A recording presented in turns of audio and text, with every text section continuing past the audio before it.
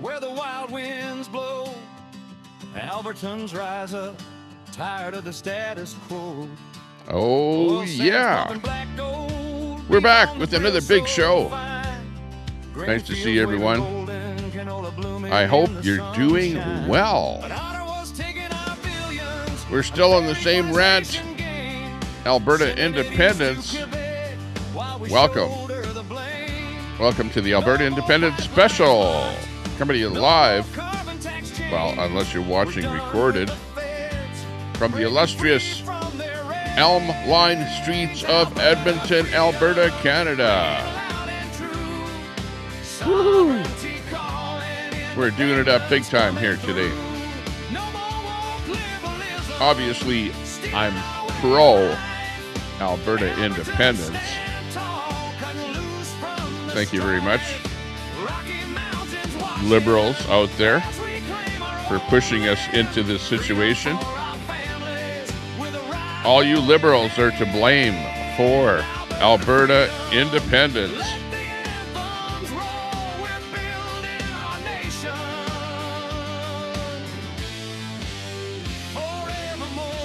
You did it. You pushed us to it. What do you think? 300,000 people signed that petition to leave Canada.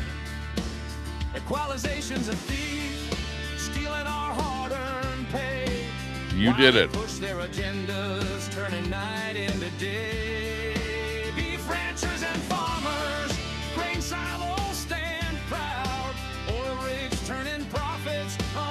Uh-huh. Good to see everyone in the chat as everyone files in for the show for some entertainment. Woohoo! Doing it up big time. Thanks a lot, everyone. Real Red Mama in the chat. Hey, hey.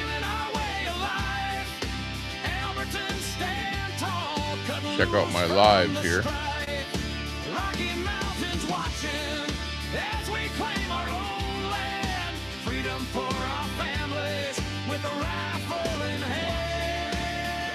Alberta freedom.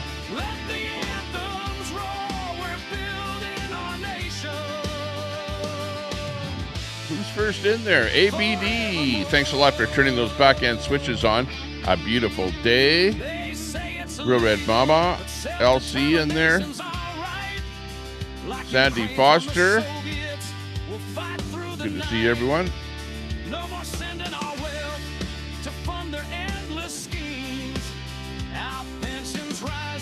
See if we can build it up here. Give us a thumbs up as you drive in to the channel. And sub up to the channel if you're just brand new here, if you're just checking in, so you don't miss any future programs as the whole Alberta independence thing unrolls up here in Canada. Carrie's Musings, good to see you. Woohoo! WG, thanks a lot for subbing. Appreciate that. WG in the house. Big up to WG.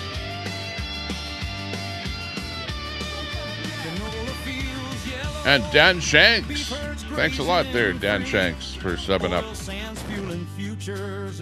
Appreciate those subs and thumbs ups.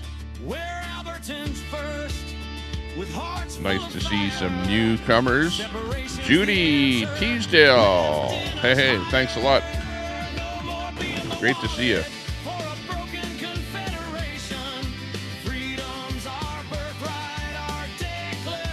As our channel expands, Manda in the house. Manda, good to see you.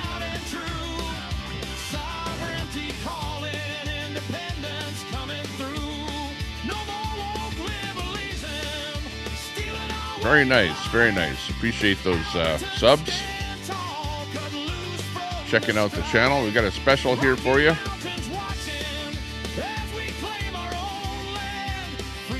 Sandy, I'll explain that to you.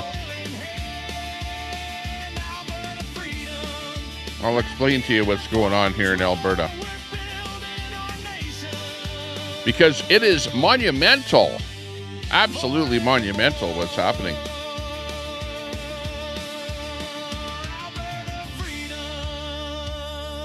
Oh, yeah.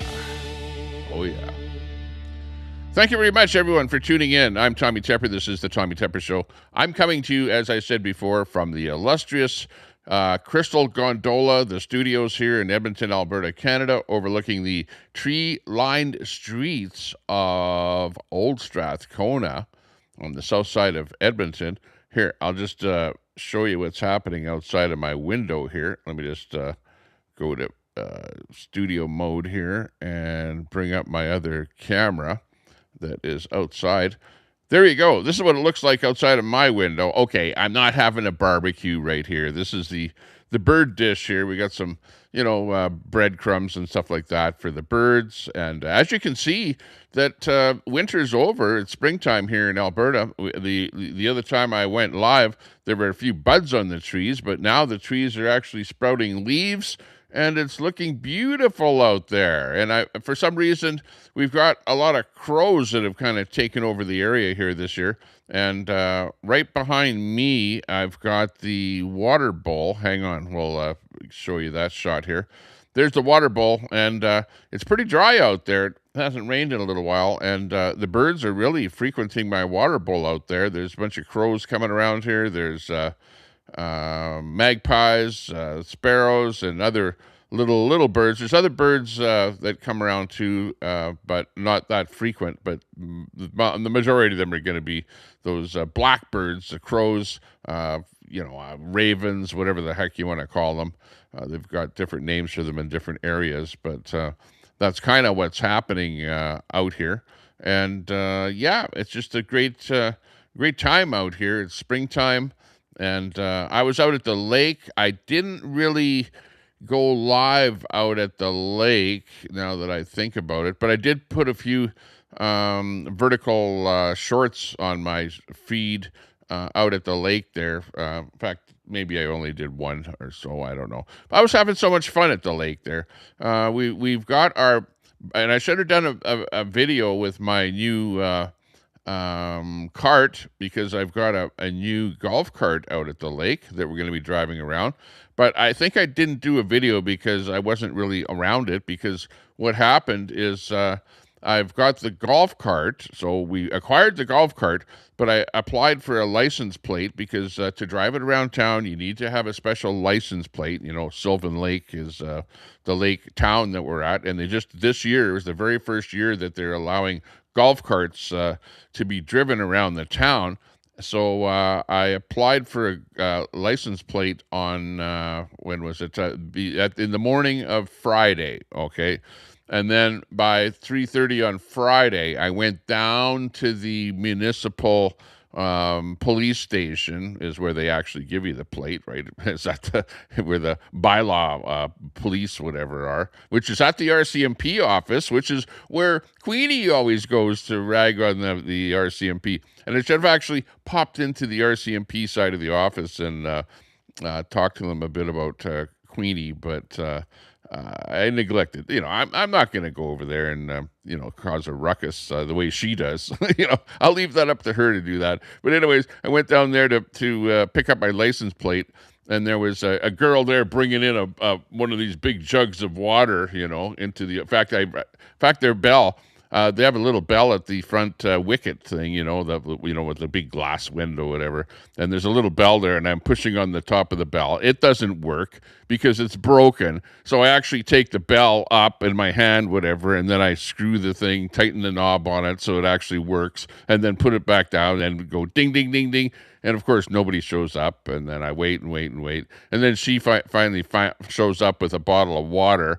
And then she says, "Oh, well, didn't you read when you apply for a license plate, it takes 5 days for us to give you a license plate?" And I go, what the hell is this all about? Because if I go to vehicle registry for my car, right, I just plain provide them my driver's license, proof of insurance, and they hand me a license plate like right now. It doesn't take like 5 days to get a license plate. But when you're dealing with little town, Sylvan Lake, it's like, yeah, it takes 5 days to do that. So all weekend I couldn't drive my golf cart around. It was like, the most frustrating thing in the world. It's like, wow. It's like you do all this stuff. You submit all your documents. I even had to get special insurance, and the way the insurance works is that you have to get house insurance, a rider from your house insurance to cover $2 million liability on your golf cart. So it's not really golf cart insurance. It's just a rider from your home insurance. It's all that's required. So you have to have that paperwork, which I submitted that paperwork. And really the only thing you submit is your address, your driver's license, and your proof of insurance. Just it's pretty much the same thing as when you walk into a vehicle registry office. But for whatever reason, 5 days. So that I wasn't too, pleased with. So anyways, I've got the golf cart down there, and I really, really want to be doing some video from that golf cart, show you around town and have some fun in that golf cart. There's even every Friday they have a car show down there, and, show you the people on the beach and, some of the houses and the businesses and stuff like that down there. Just roll around town and kind of show you what's going on. So, but anyways, the next time I go live, which is down in Sylvan Lake, is probably going to be on Wednesday. So I'll go back to that little office there at the RCMP station on Wednesday and see whether or not they've got my license plate. Let me think. Okay, so that's Friday. So I take the whole day on Friday. I've submitted the paperwork on Friday. So that's Friday, Saturday, Sunday, Monday, Tuesday. That's 5 days. So I should be able to pick up my plate on Wednesday. We're going to give them the doubt of whether or not they're going to get it done in that time. So anyway, that's what's going on with my life with my golf cart. We've got the golf cart. It's going to be a fun summer because we've got that golf cart down in Sylvan Lake, and we also have a boat coming online where we have that $200 boat that I bought last year. I did a video of it, so really short video. So you guys that are watching my channel, you've seen that. It's an old boat. It's like in the 70s. I don't know what it is, 78 or something like that. Lund boat that's in pretty rough shape, but it's got I forget what it is there, like a 85 motor on it. So that's 85. I don't know. What does that mean? 85 horsepower? I don't know. But anyways, it's got a big 85 on that motor, on that Johnson. And we're going to be piloting that thing around. No, now I have to get my boat pilot's license. And I don't know anything about this boat pilot's license, but I do know how, I do know the different parts of the boat. Let me explain this to you. The front of the boat is known as the bow, okay? The rear of the boat is known as the stern. And you guys don't know this either. Maybe some of you do, but most of you probably don't. And then you've got the right side of the boat is known as the starboard, and the left side of the boat is known as the port, okay? So don't even bother, trying to do anything with the boat if you don't know those four things. You have to at least know those four things about the boat, and then there's stuff about the different lights that go on the boat, for different colors of lights, so that at nighttime you can determine whether that boat is, one side of the boat is green, the other side is red, and there's stuff like that. There's other stuff to know that I've never taken the boat pilot's license before, so we're going to be doing that. So we're going to be having fun on the water this summer. We're going to be putting the life jacket on, and I'll have a life jacket on, no doubt about it, because I don't want to be like overboard and in the water in the middle of the lake, because I would probably drown. And I know how to swim too, but can I swim like from the middle of the lake to the shore? Probably not, because it's a huge lake. Wow. I shouldn't say huge. I can see the shores of the lake, but I can't see the very end of the lake. It's pretty far away. But anyways, we're going to be having that kind of fun. But getting back to the topic of the actual stream here, sorry to get distracted on that, but I just wanted to give everyone an update because people are kind of always interested in what I'm going here. Now, Sandy, on this business of 700 signatures, votes, whatever you want to call it, this is what happened. You've got the people that want to separate from Canada. Okay, okay, and we're known because you guys throw these slurs at us all the time. You know, you call us like seppies, traitors, whatever, separationists, whatever. I like to use the term we're for independence. I like the term independence, but you will never ever hear the mainstream media call us or call it Alberta independence. They will always call it Alberta separatist because it sounds worse. You know, it's just bad sounding. You know, you bunch of separatists, you bunch of seppies, you bunch of traitors. You know, and it ends up being where it's like throwing slurs at you. You know what I mean? Like, oh, you're a racist, you're a misogynist, you're this, you're blah blah blah blah blah blah. Right? And we're used to it already, right? I started my stream off with a bottle that's only got about that much water in it, so at some point I'm going to have to go and fill up my water here. But anyways, this is what's happened so far. We've got signatures on both sides, okay? You've got the group of people that are called Forever Canada, okay? Now, that group is for Alberta staying in Canada, okay? Now, they didn't have to get people to pull out their ID. They didn't have to get people to verify that they lived in Alberta. All they went out and they got people to just sign their name, okay? And the whole idea was to put that on a vote, right? It was a plebiscite to vote, okay?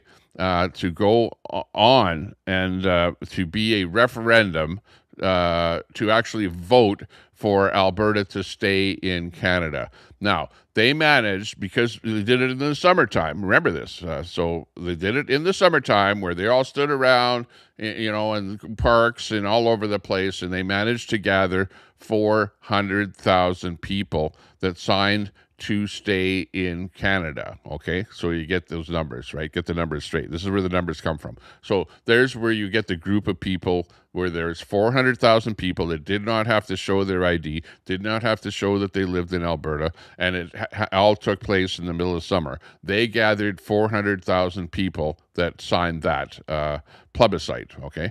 So you've got that group of people, the Stay in Canada group, okay? Then you have the so-called independent group, or separatist, as they're known, negatively. But the separatist group, we'll call it. I'll just say it. I don't like that term, but I'll say that they were out and they had to get people that had identification, even if their identification showed their driver's license with a P.O. box. That wasn't good enough. They had to bring to the place where they were signing, which was whatever. It was in the middle of winter, okay? Get this. It wasn't in the summertime. It was all in the cold. It was like 20 below or whatever in the middle of winter, and they had to go out, and the people were standing in the cold collecting signatures, right? So it was under a pretty much a place of duress where they were gathering these signatures. They even had cube trucks and whatever, or trailers, whatever, where they were inside of those trailers trying to keep warm with a little heater on the side of the road, whatever. It wasn't a great situation, put it that way. So anyways, they had to have people have their proper ID showing that they lived in Alberta, okay? And they had people sign up for that, right? And I actually signed up there on the lake of Sylvan Lake. And it was actually a good time. There were lots of people signing up and whatever. And they managed on that side to get 300,000 people to sign up for independence. Okay, so that's where the number of 700,000 people. Now, both groups want a vote. Both groups want a referendum, okay, and they want a vote on that referendum, and they want both of them have a different wording on it. Now, I don't have the wording right in front of me, but the Forever Canada group wants their wording was something like, "Do you agree that Alberta should stay in Canada?" Okay, whereas the independent group, the 300,000 people group, was like, do you agree that Alberta should leave Canada? Okay, that was, basically the juxta of the two questions, right? But in both cases, you could answer yes or no. So let's say that you voted no in the case of the should Alberta stay in Canada. Well, then obviously you want Alberta to leave Canada, right? And same thing with the other side. So what has happened is that the Forever Canada group ended up going, no, no, no, no, no, no, no, no, we changed our mind. We don't want it to be a vote, because they realized that it was actually a bad idea and it could backfire on them if there were actually more people that voted no than yes. So they're going, when they first started, they're going, yes, we want a referendum. We want it to be put to a vote to the people. And then they like the guy that started it, Tommy's his name, same name as mine. That's why it's bad that I'm like Tommy and he's Tommy. But anyways, he's going, no, no, no, no, no. I don't want it to go to a vote.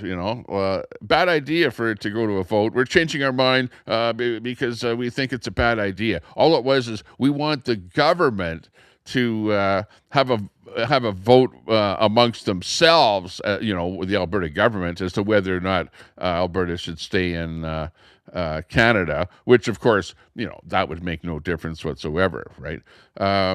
So as it's turning out here, the group that has the 300,000 signatures, okay, is getting a lot of blowback, a lot of pushback. And this is where you hear that, and you saw me, if you watched my video, where I was at the location, the Alberta elections building, where the 300,000 votes were submitted to Elections Alberta. Okay, I was live down there. I was, showing you what was going on there with that whole thing. And of course, that's been in the news big time. And what happened is they accepted the boxes, they sealed the boxes, and Elections Canada is not counting any of those signatures, right? They're just basically going no. And the reason for it is because the native chiefs, right, went to the court and they said, oh, you didn't consult us. I shouldn't talk like that. But they said, no, you didn't consult us, and you went ahead and got a bunch of signatures for Alberta independence, and you didn't consult us, so it's not a good situation, right? Not a good situation whatsoever. So, as it turns out, the judge, in error, she erred because she's a liberal judge, and liberal judges and liberal people like Sandy out there don't want Alberta to leave because, she's been installed in Alberta here, and she's actually, I think, from New Brunswick or somewhere like that. You got a liberal judge that made a decision that no, you can't count those signatures because the natives in Alberta are saying that you didn't consult them. Oh, wow. I didn't know that you had to consult them in order to actually, collect some signatures and to vote as to whether or not you want to stay in Canada. Now, let's say that that the vote comes back and we go, yes, we've got enough signatures that say that we want to leave Canada. Well, at that moment in time, you could consult, right? That's where the consultation comes up, but it doesn't come up at this moment in time. You don't have to consult just in order to take some signatures, right? That is plain wrong, and that should be thrown out. But the problem is that it was a low-level court that decided that, and it's probably going to take, it could take anywhere from 6 months to 2 years for these courts to put it to another upper level court and for them to make a correct decision. So that throws a big kibosh into the whole thing for a long time, an unknown quantity, put it that way. So we can't count those signatures until the court system figures it out. And really, honestly, it should go to a higher court, and it should take all of about a couple of weeks to decide that. But due to the way the court system is up here in Canada, we're screwed because we're at their mercy, right? So what has happened in the interim is that our premier has come up and said, because she said, hey, look, we're going to have a chance for the people to actually vote on the 19th of October. And you've heard me say that for a while. And thanks a lot, everyone on my side, for coming into the chat. Hey, we got, let's see who else in there. We got Kimberly in the chat. Nice to see you. And let's see who else is popping in there. We've got Steve-O. Hey, Steve-O, good to see you. Yeah, we'll have one with you. We got Granny Gone Bad in there. Hey, good to see you. We got U-Haul TV. Let's see. We got Halls in there. Hey, Halls. And let's see. Pam is in there. We got Dimebag Darren in there. Hey, Dimebag, how you doing? Hey, Dimebag. Yeah, when I later on hit that link that I don't know if you had that link that you had there from the last time that I had you up here, but you would be an actual great co-host with me up here after I get finished with my monologue. If you'd like to come on up here, or I will Dimebag. I'll drop a link, because like you're a great guy, proponent of Alberta independence, and I liked you up here on the stream. And you know, it would be great to have a co-host up here to keep things rolling. I, you know, might be rolling here for a long time, up until about 3 o'clock our time. I don't know if I can do it that long, but we will see. Just hang on a second. My camera has gone a little bit wonky on me here, and it's one of these IA type pieces of garbage cameras here. Hang on.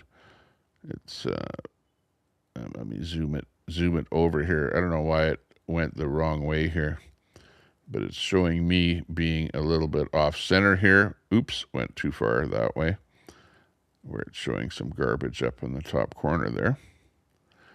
Okay, right about here is pretty good. Let me just save that in my update, the PTZ and the initial state. There we go. Okay, we're back in here again.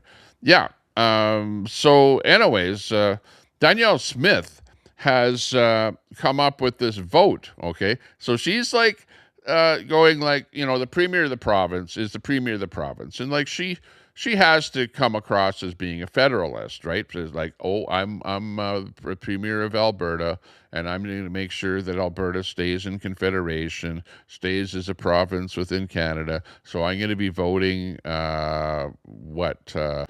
yes or no or whatever, in order to you know, keep the whole thing going, right? So I like that. I like my friendly Robbie the Raven there, who likes to bring stuff over to the water bowl and drop. You know, crows are funny in that they like to get their stuff wet a little bit there. So the crow will always drop their food into the water bowl, and then will munch at it, like you can see there. Let it get wet a little bit, soak it up a little bit, get that bread. And then she left it there. Robbie, she. Well, I think that the skinnier one is the female and the fatter one's male. I don't know. I'm just making that assumption.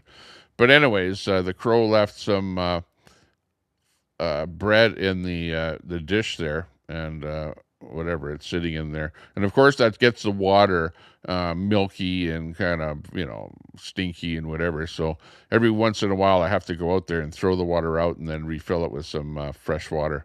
So anyways, that's what's going on in the background here. Oh, look at, we've got little birdie coming in there. There's a sparrow coming in for a little bit of water there. Yeah, so you got lots of different birds that share that water bowl. It's actually, it's like the Sahara around here, you know, and it's the only water for blocks and blocks and blocks. So it's quite a favorite spot for the wildlife around here. Yeah. Oh, hang on. Let me move me a little bit higher here. Now that I'm slouching down in the chair here. Hang on a second here. We'll zoom me up a little bit here. Which way is up? Uppity, uppity, uppity, up. Okay, let me bump me up about here. Looking good. Let me just save that. Yeah, don't you like that dead air here when nothing's going on? Okay, looking good. I like it. Okay, so There we go. We're back in the where I should be. The only thing I don't like about my setup is that this piece goes up here. I'd rather not have it in the video at all. The microphone boom here, whatever. But it is a nice boom because I can move it all over the place and it just stays. Like I don't know if you know anything about these mic booms, but definitely if you get the cheaper one, man, you put it over here and here, and all of a sudden it starts dropping and falling on the floor and going all over the place and not doing stuff that you don't want it to. And then it's got knobs here that you have to crank and tighten, whatever, continuously. So they're just, like crazy. So I went and paid $120 for this really, really nice one here, and I'm pretty much happy with it here. It's working quite well. Yeah, I know. I've got living in Canada is like having a monkey on your shoulder. You know what I mean? Over here in Alberta, I've got a crow on my shoulder, and actually I don't mind it. It's actually pretty good. But living in Alberta, okay, with the rest of Canada, okay, this is what the whole problem is here. And the reason that everyone is so pro-independence is that we're living with a monkey on our shoulder, or, like some evil little, thing, a demon living on our shoulder that is like Eastern Canada. It's like the Liberals, right? They're continuously pecking at you and, saying, give me some money, give me your money. We want your money. We don't want you to be, drilling any oil wells, keep that oil in the ground. Like Trudeau says, we want to phase out the oil sands, like anti-oil. We want to carbon tax your crap there, carbon tax you out of existence, and all that carbon tax is another tax. It's a tax. And we want you to build these plants, these billion-dollar plants that basically, look at the crow went and stole his bread there. Or sorry, the magpie went and stole the bread. The magpies and the crows, they don't get along at all. They're like adversaries, eh? But the crow is like larger, so he's like the king of the domain there. There, he'd come back and he's gonna go, hey, where's my bread? What the hell happened to my bread? It's like part of it is missing. That frickin' magpie stole part of my bread. Yeah, well, that's pretty much like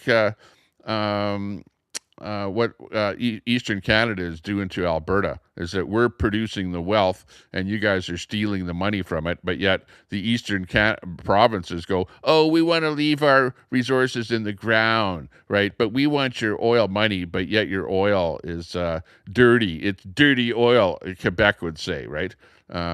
Yeah, I should go out there myself and put more bread in that thing.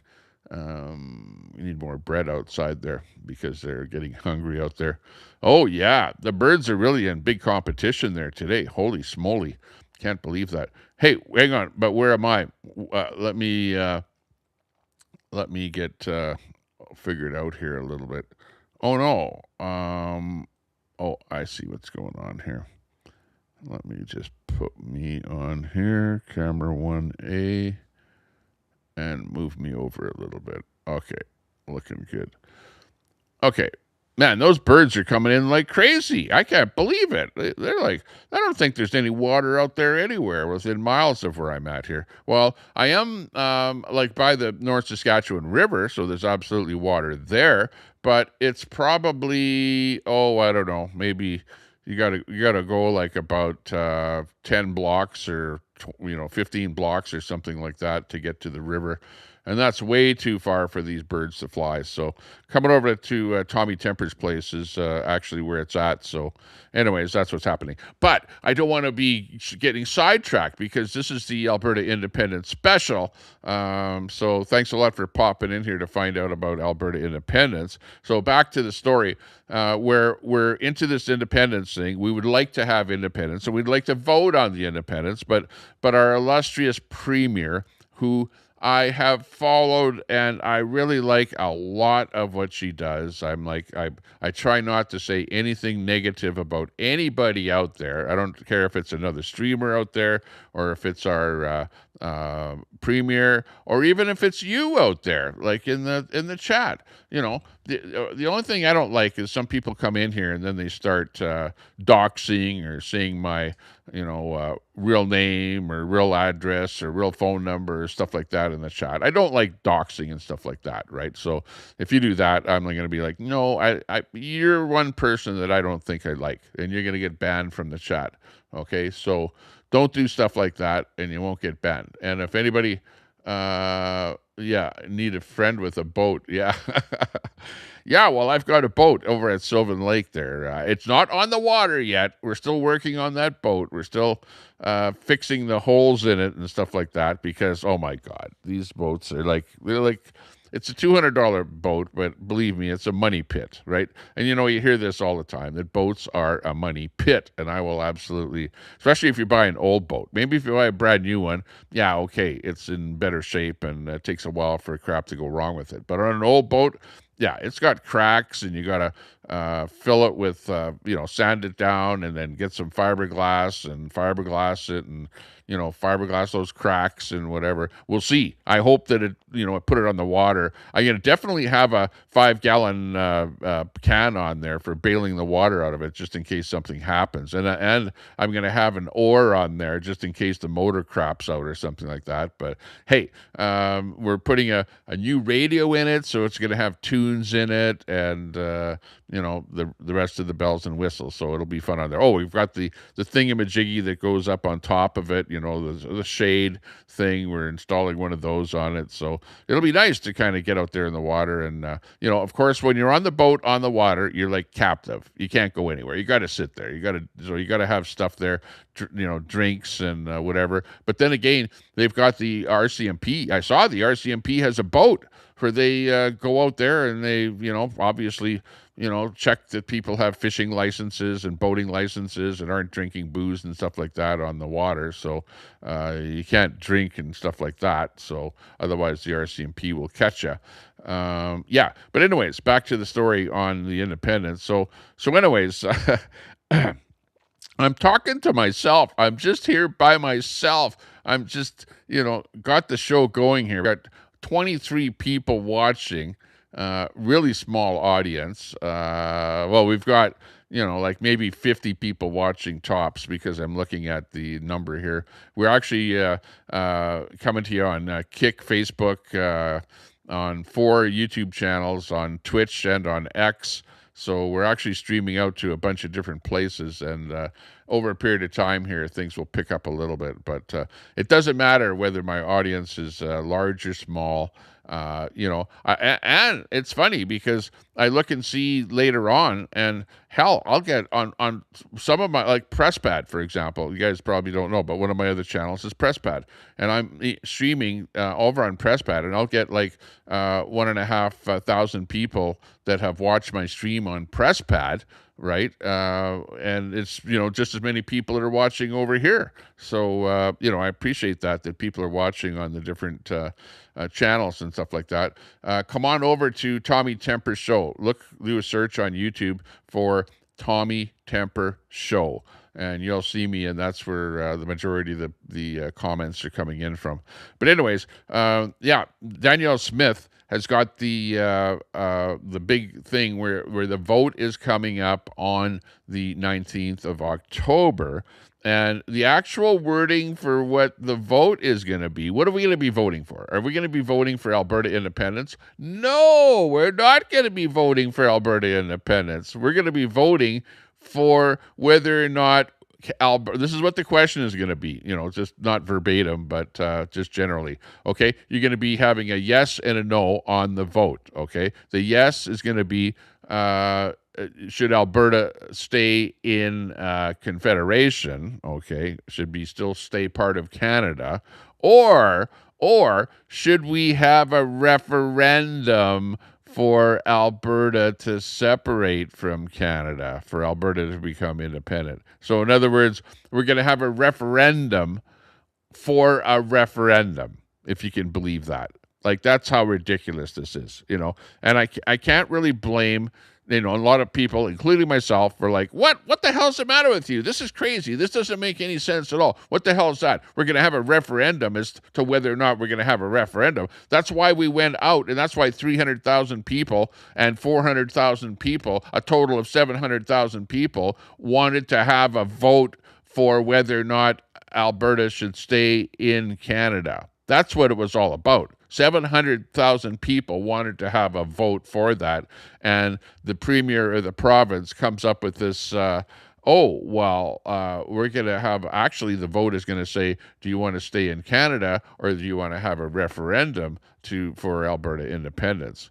And I hope she says independence and doesn't use the word separate, because that's like calling us a dirty word. We're sick and tired of being called separatists and seppies and traitors and stuff like that. It all falls into the same realm, right?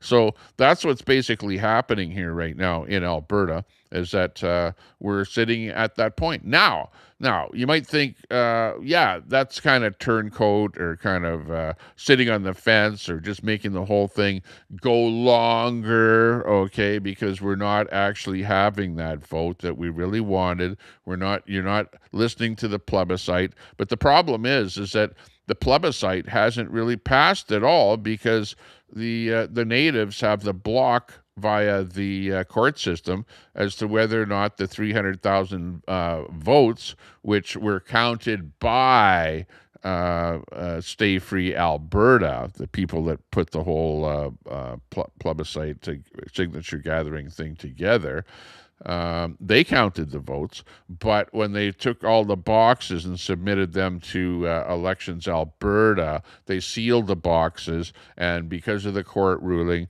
the actual signatures haven't been counted yet. Now, like, for me, I'm like, yeah, time goes on. Things don't happen instantly. You have to just work on things and make sure that stuff is actually being done right. And you know that you're going to have blocks to the whole thing. You're going to have people that put up blocks. You're going to have the federal government that does whatever the hell they can to make sure this doesn't happen. You're going to have liberal judges that are going to make decisions that, are going to make this take forever to happen.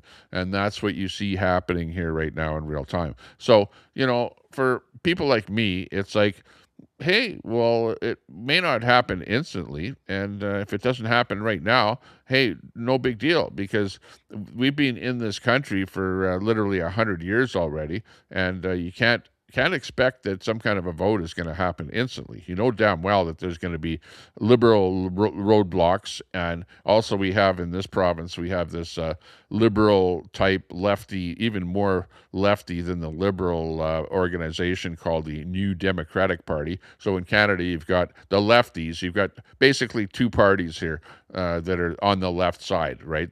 And you've got the right wingers that want independence, but primarily, I would say this, not all, but you probably have some liberals that go, yeah, I want independence. But most of the pushback, the blowback, is coming from the liberals, which you don't even have a liberal party. Well, I shouldn't say that. There is a liberal party in Alberta, but they are so minuscule that nobody votes for them. Okay, so just forget about the liberal party on the provincial level in Alberta. But we have the NDP party, which is the New Democratic Party. They're the people that want stores, grocery stores, to be run by the government. They want the internet to be run by the government. They want your cell phones to be controlled by the government. They want housing to be built by the government and then rented out at reduced rates, because they believe in socialism. It's basically communism. The NDP communists basically are crying. They're crybabies, and they're like run by a guy by the name of Nenshi. Nenshi is the guy's name, and he used to be the mayor of Calgary and basically did not do a very good job of being the mayor of Calgary. Hey, let's bring you a little ditty that I found called No More. No More. This is from... I don't know exactly where it came from, but somebody produced this little video musical thing here called No More. Let's watch this one here, just as an interlude here to the show. Let's go with this bit here. Okay.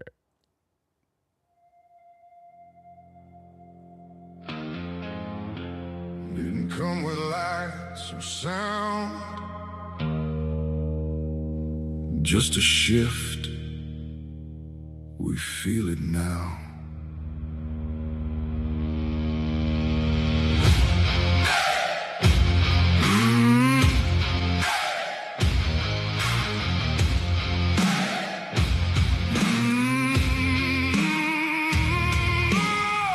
Didn't come like a warning sign, came in quiet line by line. One more rule, one more say, took a little more each day. Call it safety, call it law, but you felt it in your gut. We stayed still, we played along. Now we see it, we were wrong. You feel it now, it's closing in. That pressure building under skin. No more, we see it now. No more, we won't back down. No more, you cross the line, we stand up, hear us loud.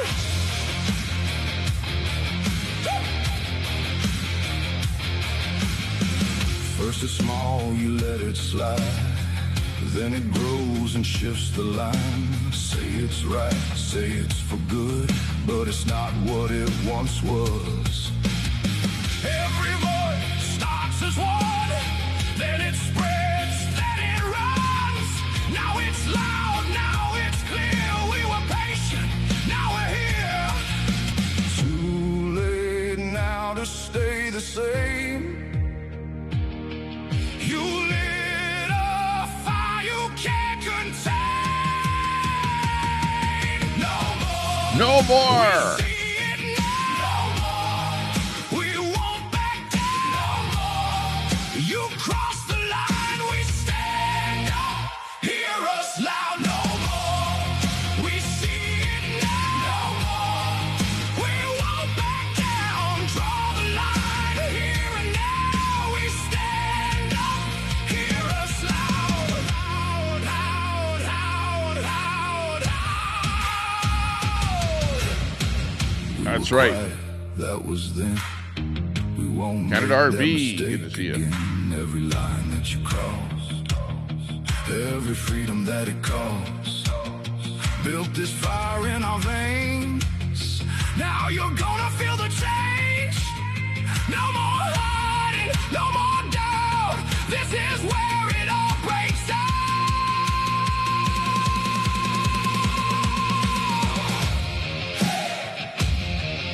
No more. Oh, yeah. We're not taking it anymore. We're sick and tired. Sick and tired of being controlled by Eastern Canada. We see it now. We won't back down. You cross the line, we stand up. Hear us loud. No more. We see it now. No more. We won't back down. Not one more gets taken now. We stand up. Hear us loud.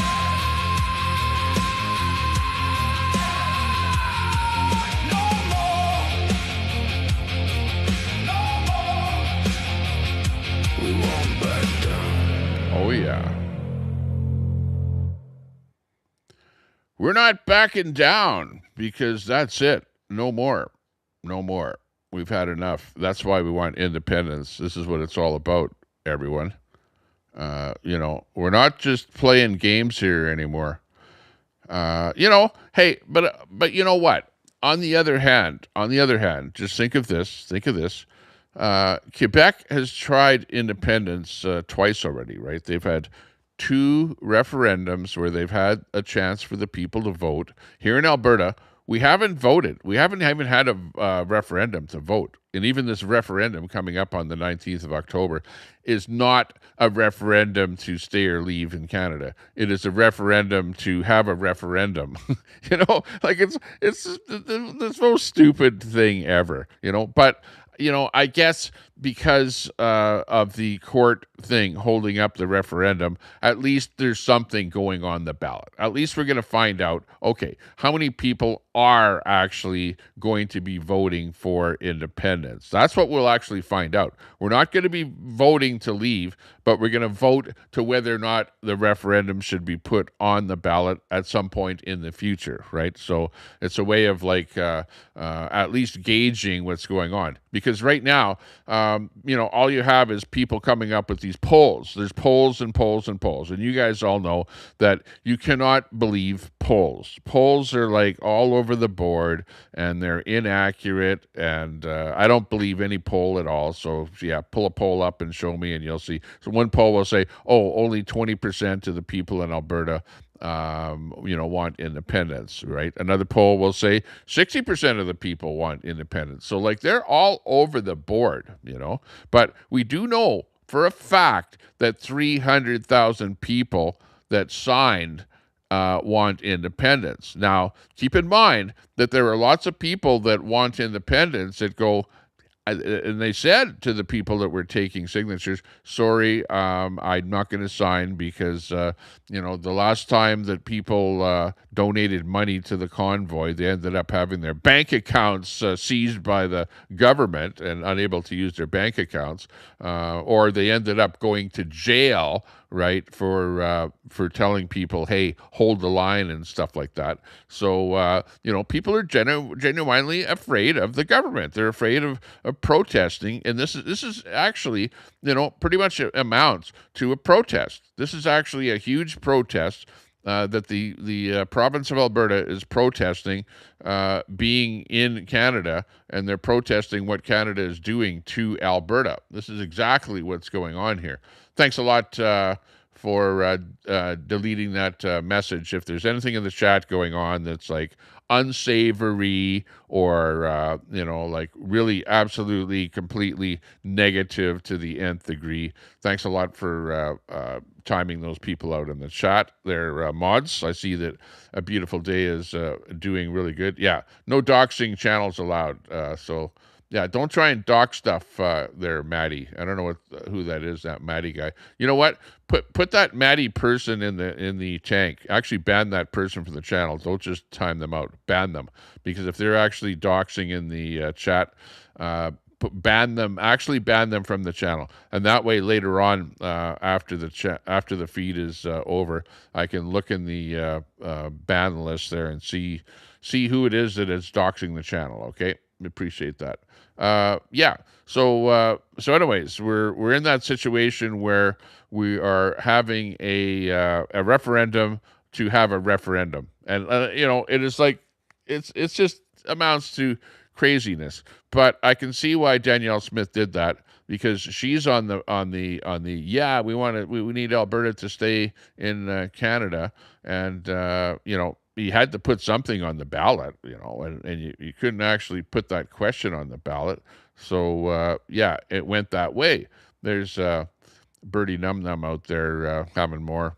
She's actually splashing so much that she's gotten my window dirty there. You can see the blotches all over the window. I got to go out there at the squeegee and clean that thing off there. Anyways, the birds are having a fun time. It's going up. Wow. Today in Edmonton, it's like global warming happening here. Today, we have presently the temperature at this time of the day is 19 degrees Celsius, and we are going to be going up to 28 degrees Celsius. Holy moly, 66 Fahrenheit here right now, going up to 82 degrees Fahrenheit here today. Oh my, it's global warming. All that carbon going in the atmosphere is cooking us here today. So yeah, there's not much water. And yeah, 28 degrees is a pretty hot day out there. And it's actually a nice day to be out there riding my e-bike around town. So later on this afternoon, when young ones get back from school, I will be, sorry, I've got the hiccups here a little bit here. I need a drink of water. Hang on. Dimebag, don't you hate that dead air there? You're a radio guy there, so you know what dead air is like. I don't like to have dead air on my program here. I like to keep things rolling. Yeah, and keep the rhetoric going, basically. Okay, let me see. Where's my bookmarks here? So, anyways, that was a pretty good one. I like that one. And I wanted to show some of the stuff here on the negative side. Okay, so I've talked a lot about the positive. I haven't really talked about why Alberta should be independent, but there are the number of reasons. I had a little list here. This little list on my. I started out with writing stuff down on this little notepad here, and it was like reasons. I know I have to go back here a bunch of pages here. Elections, Alberta, what we can expect from the justice system. Justice Leonard, who is the Liberal judge, who ended up saying that, no, you can't have this, you can't count any of these votes because you didn't consult with the natives, okay? Yeah, okay. Well, why is it that we need independence? Well, part of the problem is we've got fentanyl being used all over in the streets here.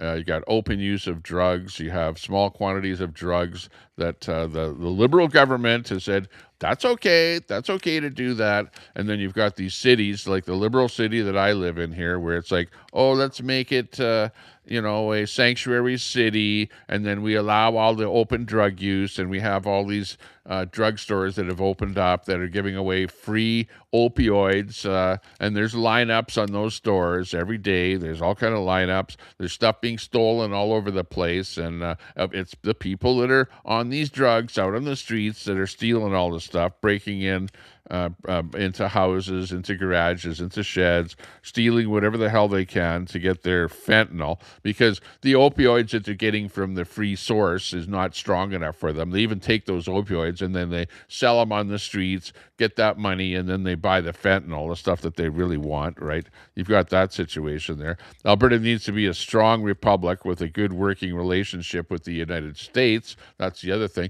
Canada does not have a good working relationship with the United States. Do you know that? Have you been watching what's been going on? Carney is not working with the United States whatsoever. In fact, we've got this agreement for the free trade agreement that is coming up for renewal here in, I think it's in July, and they're hardly even talking to the United States. You've got Trump that's come up with these tariffs, and it's almost like Carney doesn't even want to talk to the United States. He's like shunning them. You've got Ontario has taken alcohol off of the shelves of the Ontario Liquor Board stores, and does stuff like that where they're not even buying liquor. It's craziness that's going on out there. Absolute craziness. And we have to do something about that. Absolutely. It's a situation where Canada is like shunning the United States. And you guys are our closest source of trade. Really, honestly. It's like a sad situation out there that we're in, that we're unable to, talk to you guys about trade and get over these differences. If it was me, I'd be talking to the United States like right now, saying, look, whatever you're doing with your trade, we have to resolve it. If you're bringing up tariffs to things coming into your country, like from Canada, you know what? We're your closest trading partner. We want to be friends with you. We want to trade with you. And of course, we want your business to thrive. There's no doubt about that. But to the same degree, we need to be able to thrive too. And right now, Carney is just shunning the United States. It's like, no, we don't need the United States. We'll just do more trade with Mozambique and some little countries in the middle of what was that latest one there? I forget the name of it, but some little island in the middle of the Pacific or something. We even set up an embassy there. Oh, we're going to trade with places like that, even though like probably 80% of our trade is done with the United States. We're like trying to build up trade with Australia, with the UK, with France, and, all the rest of these, European Union. In fact, Carney's going like, oh, we have to join and become part of the European Union. This is like great and better for Canada, even though our largest trading partner is the United States, just right below us. It's like, and you're shunning the United States. You're not talking with Trump. You're just making things really, really bad. And that's one of hey, that's a reason for Alberta to separate. That's a reason for independence right there, because Canada doesn't want to cooperate with our largest trading partner. And you know what? If we were our own country, we would have no problem whatsoever developing a great trading relationship with the United States, because we already sell them 400 million barrels of oil a day. 400 million barrels of oil a day. And we've got a new oil pipeline going down to the States to make that an extra 100 billion. Okay? So we will, in very short order, be piping down 500 million barrels of oil a day down to the United States. Okay? Put it this way, a lot of oil. So for that reason, we need to be able to cooperate with the United States and not be enemies with them, and not try and shun them and say, we're just not going to worry about trading with you guys at all. We'll trade with Mozambique, and even though we only do like 0.1% of our trade with these crazy countries in the middle of nowhere, right? So that's one of the things. Canada, we've got summer jobs programs there that are just plain crazy.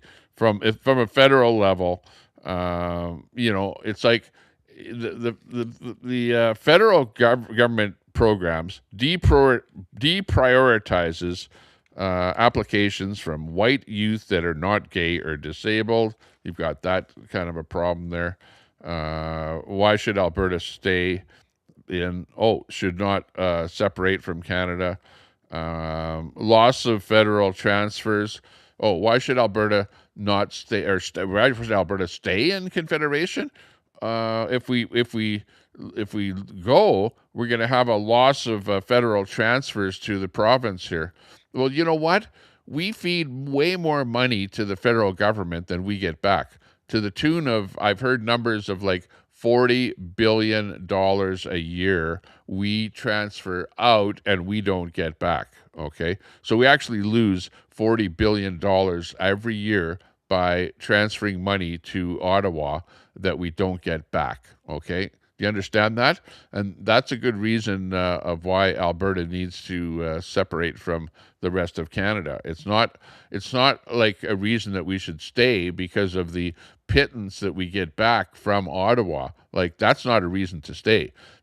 We should be able to keep all of the money that we have here within our own province. We have developed these resources within our own province, and the rest of Canada is benefiting financially from that. Okay, that's what's going on here. Like, you guys in Ontario, in Quebec, and you know what? I've talked to people in Quebec too. Quebec gets billions and billions and billions of dollars from Alberta, and they go, "We do not want your dirty oil. It is dirty oil, dirty oil." But we love your money. We love the dirty money, with the dirty oil money. We love that. That's okay. And then they leave their hydroelectric prices at a low level to make them look like a have-not province, so that they'll get more equalization payments. There's crap like that goes on that nobody even thinks about. Nobody looks at. It's like crazy. We've got all kind of trade barriers that are built up, with different provinces in Canada that are not fair. It's like you can't transport if you produce liquor in a particular province, you have a hard time selling that to other provinces because of those barriers that have been put up other provinces for trade on all kind of goods. And for one example, a really bad one, and this is the one that Trump is really pissed off about. Okay, because over in the eastern provinces, you have what is known as the milk cartel. The milk cartel also encompasses milk products and also poultry and eggs. Okay, now that cartel says to the United States that what they do is they prop up prices in Canada. They even pour milk down the drain in order to keep the prices high so that you'll pay more for those products when you buy them in places like Alberta, okay? And that keeps those farmers that are producing those items making a whole hell of a lot more money. And it also keeps the Americans from selling their poultry, eggs, milk products into Canada, right? There's like tariffs on that stuff. And there's it keeps the amount of product that they can bring into Canada at a lower level. It's like you can bring this much in and then we cap it at that amount, right? And Trump hates that stuff. He hates those tariffs. Those tariffs are like really high tariffs on that stuff. And that's one of the big problems that the United States has with Canada is that in itself. And it's pretty crazy. Yeah.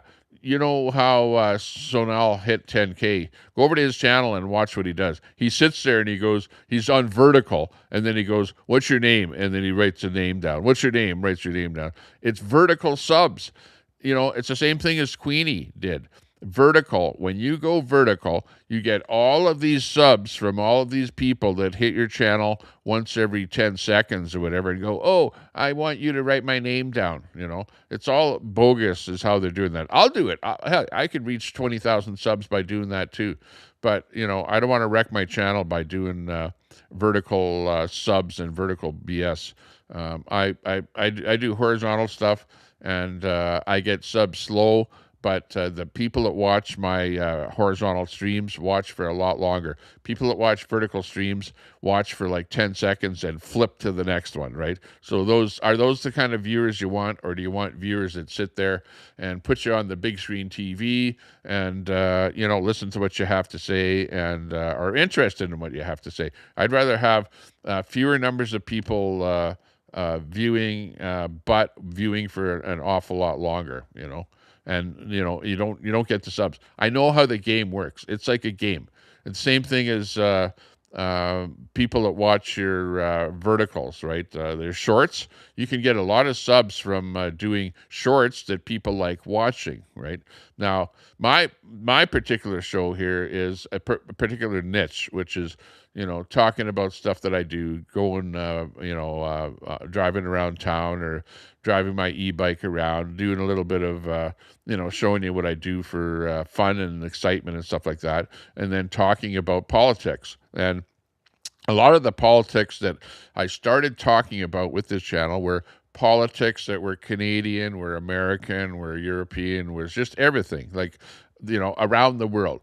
Like lately here, right now, I'm not talking so much about American politics. I'm not showing so much about what's going on in Portland, Oregon, and what's going on in the Middle East with the Hormuz. You guys know what's going on there. There's a big fight going on between Trump and Iran. And it's like one day Trump is saying, "We got a deal," and the next deal they're shooting some ships and stuff like that. And it doesn't seem to be going anywhere. It's like Trump is really honestly trying to make a deal, but Iran is going, and the deal is basically this. It's like Trump is going, "Hey, you guys stop producing materials to try and make an atomic bomb." And Iran is basically going, "No, we want to have control over those materials that we're producing, and we want to build an atomic bomb." So that's basically where the standoff is between what's going on over there. And I don't know if they'll ever come to any kind of an agreement. I absolutely don't know. I don't think that they will. The only way to really solve the problem is to eliminate the Islamic regime, which the people of Iran that are Persians, that are Christian people, they don't want to be controlled by the Islamic regime. They don't want Sharia law. They want to be the way they were back in the 1970s, where the women were wearing miniskirts and bikinis, and they didn't have to wear burqas, and they didn't have Sharia law, and they didn't have the Islamic regime controlling them. And to that degree, that's why us here in North America need to be extremely careful about what happens, because when the numbers build up, then the Islami hads, or whatever you want to call them, they go, you know what? There's enough of us. We're now bringing in Sharia law. You're going to have to wear a burqa. You're going to have to, come over to our religion and be one of us. You're either one of us or else you're not going to be here. Okay, that's what it boils down to. So be careful about who you're bringing in and what they're doing. And our politicians over here in the Western world have absolutely no idea how they're being hoodwinked by the globalists. And the globalists are going, no, mass immigration, let in mass immigration, let them in from all over the world. And don't worry about their religions. Don't worry about what they're going to do. Just bring them in, bring them in, bring them in, bring them in. And you see what happens is that over a period of time, nothing happens. They slowly come in. And then eventually you see, oh, in the streets of Toronto, you've got people praying out there in the streets, stopping traffic and pushing their agenda on everyone, making their wishes known. And you've got Palestinians out on the streets there burning the Canadian flag and saying death to Canadians. You've got in the United States, they're saying death to America. You've got the Islamic regime over there from Iran, with all of these different factions, bombing military sites like that. You've got over 200 Americans have been killed over there. And of course, those are reasons for why what's happening is happening over there. I don't like to see people fighting at all. Like, honestly, I'm like a person I'm more for like love and peace and flower power and just relax. Take a chill pill and relax, this kind of thing. But, we can't really, tell other people what to do, because other people are going to do whatever the hell they want to do. And that's why there's such chaos. And you know what? I'm pretty sure that since the beginning of time, there has been chaos. Like I see these memes where like, oh, people go, oh, you're a colonizer, you took over Canada. Or you're a colonizer, you took over the United States. You know what? The native tribes were fighting each other since the beginning of time. They were taking over territory. They were impoverishing people. They were when one band takes over another band, then they take them and they become workers and slaves and whatever stuff like that. That's been going on like forever. So don't just think that, you're native and you're taken over by a colonizer and now you have the right to call every person that's born on this land some kind of a colonizer or something like that. That's just plain wrong to do that kind of stuff. Okay, next up, we're going to bring up this one here, which is the guy that's against Alberta independence, and he's known as Nenshi. Nahid Nenshi is his name. And let me just bring him up here so that you can see him. Here he is. This is what he looks like, Nahid Nenshi. So he's like against Alberta independence. He's the NDP, the New Democratic Party leader. He is actually the guy that is for the party, the leader, and he is actually the guy in my location here where I'm in Old Strathcona in Edmonton. So he's my guy at the Alberta Legislative, right? He's my guy, which I don't like him. I don't like him at all. I don't like anything that he stands for. He's like the epitome of communism in my mind. And I don't like him or anything that he's about. But let's see what the people have to say about him in the comments here on this. Okay, so let me just bring in some of these comments here so that we can see what people have to say about him. It's only right about that. Let's see what Nenshi is all about. Let me just bring this into a little bit smaller window here. And yeah, here we go. Yeah, here's a picture of Nahi Nenshi during COVID. And you can't make this stuff up. This is not AI. This is actually a picture of Nenshi. Now, Nenshi has a little bit of a problem with his eyes, and he's apparently at this moment taking horse paste, which he's probably one of the guys during COVID that was like, no, don't take horse paste for anything. But yeah, he's apparently taking horse paste for his eye condition. He's got some kind of an eye condition. But this is him during the days of COVID. Oops, can I say that without getting a strike or something on the internet these days? Yeah. Well, anyways, that's Nahid Nenshi. Let's see what else there is about him on here. Here's some other shots of him. He's looking a little bit deranged for whatever reason. As Calgary's mayor, when he was Calgary's mayor, he doubled property taxes, families restrained, small businesses pushed to the brink, wasteful projects, and they had a water leak there in their water main that had people, barely able to drink water. They were on water rationing and stuff like that. He never did fix the problem properly, and yeah, he's kind of looking a little bit deranged in my mind there. I don't know what you think about that, but that's Nahi Nenshi, one of the dudes. People say, let's see what they say. Yeah, pretty clear that Smith is not only a separatist, but a chaos agent. Ooh, who's that dude? Nenshi is morbidly obese. Yeah. Oh, yeah. They also had a health minister that was morbidly obese too, Sarah Hoffman, if you remember that. Yeah. Here he is. There's a bit of music in here, and I don't want to get a strike on this one here for the music, so I think I'll just play this just up until it gets to the point of the music here. But this is him when he was on Question Period. So let's watch this little itty bitty here. Hang on.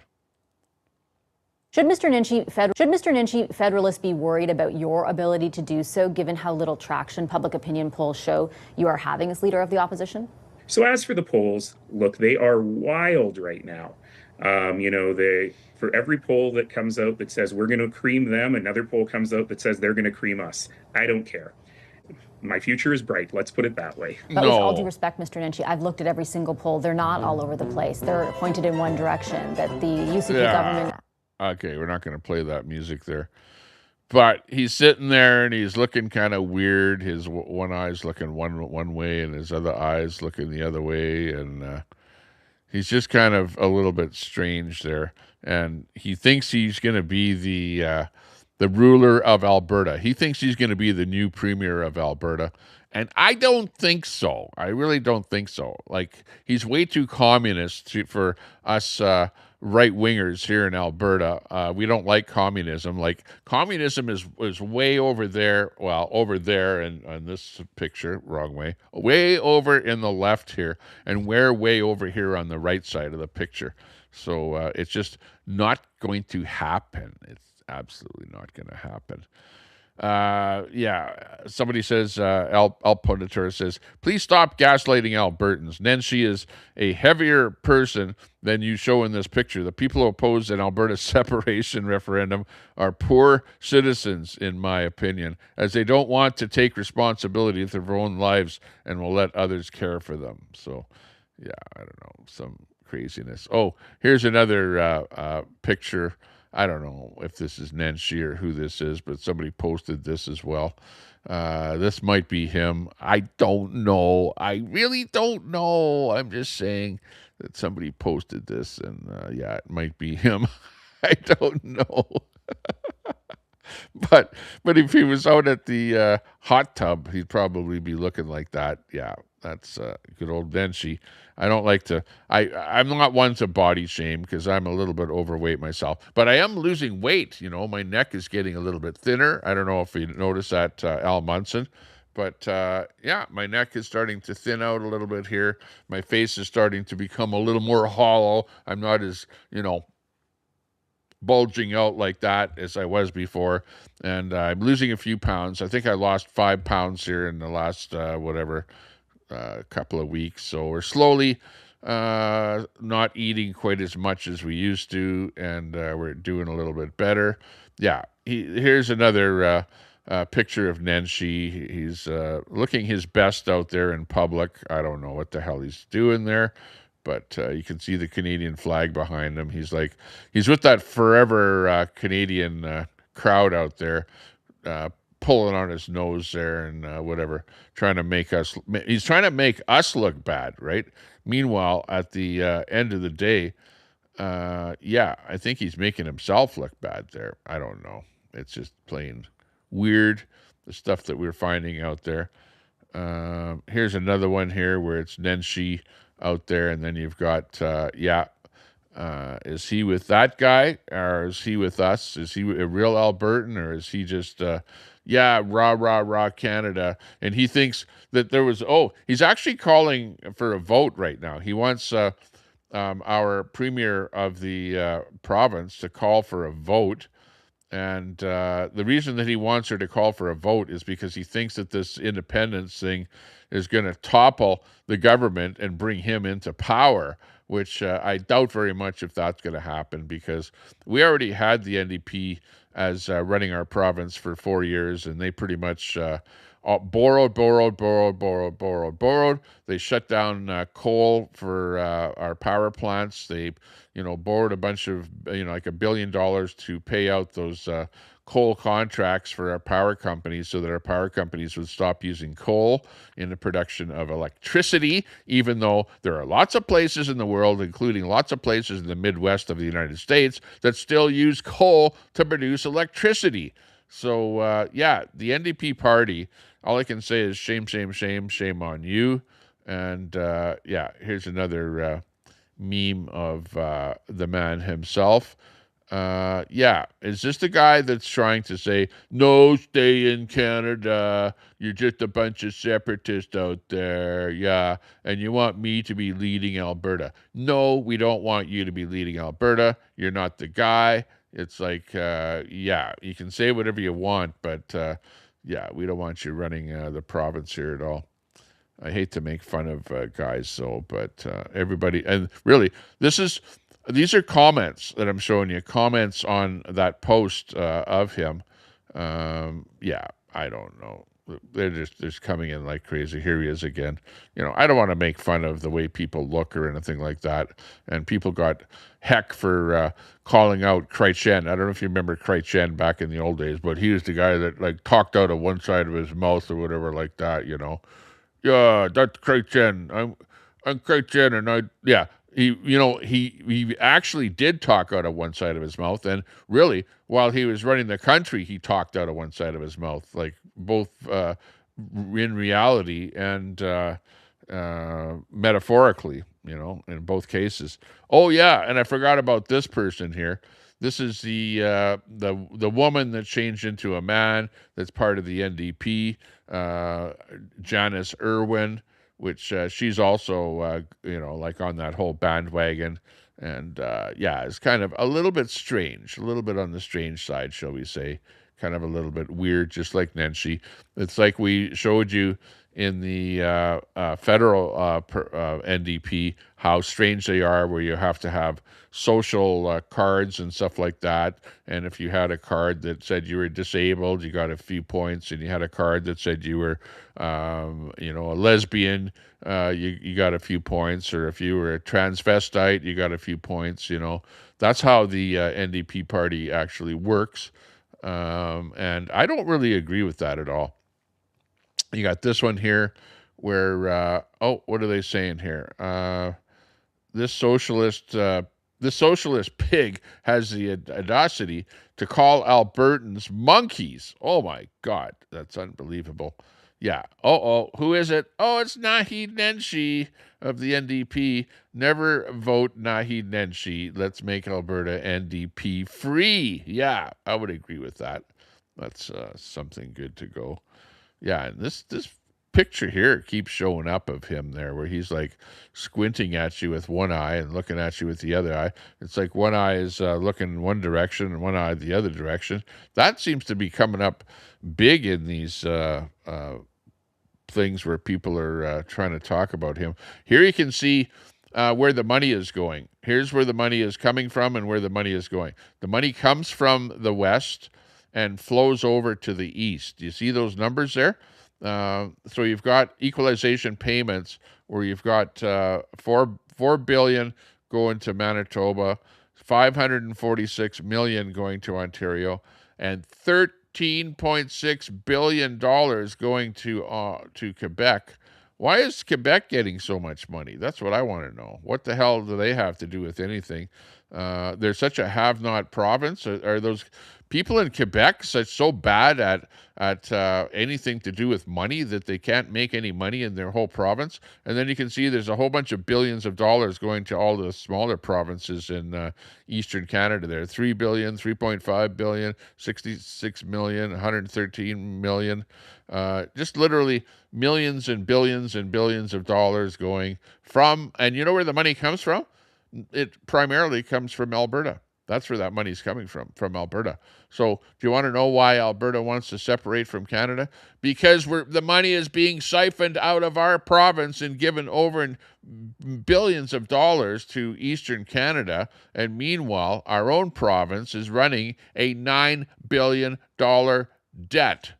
$9 billion debt here, right in the province of Alberta. We can't make ends meet right in our own province because the federal government is siphoning that money out via federal taxes, via gasoline taxes, by clean fuel taxes, by the GST tax, which the GST is a federal tax across every single thing that, well, not every single thing, but most everything that we buy at the store, anything that we buy. Anything. It's like you could buy a golf cart, for example. Well, 5%, you got to pay 5% GST tax on you buying a golf cart or a motorcycle or a car. 5% tax on everything that you buy, right, in Alberta goes to the federal government. And then the federal government takes that money and then distributes it back to Alberta, but over to those red areas of Canada, that's why we say the money flows from the west to the east, right?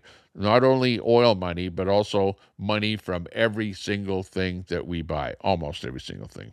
I don't want to lie on that. Don't catch me on liar. I try not to lie. We try to tell the truth. We try to be like, positive with everything.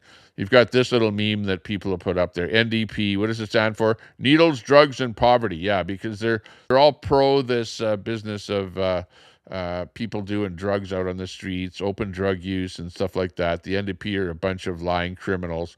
They're a disgrace to Canada. Yeah, I would agree with that. That's why we don't want to have anything to do with them. Zippy Canuck says, and then she is an idiot. He hired a big shot company in New York to improve his image. Oh, really? Figures, eh? Took his business and his NDP caucus money to the States. What a loser. Yeah. And there's this one here. Here, this is the NDP. The NDP, how the NDP feels about Canadians, okay? He actually came out and called us monkeys, okay? So this is what the NDP thinks of Albertans. First of all, they call us monkeys. Then they call us embarrassing cousins, okay?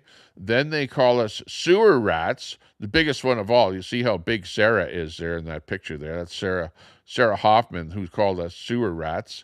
And then you got the last one here where they're calling us rednecks. Brian Mason, former Alberta NDP leader, said that.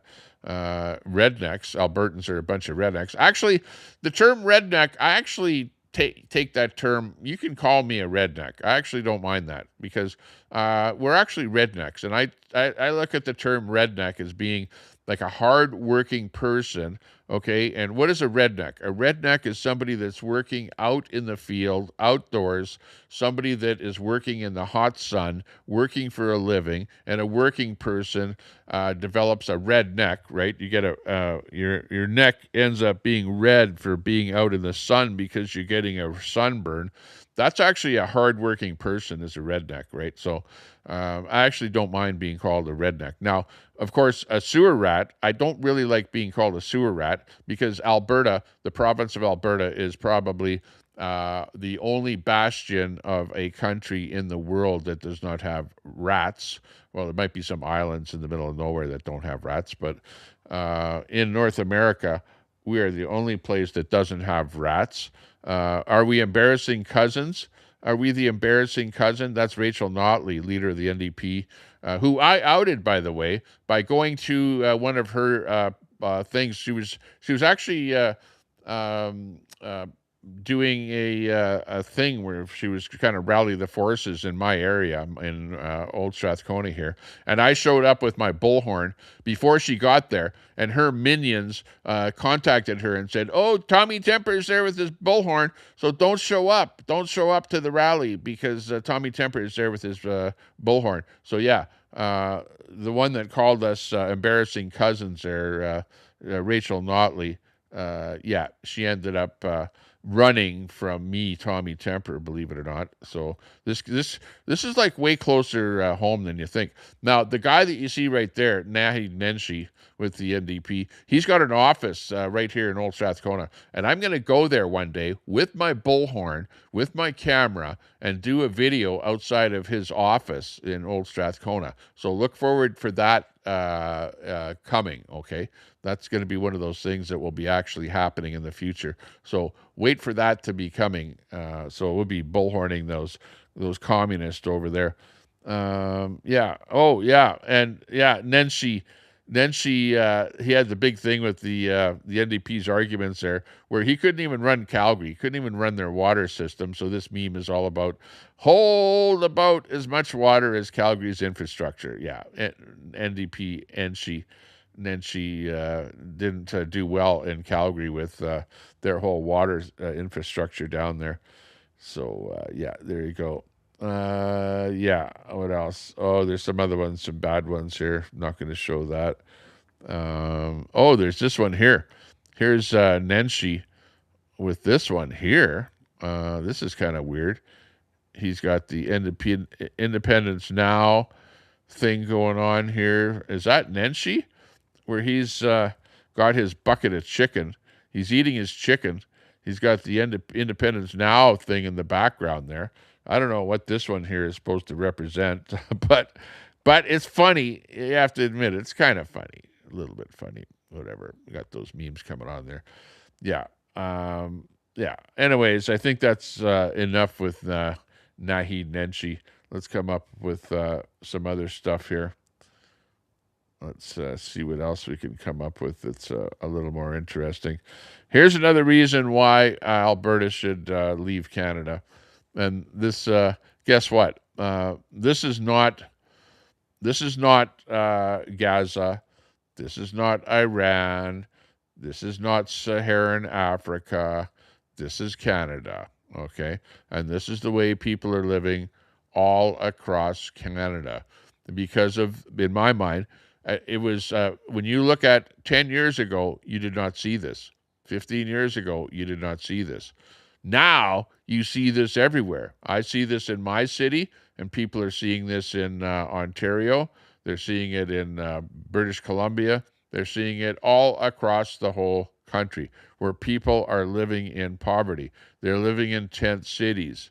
They're living in drug-infested tent cities where people are fighting each other. There's crime. There's dope being sold. People have got no reason to live because they're out on the streets. They're getting hooked on drugs. There's no help for the people.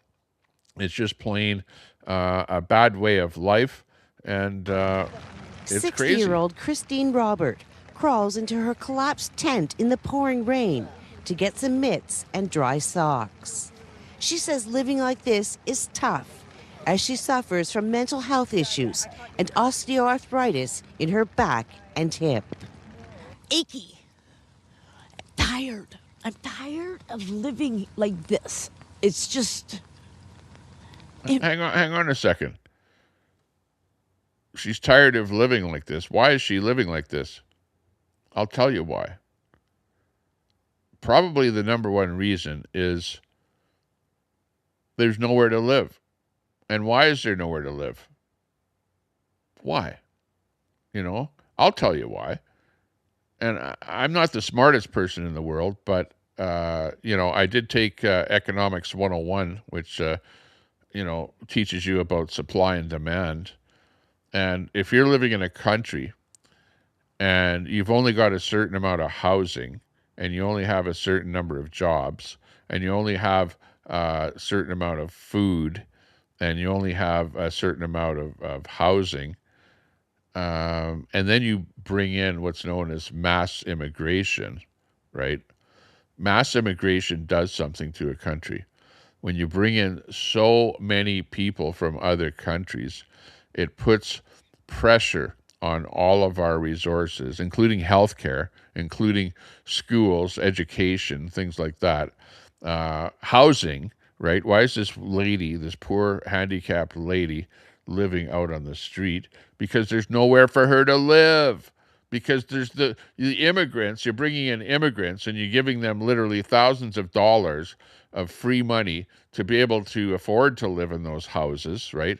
But yet you don't pay enough to people like her to be able to afford to live in a house. So where's she living? She's living out on the frickin' street.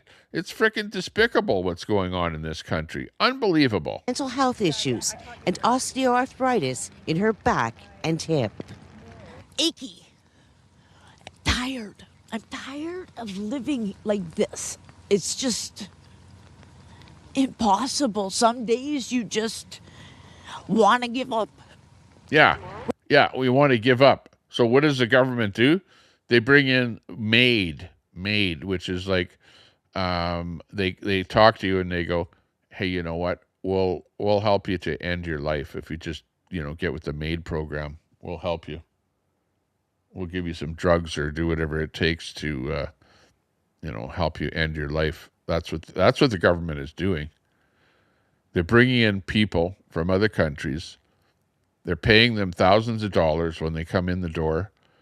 They're having no problem living in hotels, motels, wherever the housing is. They're renting cars. They're living high on the hog on the money that's being given to them. The taxpayers are paying for it.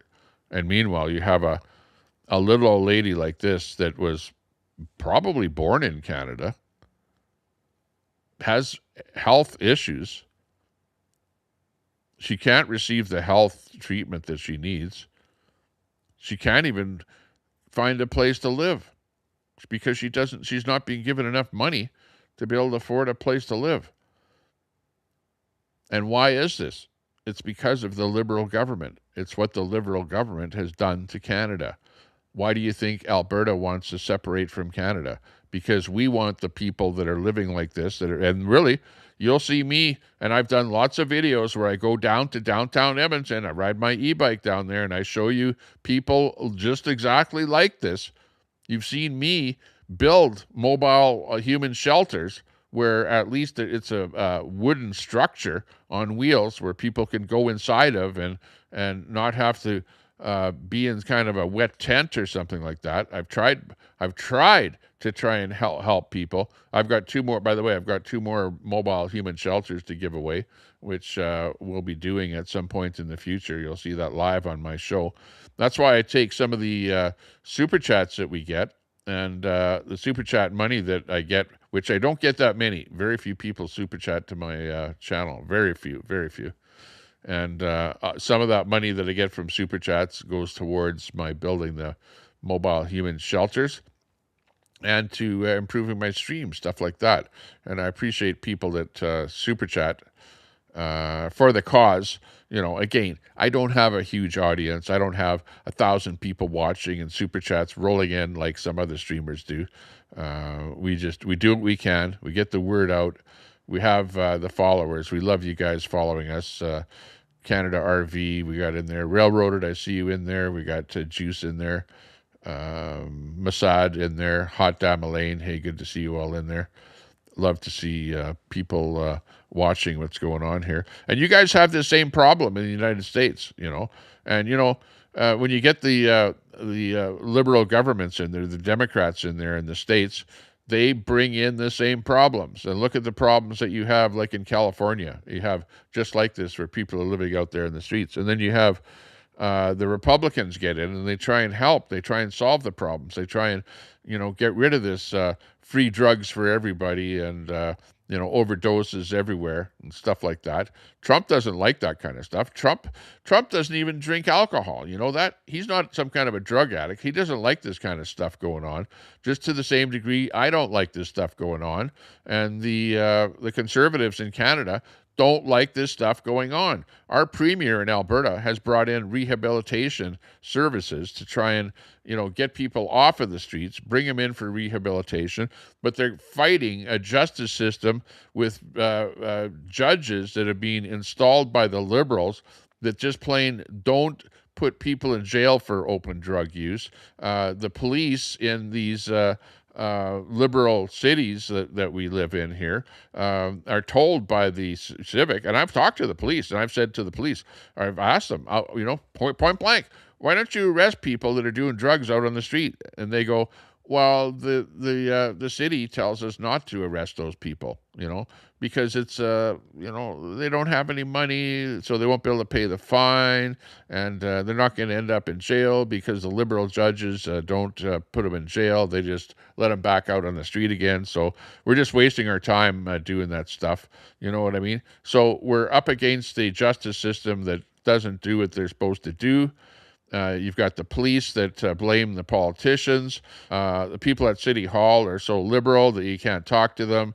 I phone them. I leave my phone number. They don't bother even phoning back. They don't want to communicate with you. They don't want to have anything to do with anybody that wants justice in this world, or wants right for the world, or wants better for the people that have not in the world. That's why people go, oh, well, Tommy Temper, yeah, you're just a guy on the internet, and you've got it made and whatever, and yeah, you're just spouting off for yourself and whatever.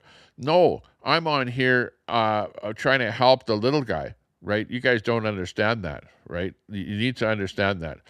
I'm out for the little guy. I'm trying to help the little guy. I'm not trying to help myself. I'm already there, right? I've already done it. I've already, been in through the business route. I've run like multiple businesses over the years. I've done entrepreneurial things. I've been able to pull myself up by my bootstraps, and I'm out here on YouTube having fun. I started this channel to have fun. Right? That's the bottom line. If I can't have fun, I'm not going to be here. Right?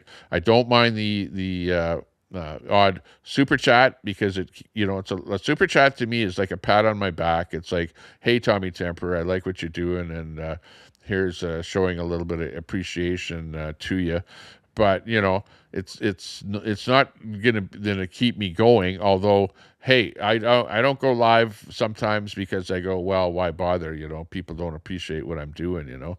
But I'm out here trying to show you what it's like out there, what it's like that people are living out there, and that it's wrong, and that we're, as a society, all in bed with, if you're a liberal out there and you're like, oh, elbows up, we like what's going on. Do you really like this? Do you like to see what's going on? Because if you vote liberal, this is what you're promoting. This is the kind of lifestyle that you're promoting. You must like to see people suffer in the world if you vote liberal. Shame on you. Robert says she was evicted from her apartment by Sudbury Housing for not taking care of it. She says she knows it's her fault, but she was having a hard time coping after her sister died. I mean, she was my everything. She says her tent was Hang on, she was kicked out of her apartment because she was having a hard time looking after it. She's a handicapped person. You need to have other people go in there, government workers, and help her out. If she's a hoarder and she's got a bunch of junk in there, get the junk out of there. You know, clean the place up, do whatever you need to do to make sure that she's happy where she's living. You don't kick her out of the place and have her living like this in a tent that's not even a tent. It's falling down. It's raining out. She's wet. She doesn't have anything. And, you know, this is the worst kind of suffering that you can do to people is what you see here. Damaged by someone asking for a cigarette, and she didn't have enough to share. So now I can only lie down or kneel in it. And it gets very sore on the back and the neck. The Go Give Yeah, that's where it ends right there.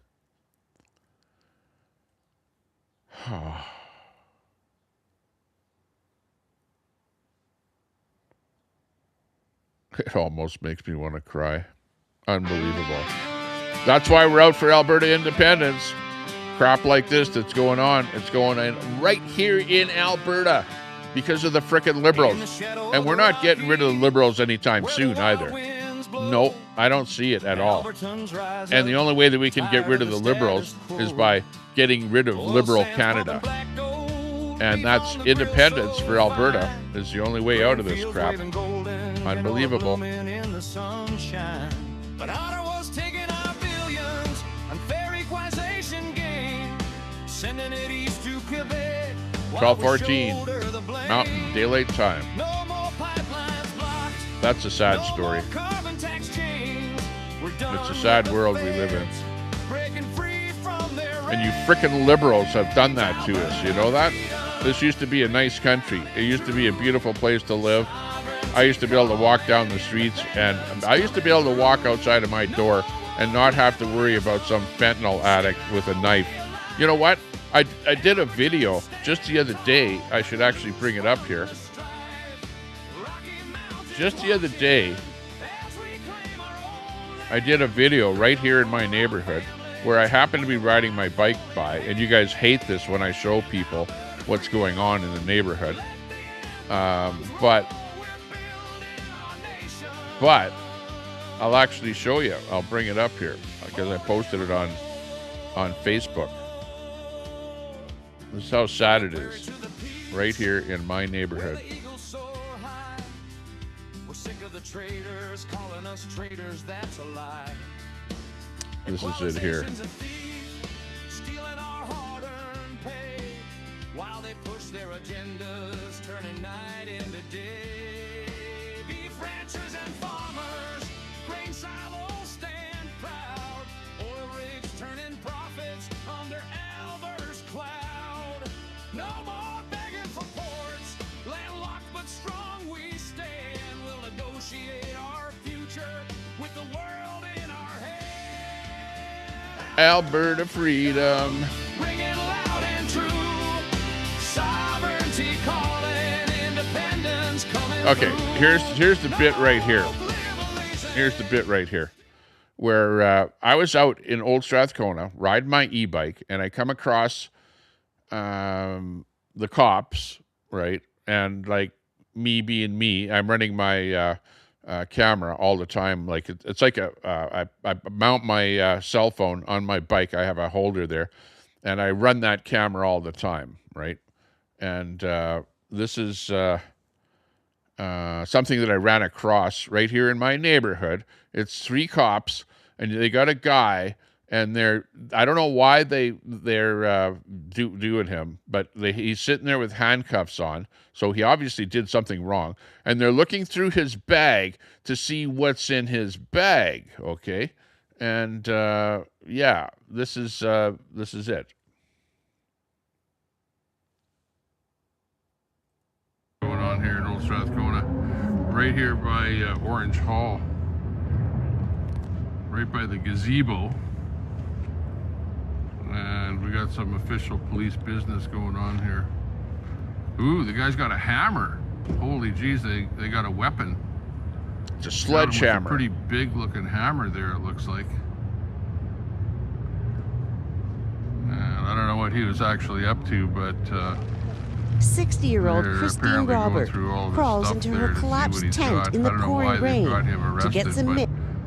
They definitely have a pretty big looking sledgehammer. Well, small handle, shortened handle, but a big sledgehammer. I don't know if you can see it there. Hang on. Let's go right in there. There's the hammer right there.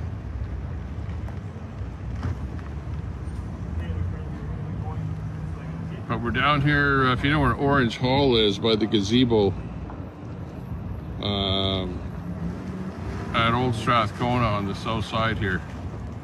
You got a guy in handcuffs. Yeah, so what's a guy doing walking around, right? He's obviously some kind of a homeless guy or something. He's got a backpack, and in his backpack, he's got a sledgehammer. Like, really, this is the kind of crap that I have to deal with right here in the neighborhood that I live in, right? And then I wonder, why is my garage getting broken into? Well, why is my shed getting broken into?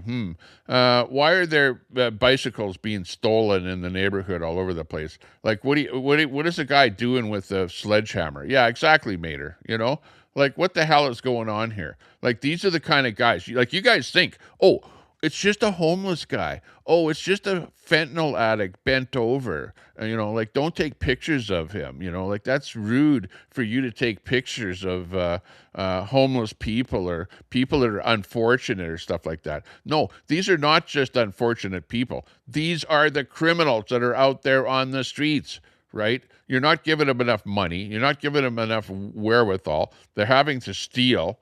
They're having to break in. They're having to do whatever the hell they can. It's just a big. Those are who the criminals are out there. And you know what? This guy will get arrested for whatever it is that he did. He'll get thrown in the back of a police van, taken over to the jail. He'll be in front of a liberal judge the next day, and the liberal judge will say, "Oh, you were involved in ABC crime. Okay, not a big deal. Appear in court in 6 months, and get out of here. Get back out there in the streets, whatever." That's what'll end up happening, because the justice system is not a justice system in Canada. It's a revolving door. The cops will tell you that. It's a revolving door where you get them into the jail for one day and they're right back out on the street. Nobody ever goes to jail unless you've, like, killed somebody or knifed somebody or something like that. I had a guy try and knife me one time. I didn't even go to court to testify, right? The guy tried to knife me, and the cops arrested him, and they go, "Oh, well, he's got a rap sheet this long, and he's got, warrants out for his arrest, and blah, blah, blah, blah, blah." And I'm going like, okay, well, if a guy tried to knife me, wouldn't it end up in court? Wouldn't he be in front of a judge? Wouldn't I have to show up as a witness?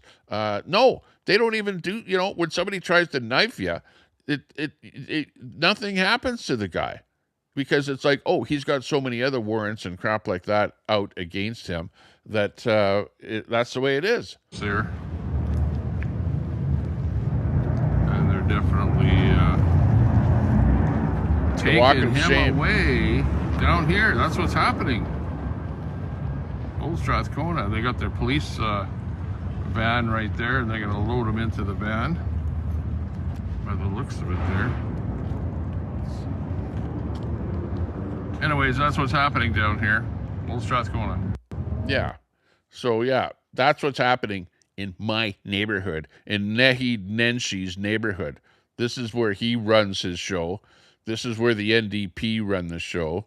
And that's the commie system that's going on down here. Like, I don't like it at all. It's, like, absolutely crazy.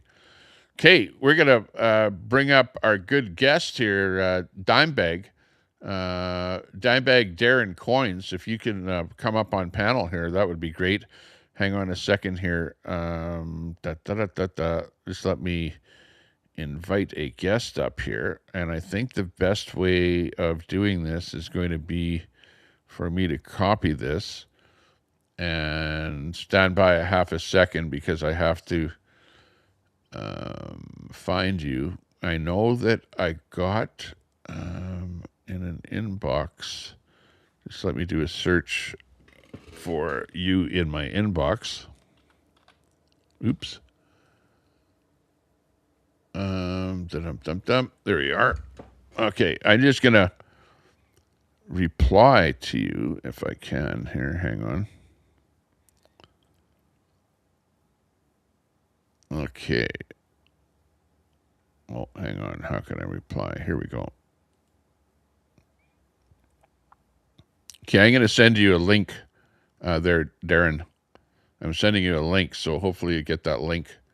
And the link will allow you to come up on the stream here, and we can somehow bring you up as a guest here.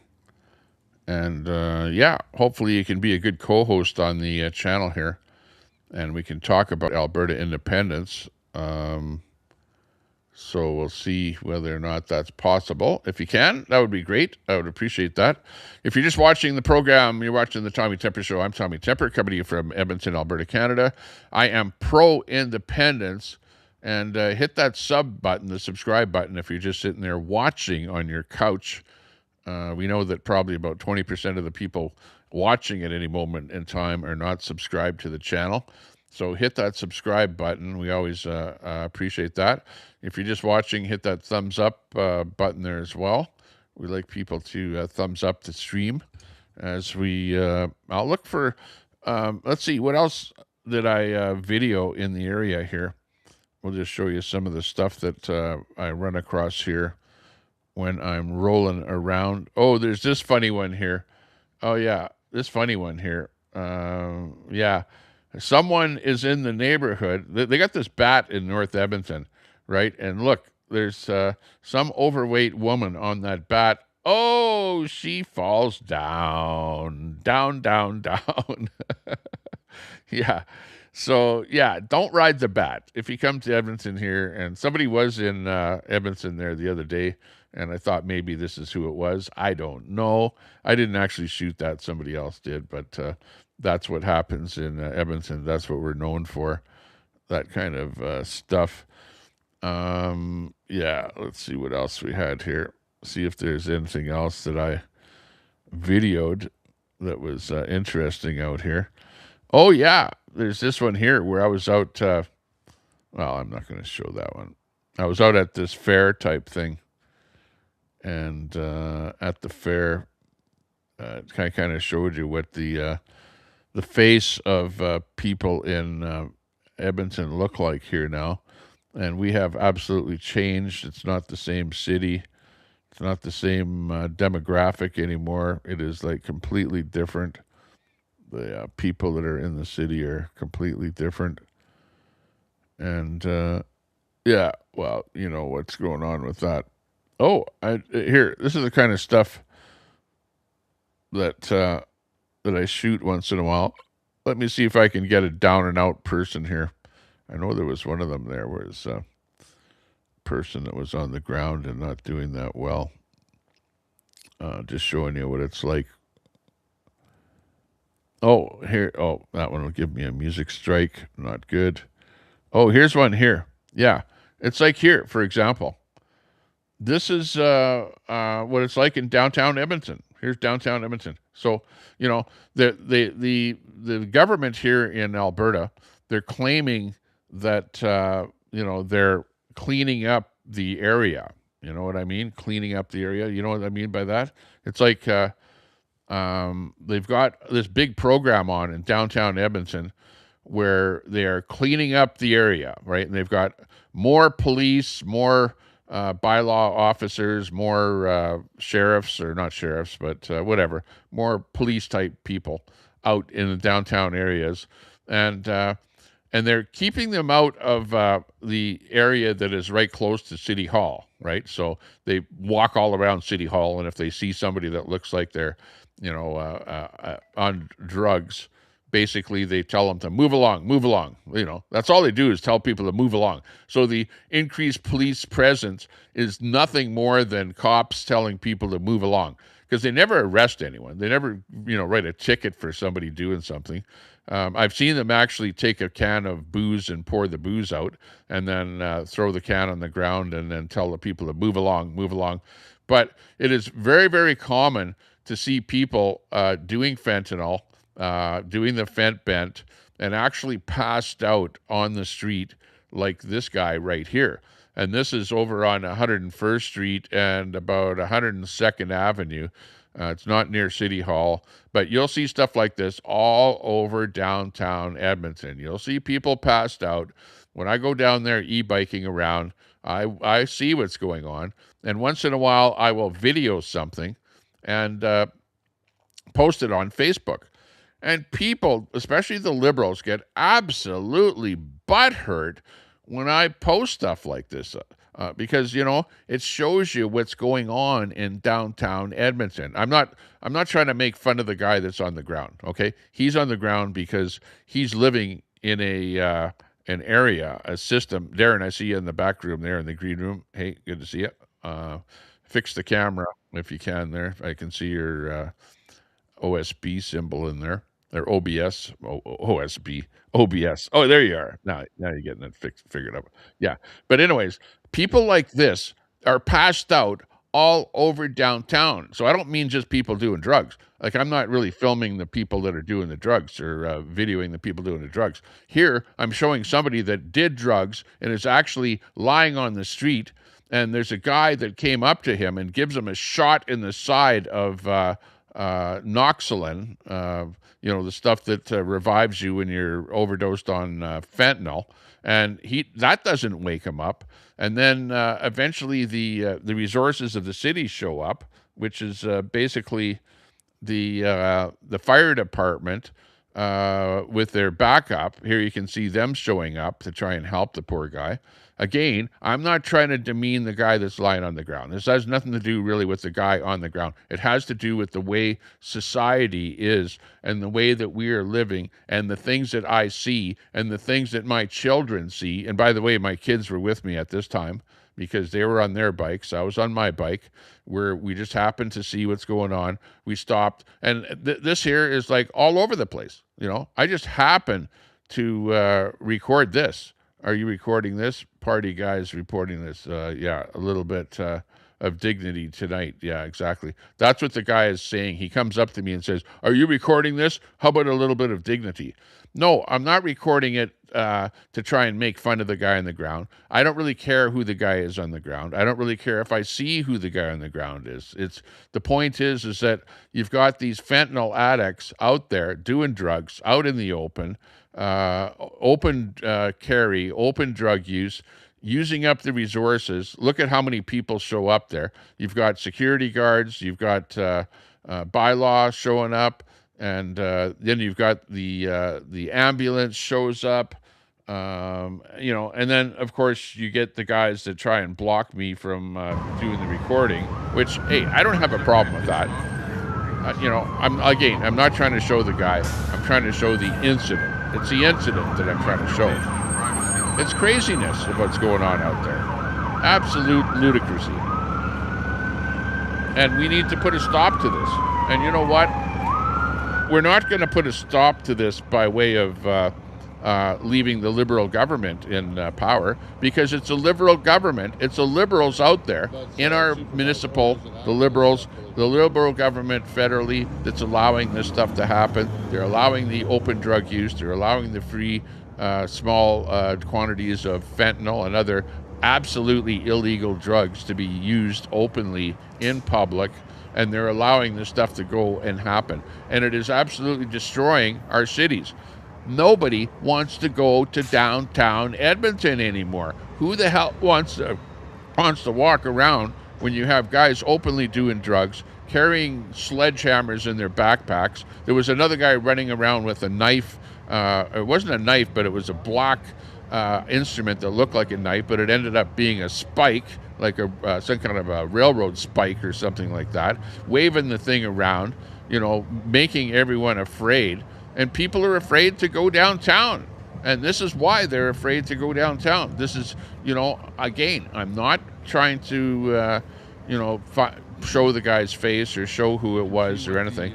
And by the way, after I videoed this, I talked to the guy and I told him that I videoed it. And I asked him for permission to actually show this video and put it on my Facebook page. So for those of you that are out there, the Liberals that are going, "Oh, what are you doing? out there videoing homeless people or videoing people that are down and out. It's not about the guy that's down and out.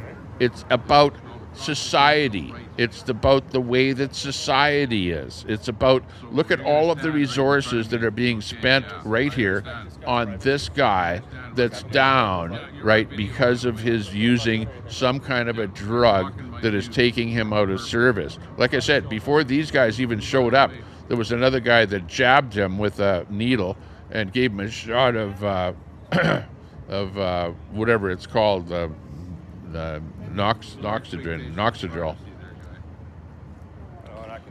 This guy here from the fire department is preventing me from videoing, which, hey, whatever. If somebody wants, it's a free.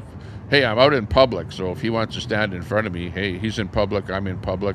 He can do whatever he wants. But it's a really poor use of fire resources. The guy's probably making $50 an hour to stand in front of me. Fire rescue is doing is that they're purposely blocking. Which, hey, I'm not trying to show the guy's face. The guy has a dignity, whatever. I don't want to even show the guy's face on there. The incident is what I'm trying to show. I'm trying to show the misuse and the use of resources and the amount of money that we're spending on stuff like this. And this goes on day after day, hour after hour, month after month, year after year. And it's my tax dollars, it's your tax dollars that are being spent on these guys openly doing drugs all over the place, which is affecting where our dollars are being spent. And this is the liberals that are doing this. This is why Alberta wants independence. We don't want this to be happening. We don't want this to be going on in our streets. We want the open drug use to stop. Stop it. Stop feeding these guys drugs. Stop giving them free drugs. Stop feeding the problem. Solve the problem, get some places for these people to be living and getting some rehabilitation, and get them off of our streets so that people feel safe walking on our streets again. And we don't have to worry about guys waving knives and stakes and hammers and crap like that all over the place. It's ridiculous. But no, this is where we're at here right now. I can't even be in public with my little video camera. And they're acting like I'm live or something like that or whatever. I don't really give a shit who the guy is, right? And I feel sorry for the guy that he is into drugs and living out on the street. But what the funny part of this is that right after this happened, and this is only half of the video here, by the way. At the end of the video, the cops and the fire rescue and the ambulance and that all take off. And the guy is still sitting out there on the street, right? In fact, I'll keep playing it here and I'll let you see. Because this goes on for a long time here. They all take off and they leave me with the guy out on the street. And he's still on the ground right there in that same spot. He's revived, okay? And he's sitting up and he talks to me, right? He talks to me, and it's like they just leave him there and they take off over to do the next rescue, whatever. And he's revived, and he's talking to me like he's a normal guy.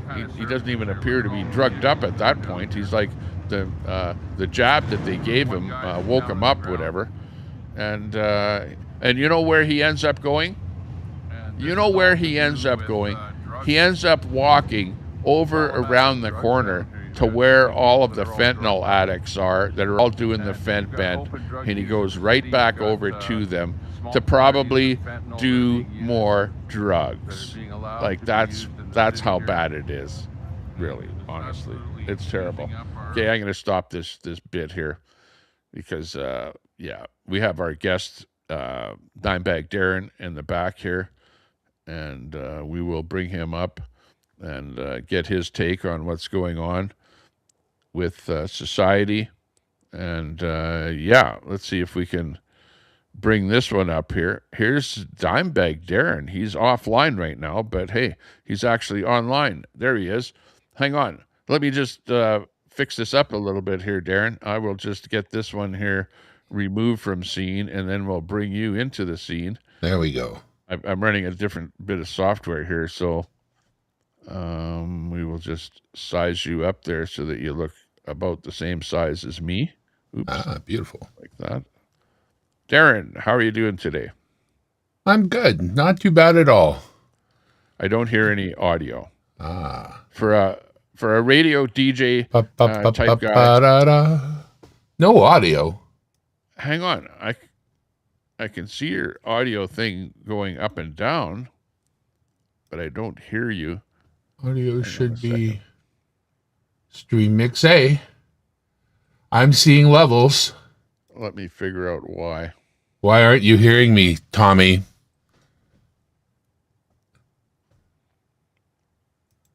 Oh, Tommy, can't you hear me? Tommy, can you hear me? Yeah, I can see you in there. I just can't hear you in my headset here, so I think it might be check on my 1 2, check 1 3, check 1 4. Go into my sound Tommy, can you hear me? Can you hear me singing? Tommy, can you see me? Oh, hang on. Can you see me singing? Tommy, can you see me? Stand by. Technical difficulty. Tommy, can you see me? Can you see me singing? Why do I not hear you? Tommy, can you hear me? Can you hear me singing? Tommy, Tommy, Tommy, Tommy, Tommy. Tommy, Tommy, Tommy. Tommy, Tommy, Tommy. Tommy's not a commie. Hello, everyone. Let me feed you into my headphones. Check 1 2 3 4 5 6. He can't hear, but maybe you guys can. I didn't think of that. Could be that you guys are actually hearing me. I can't hear you. What about the crowd? Oh, I hate it when stuff like this happens. I know I can see your audio. Can you see me? Really, Darren? Going up and down, so I know you've got Darren audio. louder than Tommy for sure. Oh, okay. For whatever reason, I can't hear you in my headphones, which is that's weird. Very, very irritating. Sorry, I didn't realize you guys were hearing me. All right. Well, Tommy's pretty awesome. You see, they were offering that guy his dignity, and if he wanted it, they would have dignitied him right all the way to a maid. Put me in here. We'll give you a maid to preserve your dignity. He doesn't hear me. Not even working there. I'm using this new browser. But you both hear me. Brave browser. Brave. And in the Brave browser, I've got the all right headphone thing connected up here. My face looks so pale. I'll work on my color in the meanwhile. Hang on. Maybe I could red up a little. Well, that's irritating. I don't like that. Hang on. Let me try my very last thing, which is to reboot here. Reboot my page here. So that's a good idea. Stay with it. I'll stay with it. Here. Hi, everyone. Okay, we sort of try to cast a little bit more of a red light my way. So I don't look so GD pale. That would be that one. Oh, well. Well, welcome, everyone. Thanks for coming by to the Tommy Temper Show. Of course, Tommy can carry the show on his own and has been doing a great job providing us with entertainment up till now. But now we're struggling with technology, which is, of course, the best way to deal with technology. Struggle till you get it right. I know I'm sending signal in because you can hear me moving up and down, and I know that Tommy can't. But I cannot. The little level meter, little thing ever. Little level meter tells me I can be heard by you, and of course, you guys have been telling me that too. I'm not that. Maybe I'll just political. Usually, I'll just leave the stream and leave you as the host of the stream, and I'll leave you on here from now until 3:00. Can you handle it yourself? Sure. Yes, I can. And I'll just listen to you here. Hang on. Let's go move over to this one here. Let me see if I can bring you up here. Dimebag Darren, of course, we are into coins, Canadian coins, and we also... we're gone now. Okay, I'll leave you up to talk. I'll leave you up to talk about Alberta independence for a bit, and then I'll come back, okay? If I can figure this out. Well, I'm into coins and music, but... I've got you on my browser. The thing is, I live in Alberta. Browser, but I can't I can't hear anything. Born in Winnipeg. I think you're coming through. I'm going to listen. Moved to British Columbia, lived there most of my life, know what it's like there. It isn't good. Moved to Alberta because it was affordable and because I've lived in Alberta previously and I knew it was a great place to be. I actually lived in Edmonton before, about 20 years ago. When I was bringing pagers to the town, before the days of cellular phone, I sold pagers at the Jasper building there on Jasper Ave, the first Edmonton place.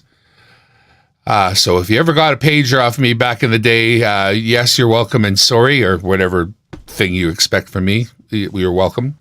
Welcome to, of course, the way Edmonton is, Tommy goes mobile. I got to say, I live in Northeast Edmonton, and there's literally no reason to go downtown, so I don't. I drive through it, maybe, sometimes, sort of, kind of, but unless I have to pick something up off of Craigslist or something like that. Oh, yeah, no, I sold alphanumeric pagers. I sold them all. Right from the initial beeper, which came in the form of a big, ugly box, and then we actually had them in the shape of a pen, little pen. It wasn't round. It was kind of square, but it was a long pen. We had them all, actually, because I worked for Motorola Canada. So if you know, I had more than just Motorola pagers available, but I had all the Motorola pagers available. But of course, Motorola shortly thereafter came out with cell phones, and most business guys wanted to get their incoming calls on their pager and decide when they wanted to call people back. You know what? In boxes around my house, there are old cell phones from back in the day, but I didn't think to try to keep a collection. I mean, I had all of them, basically. But what's more important here is Alberta and what's going to happen with it. We got double-crossed, folks. I didn't put my name to the paper thinking that we were going to have to vote again, and I really do feel double-crossed. And we'll deal with Danielle when the time is right, but for now, as people, what can we do? And I think all we can really do is talk to one another, and if there's somebody who doesn't see the benefit, try to show it to them, but it's between now and, of course, when we get a chance to vote properly. And I say vote properly, that means vote for separation, not vote to vote for voting on a voting day, some voting time, some other vote, blah, blah, blah. Ugh, crazy. What I've got is CB radios. I got CB radios. I got my handheld walkie-talkie with the microphone that plugs in. I got 2 or 3 mobiles, a base station. Yeah. Ontario paid the bills for Canada for many years. Really? What years were those? Yeah, no. Ontario is going to die without Alberta.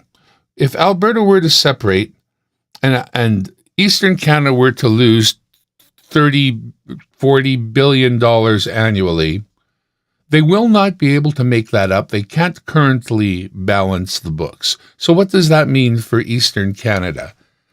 They're in a very desperate state. It won't be Alberta joining the USA because it will be able to stand on its own financially. It will be what's left of Laurentian Canada begging to join the USA.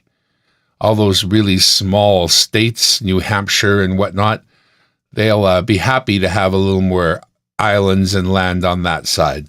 But it won't be Alberta begging. And as for British Columbia, well, if you were to carve it out a little bit, there's only Greater Vancouver and maybe one other spot that wouldn't come along with Alberta. So in a vote of their province, that is British Columbia, we could probably get them to come along. And if we did, there'd probably be a mass exodus from British Columbia to other places, let's just say. Please subscribe to the backup channel, all right? That's PressPad. If you didn't know PressPad, there's only a few subscribers there, so please take a moment to buzz on over to PressPad and click on the like. You know, Tommy, he's going to say something one day that's going to piss somebody off. So they'll axe his channel and you're going to want to know where to be. Your code was 007. 911-14-007. Oh, with your alphanumeric pager. Well, I worked for a company called Telelink, and Telelink was a little different. You had your own phone number, and when you phoned, you would speak your message. That message, then you'd hang up. That message was instantly relayed to an operator who could replay that message for themselves as many times as they needed to. They would transcribe the alphanumeric and send it out. So you could review the actual voice message if you wanted to. That was still stored, but you received an alphanumeric message of the call. So that's what we did. We were on sort of cutting edge. We had another service called Telelink, and Telelink was the company that we broke across Canada. Telelink, you had 2 phone numbers.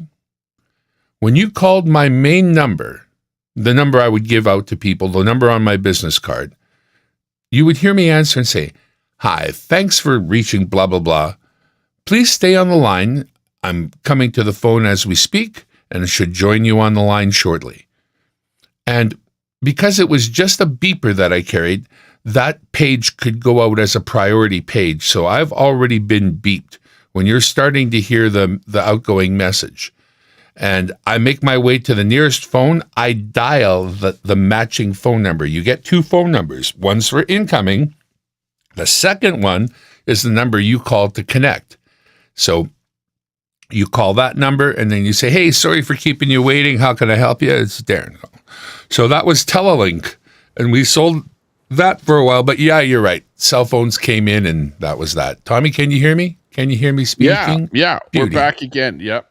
I finally figured it out. I rebooted my computer, but I didn't have to reboot my computer, and I figured out that it was the on this particular app that I'm using. I had somehow it changed on me. I had it set up so that I'm monitoring the audio on cable A, and it changed to some random thing that had nothing to do with cable A. So the software itself changed it on me and screw up. But yeah. Well, when you said you couldn't hear me, that's the first thing I checked. I went, did this thing change it on me again? Because I had that happen to me before too. Well, like I thought, because I've just changed over where I'm using on this app, I'm using a new browser called Brave. Brave, yeah.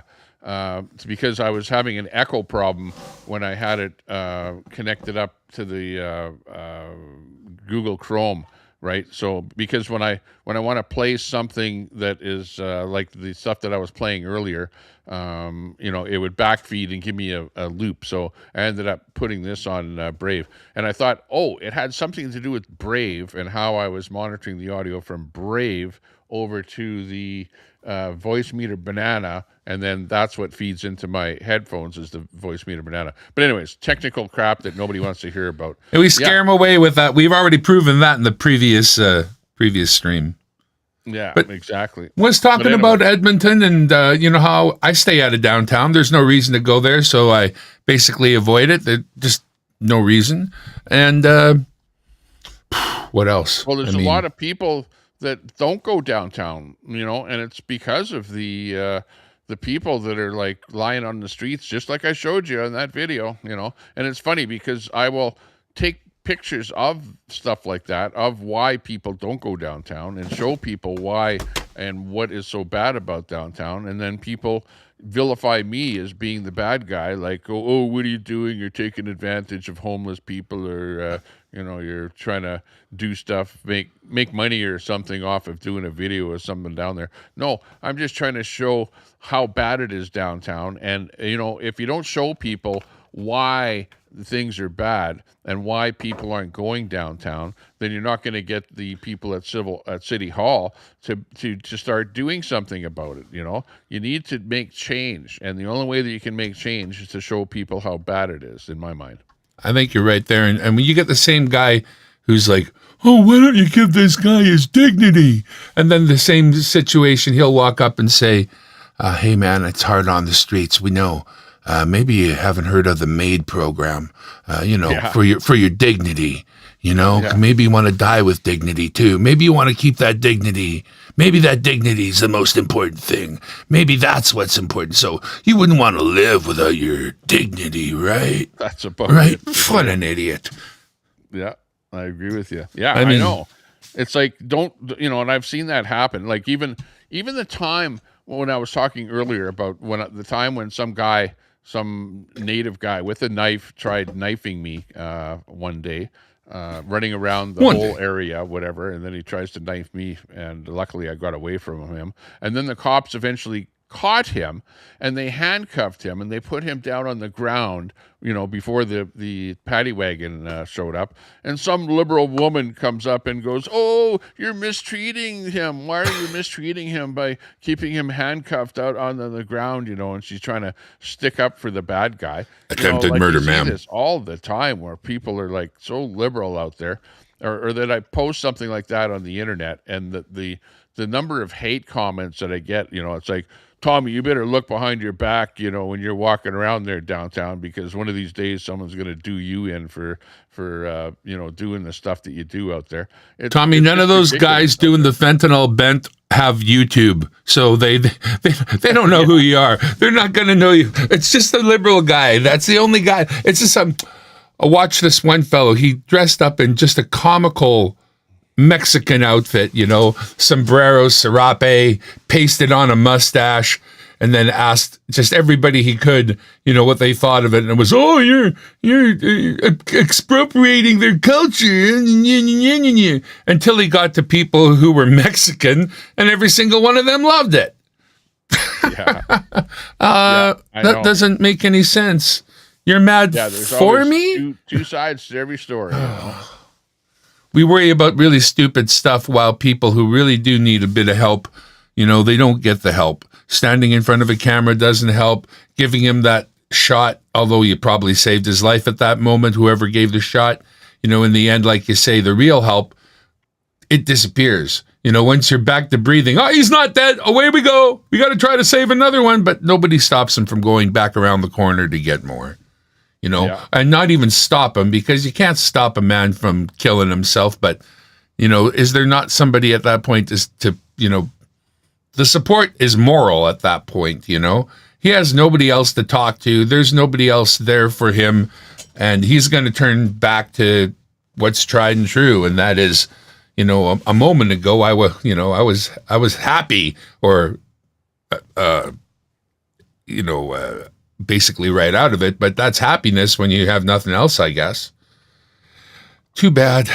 Yeah, exactly. Too easy to I'm find. Just, trying to come up with some questions here to ask you about Alberta independence, because that's kind of the topic here, where we're talking about Alberta independence. I know that a good guy on the internet, I don't know if you follow Unacceptable Fringe. Oh, yeah, but of course. he's having I should be on wearing my Wednesday. sweater from. He's one of the only guys I have a little merch from.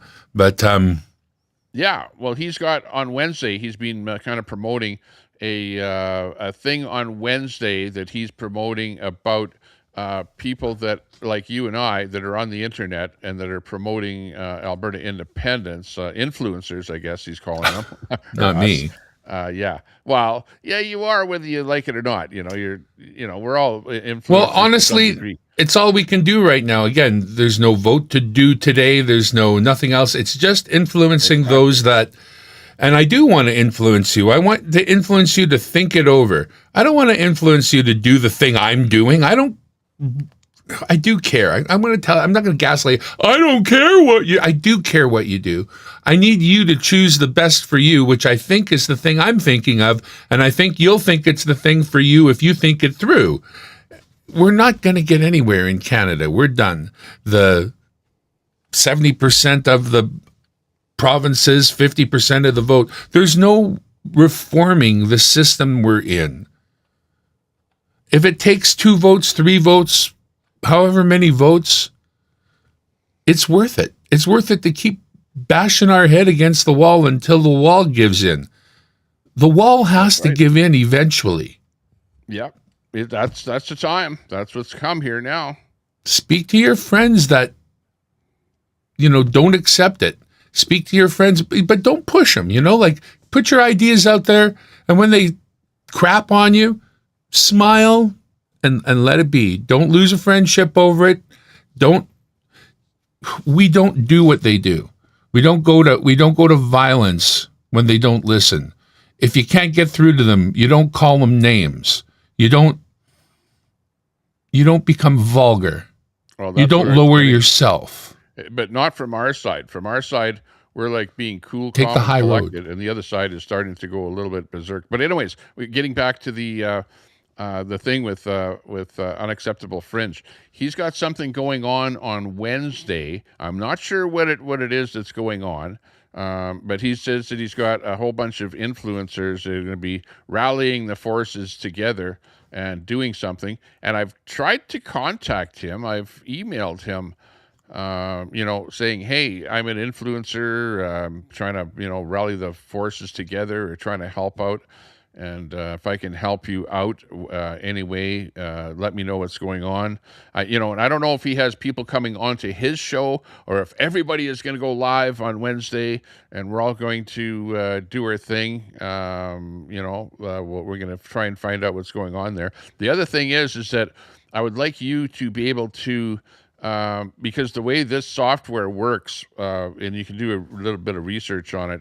I'm using EV-Mux here. I use it the sometimes. way that I can stream to your channel, or that we can stream this out to your channel right now, is for you to give me a URL and a stream key, right? And you need to get that URL and stream key from your stream in order to, or from your channel rather, and give that to me, and then I can load it onto my system and add you as another channel on my system. You know what I mean? Yeah, I can actually grab it from OBS as well and just stream it off of OBS. So yeah, do that. I have ways. Yeah, do it that way. Do it like actually stream over to your channel there.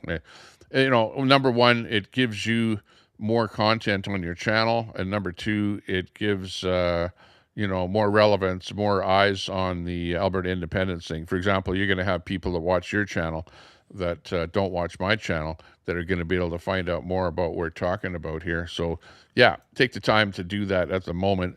I've been out, like rallying the forces. I know that on the weekend there was some big things happening in Calgary and Edmonton. There were some flag waves. There was convoys going out. There were people that were standing on overpasses in both Calgary and Edmonton, waving flags. There were an awful lot of people, pushing the agenda, trying to get more people on board.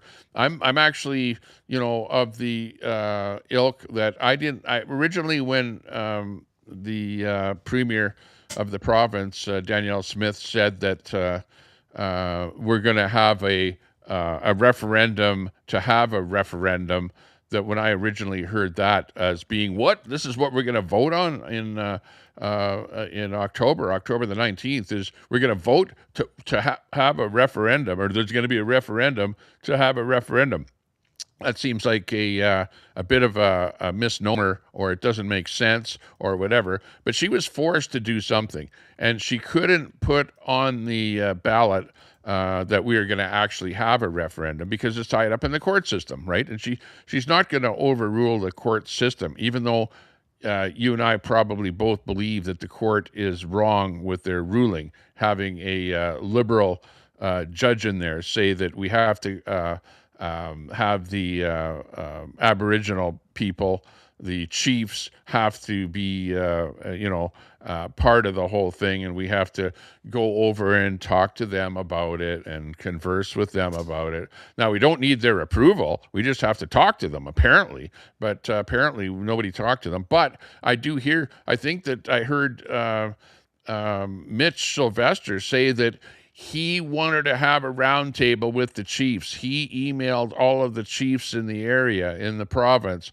to have a sit down with them and to talk to them, and not one of them showed up. I don't know if you heard that happening, But he tried to talk to them, and they didn't show up. So that's, the whole thing. And now, so they run to the court system and go, oh, they didn't consult with us. Yeah, well, they definitely, Stay Free tried to consult with them, and they basically snubbed Stay Free and didn't want to talk to him at all. So that's where we're at with the whole thing. And now it's tied up in the court system. And now we're moving to this vote thing. Now, that being said, myself, I look at advertising, right? And what we're getting now is we're getting the mainstream media involved in this whole thing.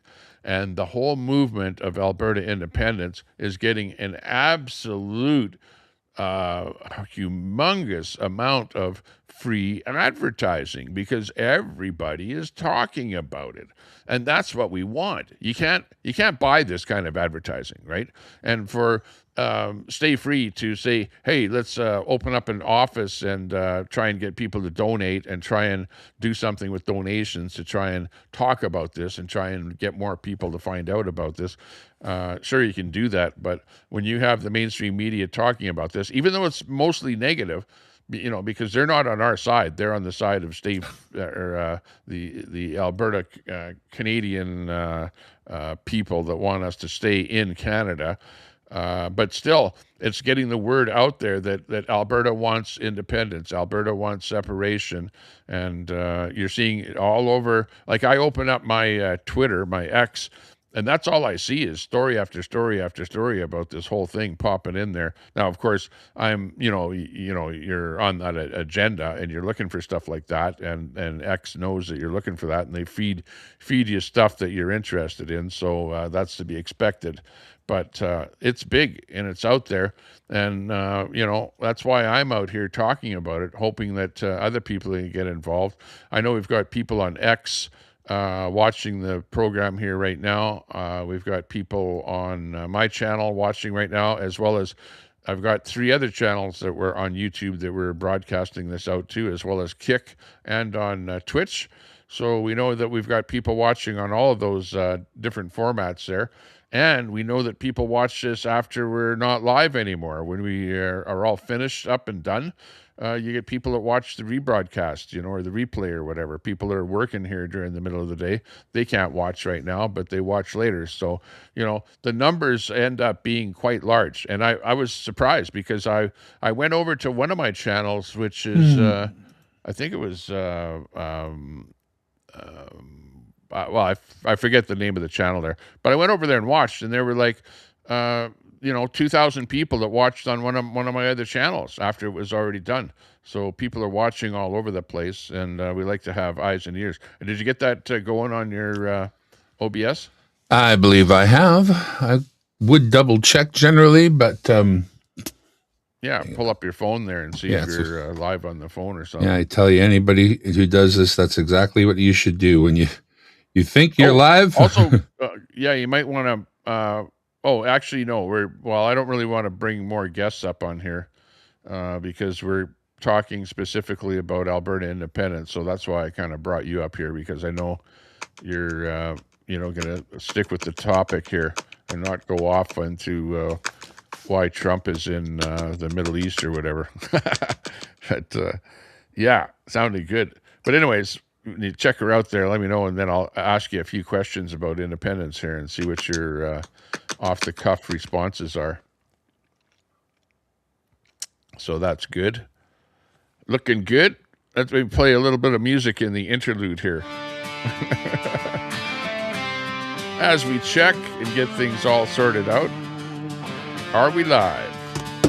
In the shadow of the Rockies, where the wild And the time is 1:05 here, Mountain Daylight Time in Alberta.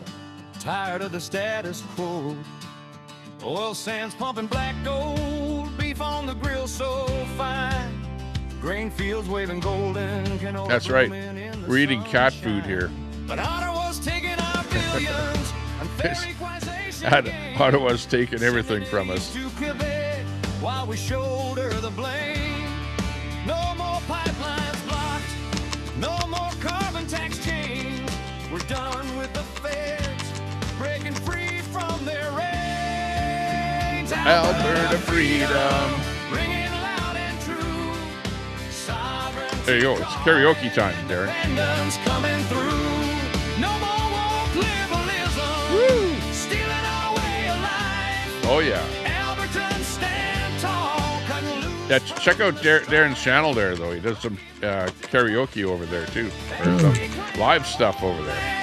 Freedom for our families with a rifle in hand. Alberta freedom. Let the anthems roll. We're building Check 1, 2. Check 1, 2. Oh, yeah. Forever born. from the prairie to the peaks where the eagles soar high. We're sick of the traitors calling us traitors. That's a lie. Yeah, you should be able to pick up this feed on your OBS and then go straight out on your ABS right to your channel. Yeah, you would think. Oh, you'd think, yeah. Easier said than done. Yeah, it's doing a funny thing that I don't understand right now. I can get my own voice isolated real easily, but I'm not getting you. Oh, that's interesting. Yeah. Yeah, well, you should be able to pull it right from my channel, like do a screen capture of my channel, and that's where you pull the audio and the video from my channel. Well, I got That's the where you gotta video, pull it it's from. just the audio, and of course You I might got be- different audio equipment behind it all too. So that's where it's a Yeah, little bit I know. different. Yeah, and I don't know if you use audio cables and stuff like that No. too. Oh, that's right. You're using that program. I remember you showing us there the other day when Fry was on there.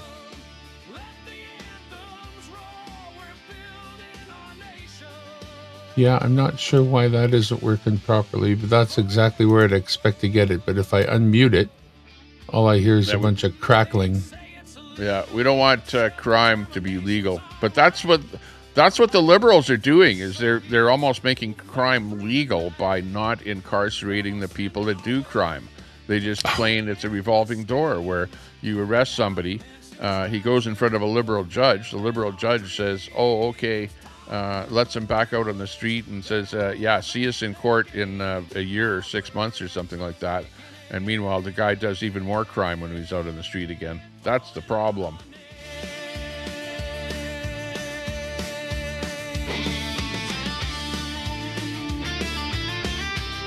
And it's killing society. It's killing our way of life. I'm sick and tired of it.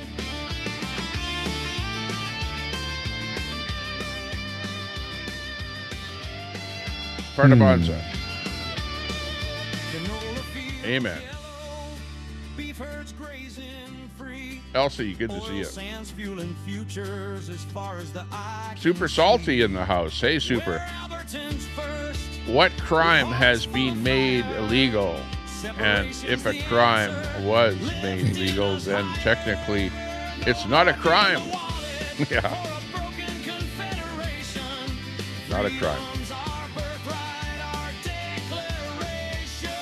It's a crime out there in the real world. Sovereignty calling, independence coming. Yoo-hoo. Yeah, I think what I want to do is I want to bring you on as a, what would you call it, co-moderator on the stream. You know what I mean? So that you can bring up comments and stuff like that. For example, we got Al Munson here, right here with this one here, so that we can both bring up a comment or something like that, and basically control the stream. Like that, right there. What's that comment right there? Okay, it's okay, Tommy. Queen Danny, what pumping? What the heck was that there now? Scroll to off my screen. Into the Alberta recovery model. Edmonton's social issues will be solved in 30 days once implemented. Yeah, exactly. No, it's not. You see, the federal or the provincial government can only do so much. Okay. the provincial government doesn't have money. You have to understand that, because we send all of our money to Ottawa. We operate on a deficit, a $9 billion deficit. We don't have money to do dick all in the province here. That's what the problem is, Pooh Scissors. And the most of the problems that we're having in the province here are actually caused by the federal government. The number one problem is mass immigration. Okay, mass immigration is causing us major constraints on our healthcare system, on our school system, on our housing, on, just look at how many people are running to the food banks, okay? And those aren't the newcomers that are running. Yeah, actually, the newcomers are running to the food banks because they're so smart, they're getting enough money to buy stuff, but yet they run to the food banks as well so that they can use their extra money to lease brand new cars and stuff like that, and run to the food bank because they're like, oh, look it, come to Canada and we can get free food, free everything down here, free money, free food, free housing, free everything. So they just take advantage of everything. Meanwhile, there's not enough food for the people that are living out on the streets, So mass immigration is a big problem. And then that's a liberal thing. It's not a provincial thing. And, people don't, there's people out there that argue about this all the time, that they seem to think that mass immigration is a federal problem and that it's something that I can solve here sitting in Edmonton, or that Danielle Smith can solve sitting in the legislative building in Edmonton. No, they can't solve that problem. That's a federal problem. That's the federal government that's brought in so many people, and we're try going to the hospital. Go take a walk over to the Pooh Scissors. Go take a walk over to the University Hospital and go and see what it looks like in there. See who's sitting in there, who's waiting for services, and why we're waiting 12 hours to see a doctor at the hospital. Go over there and see, open your eyes. Go over there and open your eyes and see what's going on, right? Go over to your Costco store. See who's over in the Costco store. See who's shopping. See where those people came from. See who those people are, right? And then you'll say to yourself, yeah, well, it might be mass immigration. It just might be that. Like, don't fool yourself. I was at a fair the other day in Mill Woods, right? Albeit Mill Woods. And I would say that it was probably 95% newcomers that were there. Really, honestly. Watch my video over at the fair there, where I shoot the video and I rotate around and I show you who all is there. Like, it was like all newcomers, like really unbelievable what's going on there. So mass immigration is a huge problem in our country. And that's one of the reasons that Alberta wants independence, is so that we can control what's happening with the people that are coming into our country. Right now, Alberta can't control that, right? It's the federal government that brings all the people in. And then the people go, well, where are the jobs in Canada? I can't find the job in Ontario. I can't find the job in Quebec. I can't find the job in the Maritimes. Where are all the jobs? And people go, ding, ding, ding, the jobs are in Alberta. So where do people come? They all flock into Alberta here, right? And take up all the jobs that we have. And all of a sudden, there's way more people than there are jobs. And that's what's going on here. And same thing with housing. They're eating up all the housing in here, and you see people living out on the streets. Go over, Pooh Scissors, go over to the Hope Mission area there, around just north of City Hall. Go over there. Go drive your car around there a little bit and take a look. You will see, I just did a quick count. I counted over 500 people doing the fent bent, hanging out outside of all of those different Hope Mission places out there. They don't have a place to live. They don't have food. They don't have anything. They're just living off the land. They're just tweaking out on the streets out there.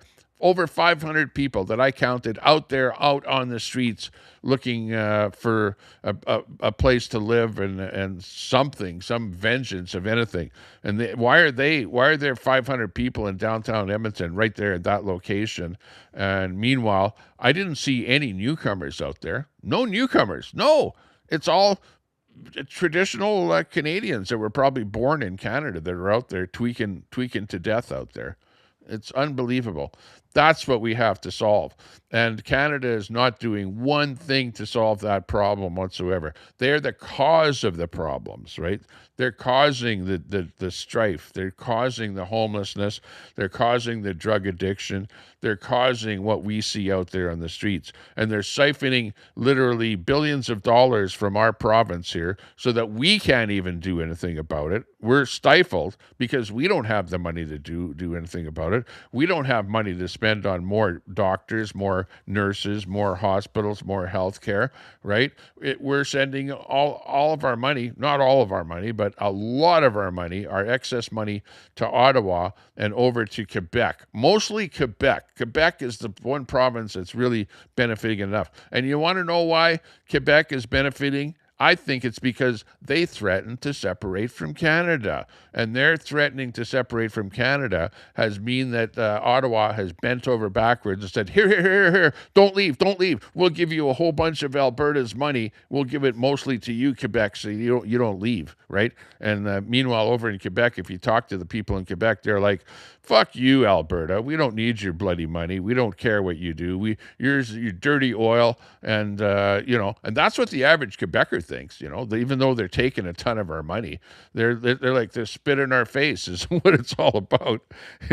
So honestly, we shouldn't be giving them any of our money. Let's just keep it in Alberta so that we can do better for the citizens here. And you guys over in Quebec, figure out your own resources, dig your own resources out of the ground.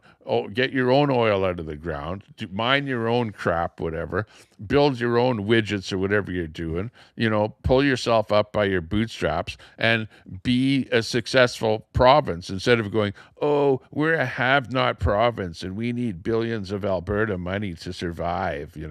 It's ridiculous. Go ahead. The more people are allowed to be different than other people, the more differences that there are, the more things, that the division, that's where it starts. I think with the immigration, I thought about this for a while, and I really think the issue with the immigration is the languages. If you could get to know people, you can get to love most people. Most people are, when you get to know one another, like soldiers, they fight against each other on the battlefield, but if there's ever you've heard those stories of different times when there was a ceasefire and soldiers from two sides realized that they're soldiers and they're fighting, but now they're not fighting. Like there's a time for war, there's a time for peace. When people come to our country and they don't speak English and have no interest in learning it, they are going to stay with the group they know and they can speak to, and they never will vary from there. So you will never get to know them. They never get to know you, and the division, it's cemented in place. That's, I think, if we were going to have any kind of level of immigration, it's the language that has to be dealt with so that everybody can start on an even footing from the point of view of even being able to understand one another. With no understanding in language, there's no other understanding you're going to get to. Once you can't conversate, once you can't share ideas, once you can't share anything, basically, you're already done. Now, have we let in way too many? Yeah. And why did we do that? Of course, because they're going to vote Liberal, because the other side is about shutting things down, closing things down, same way as our media is paid for. So much money goes to them. And what do we say? We don't say, oh, we'll look at possibly the proper funding of the media. We don't say that. We say, we're going to shut them down. We're going to close them out. We're going to take all their money. Well, they'll definitely, work against that.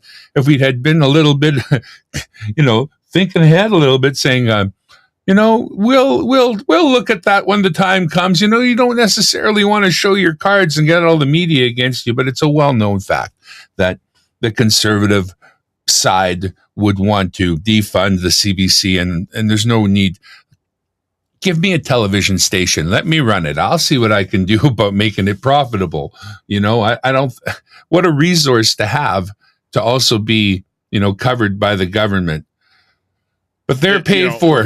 Funny that you mentioned the CBC, because I I boycott CBC television. I really don't watch. There's nothing to watch. Except once in a while, I'll watch a clip that somebody else puts on X or something like that. But CBC Radio, I have a chance to listen to that when I drive between Sylvan Lake and Edmonton. I purposely listen to CBC in order to find out what the hell are they talking about, and are they really providing us some programming that is of benefit to all Canadians. And 99% of the time, their programming is slanted towards the LGBTQ community, slanted towards towards the two-spirit native thing, that kind of thing. It's like, it's not just a normal native person, but it's an LGBTQ native person, or a queer story, or about a grandmother that's 70 years old that has got a gigolo that is getting a gigolo services or something like that on Mother's Day. I had to listen to a story like that on Mother's Day.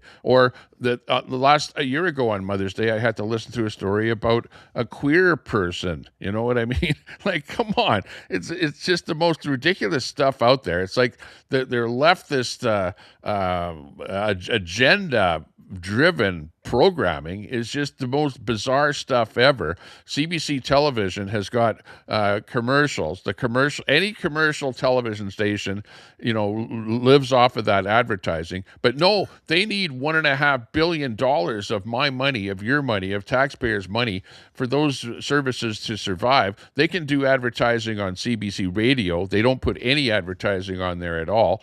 And, they claim that their programming is for all Canadians, but yet they never ever have anybody on there that's a regular Canadian person with some kind of Canadian programming. It's always some kind of agenda-driven crap, or they're bashing Trump, they're bashing the Republicans in the States, they're bashing Pierre Poilievre. It's all about the liberals. It's liberal programming. It's a liberal mouthpiece. Even it's so biased that it's unbelievable, and how they can get away with being so biased and but yet take the money from people like me that are not liberal. I don't care if you want to take liberal money for your program. Okay, fine. But when you take my money from a conservative person and then refuse to put conservative programming on there, that's a disservice to everybody in Canada. They love our milk and honey. There's no way to reform the media either at this point. I don't really worry about that. I try to look at something I can affect. And so before a vote, I'm very vocal because we're going to vote. When we're not going to vote, that's different. Now we're voting for a vote. I'm going to be vocal again among those people I think are undecided, to try to help them, try to steer them, try to educate them, do what I can. But why should Alberta continue sending billions in equalization payments to Ottawa while facing chronic underfunding for its own infrastructure and services? Because we're good people. There's no good reason. You're right about Quebec, though. I mean, they put themselves in a position to get special consideration. They got it. I mean, it's not just every little thing. Like, if you heard there was a new car plant coming to Canada, let's say Tesla is going to open up in Canada. Where are they opening? Are they opening in Alberta? No, because the government's been speaking to them. They're going to get special incentives to open. Where? Ontario, somewhere. Whenever there's a big announcement of money going into industry, I don't notice it ever having anything to do with us out here. And, that's part of it. You just keep an eye on that. But there's just no way to resolve a reformation of the current system. Quebec got that wonderful veto. I don't know how that works exactly, but I mean, that's a killer. That's a killer there. If they literally can veto anything that we would want to do, they will never let us go. Yeah, exactly. I think that's what we have to realize. As long as there's an actual veto, they would never let us go. willingly. Never. Why would you kill the fatted calf? I mean, we're spitting out golden eggs every year. You don't kill the goose that lays the golden egg. You don't. But the goose may run away. Yeah. You know what? Alberta's economy is built on responsible resource development. You know, we all know that. But why should we remain chained to a federal government that's repeatedly, killing pipelines, imposing carbon taxes on us, bringing in this carbon capture stuff? Like, why should we be part of that? Well, never changed since day one. The legislators that set up the addition of Alberta back when stated things like Alberta would be opened up for the benefit of the East. That has never, ever changed. And, they don't go around saying it every year to remind us, but it was said more than once. And that's the process we've been under ever since. We are here for the benefit of the East. Not interested. Exactly. I see that one there. Question for the mods. No, we do not make fun of how Charlie Kirk died here at all. This is like, I actually went to the Charlie Kirk vigil here in Edmonton, and I don't think that he was a right winger in the States, and he basically went to universities and that, and ask questions. He accepted the answers that people were giving to the questions, and he was just basically about talking to people. But apparently you can't do that anymore in the States. Hey, what about how long will Alberta tolerate equalization payments that treat our province like an ATM for the rest of Canada, while our own infrastructure, hospitals, schools, and things like that are underfunded? How long are we going to tolerate that? Until we separate. We don't have a choice. It's not like you can suddenly stop giving them the money. They take it. And like I was talking about immigration there a minute ago, doesn't Alberta deserve full control over its own immigration policy instead of being forced to accept Ottawa's decision that doesn't match our own labor needs?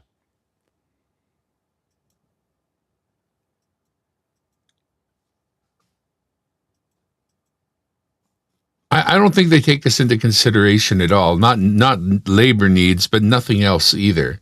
I mean, it really isn't about what we need or want. Labor needs, human needs. It really, we're sending money out of country elsewhere when Edmonton looks like it does. I fled Vancouver. You think Edmonton looks bad? Let's go to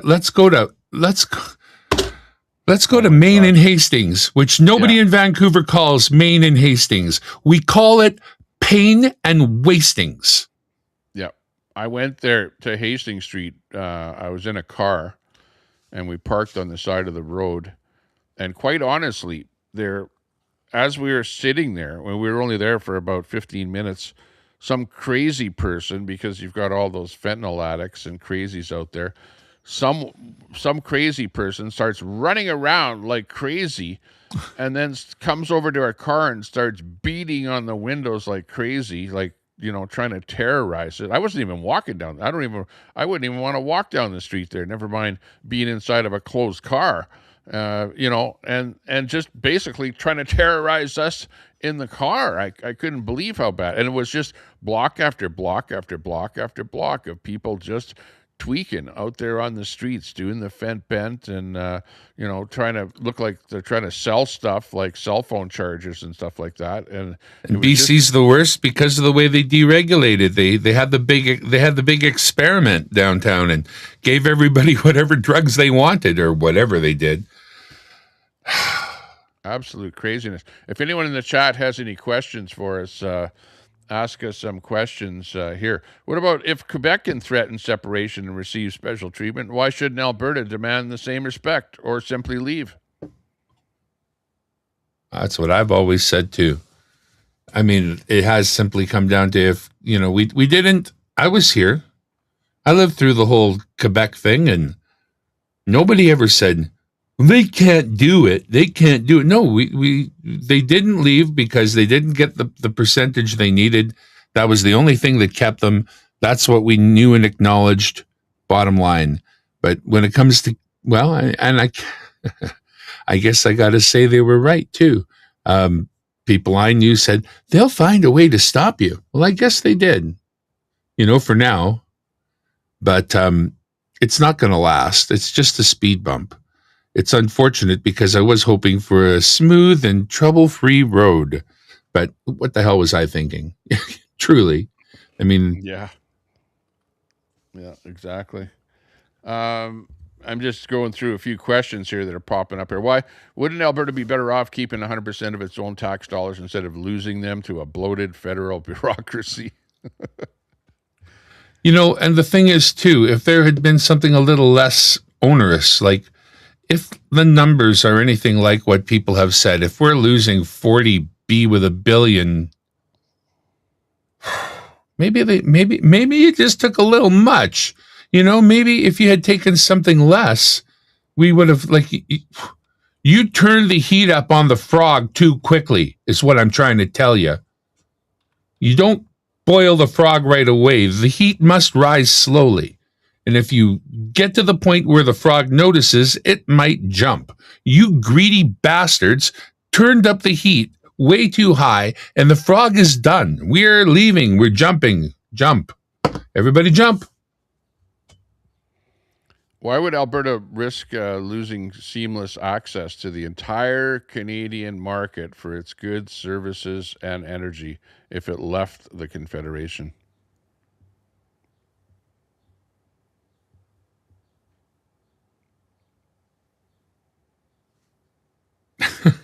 I don't think there's any chance we would lose. Bottom line is Canada, whatever's left of it, whatever that looks like, will need energy. They're going to buy it on the global market, and we'll be part of the global market. They'll be buying it from us whether they like it or not. And, if they think that it's going to be less expensive to bring in more ships from Australia full of LNG, they're probably not thinking very straight. Not to mention that the market in Canada doesn't really mean a lot. We've got our number one customer. Canada has its number one customer to the south and wants to poop on it, but we don't, and we won't. And so we'll have our number one customer to the south, plus we will be able to get some opening, so long as the international rules regarding landlocked nations come into play, which of course that'll be difficult too, and blah, blah, blah. But in the end, we should be able to get something out to Tidewater. And the tanker ban, while American tankers go up and down the very same waters every single day, we keep out Canadian tankers. Why? To do what? How does that work? So I think we'll be, I know we would be okay. I wouldn't actually even support this if I thought we wouldn't be okay without, what Canada provides us. Yeah, exactly. We got a whole base. Daisy says, Tommy, you asked for people to ask questions, and then you don't answer questions. Oh. My question is up above. Oh, hang on. Okay, well, let me see if I can hang find on. Wife's calling. there, Daisy. Daisy's asking us a question. Okay. Is this the question? Okay, she can take it up with me. I'm not taking it up with her. Well, what kind of a question is that? Hang on. Let's see if we can re-ask your question. Okay, we got too much side talk going on in the chat there, so I can't see what your question was. So I'll be watching for it there now. How would an independent Alberta replace the billions in federal transfers to Alberta, apparently, infrastructure funding, and stabilization payments it receives during economic downturns? Yeah, well, I can answer that. Really, honestly, Alberta sends billions and billions and billions of dollars to Ottawa every year.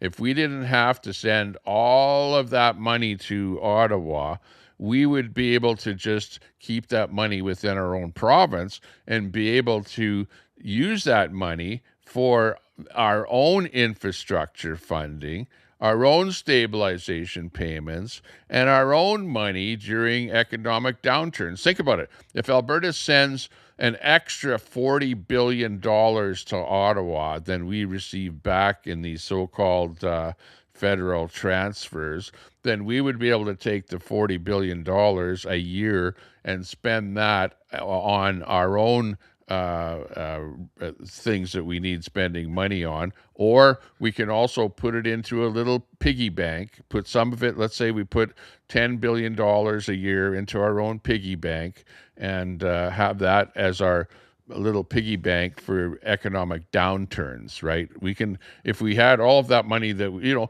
that's the whole thing, is that people go, oh, well, what are you going to do? You're not going to have all the billions of dollars that Ottawa sends to you for healthcare and for infrastructure and all the rest of this stuff. Yeah, well, don't forget, where does that money come from? It comes directly out of our pocket. We're sending money from our wallet to Ottawa, and we're getting back $40 billion less than we're sending over there. This is not rocket science, people. It's pretty easy to figure out what's going on.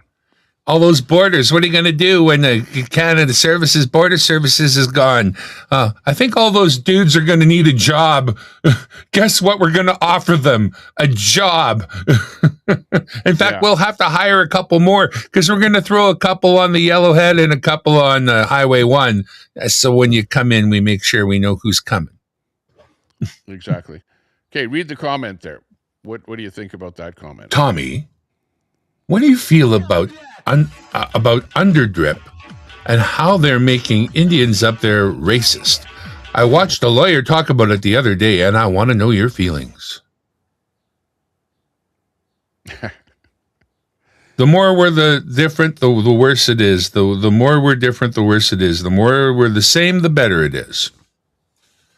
Does this make us more the same or more different? Thanks a lot for that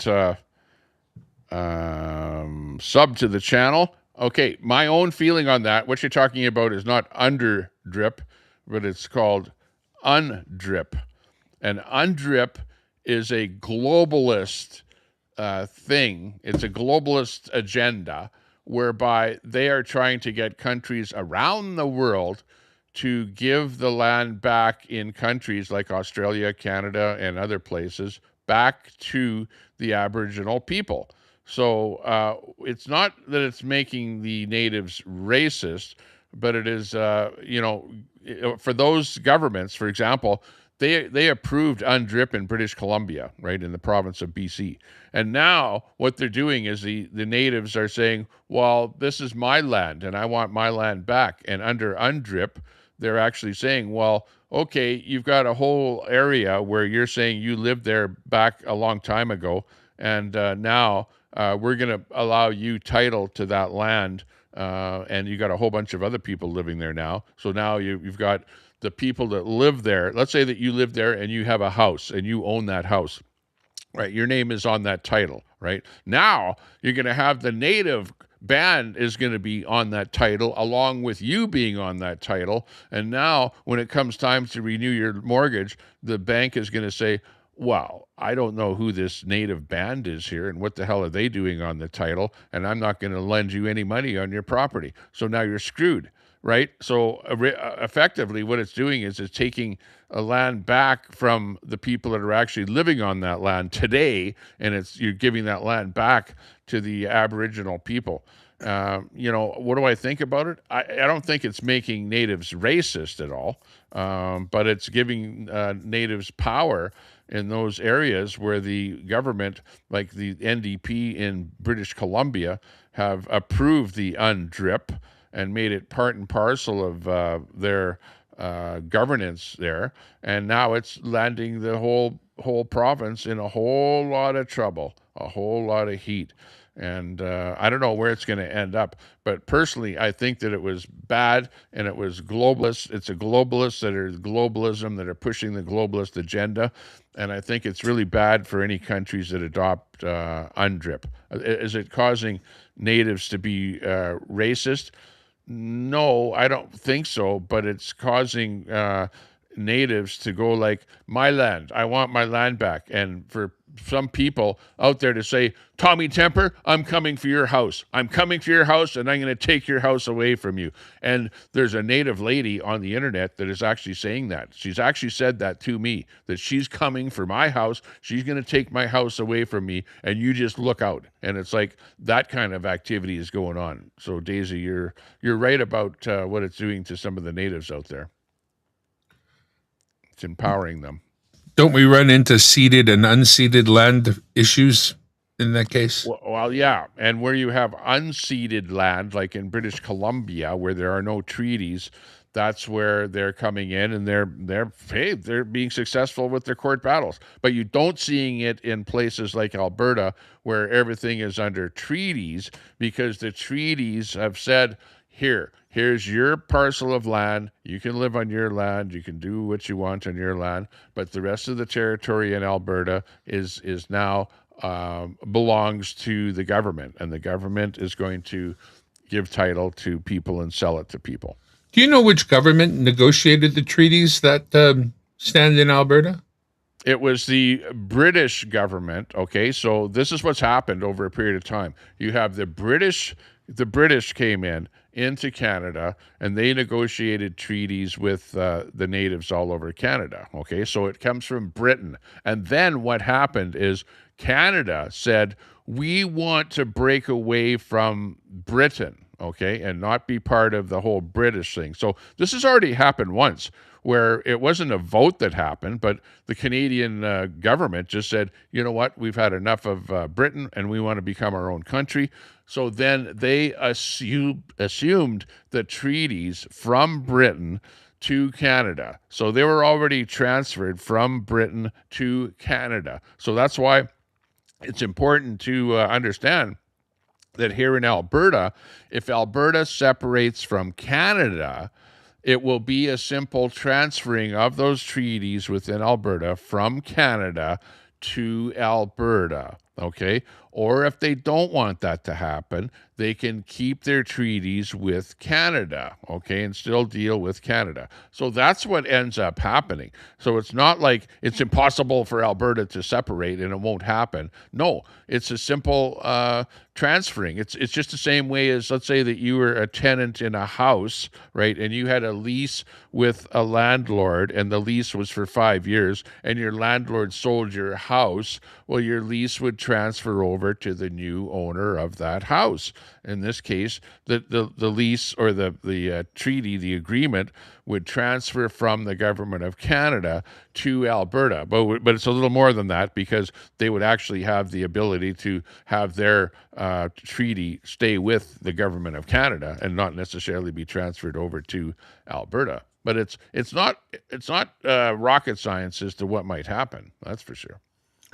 No, and I always thought there's the third alternative, which not likely, but they could just fold in with the rest of Alberta and just become one with us. There's that too. But yeah, like you said, stay with the current Canadian government, be governed by Alberta, or fold in with Alberta and just become citizens of Alberta along with.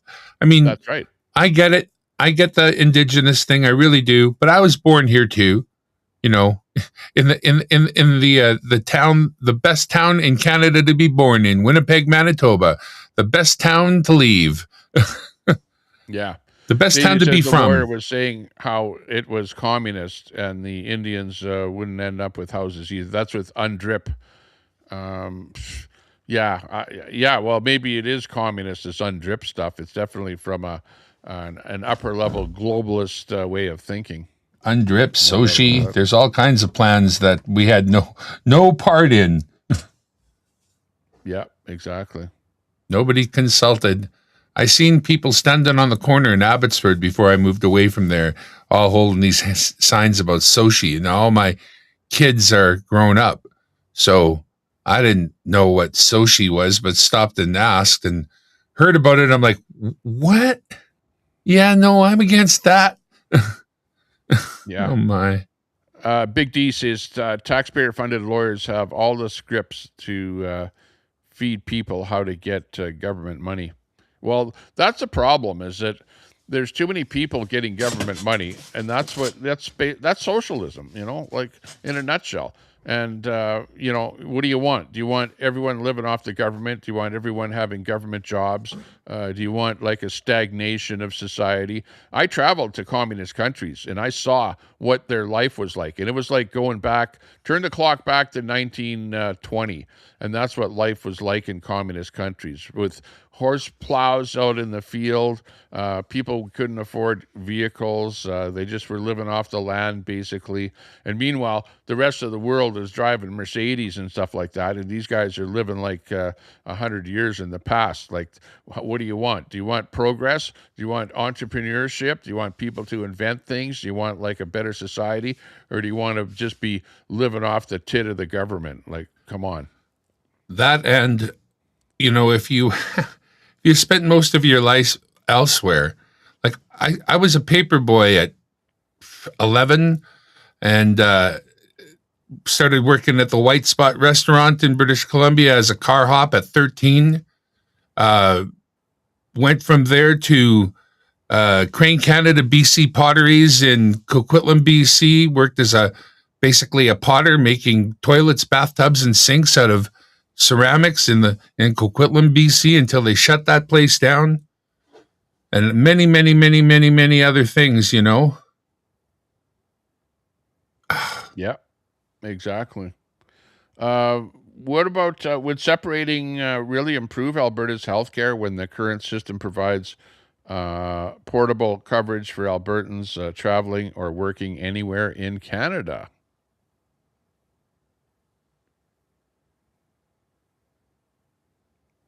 You would have to think so. Keep that in mind, that if we separate right now, let's say that you have a healthcare problem and you go to somewhere else in Canada, you would get healthcare because you're Canadian, right? But if Alberta separates, then that would cut off Albertans from the healthcare that they get in Canada and the rest of Canada. Well, right. Every time you go to the States, you always buy yourself an additional policy to cover yourself when you go there, unless you're an idiot. Right? So it's just like you've left your country. You've got to self-sufficient. You've got to get yourself a little extra coverage. What do you think extra coverage in Canada to cover Canada is going to actually cost? It's only a little rider to add to your thing when you're going to the States. It's not usually too expensive. I don't remember, oh my God, I got to pay so much more to have my health care for the week I'm down in the States. So if you're leaving Alberta, you're going into Canada, you got to watch for yourself. You've got to get yourself covered. You can't expect your insurance unless it's an insurance that offers that kind of coverage. And I'm sure you'll be able to buy it. It's all insurance. Insurance hasn't worked out. Insurance will provide you a product that you'll be able to buy. Once we're separated, insurance will step up and provide you with a product. Don't you worry. That's right. And you'll be making more money on an annual basis to be able to afford that, premium or whatever it is if you happen to leave Alberta. What about military intelligence and things? Isn't Alberta stronger and safer, a part of a unified Canada with a shared military, with your CSIS intelligence and border security, rather than trying to go it alone?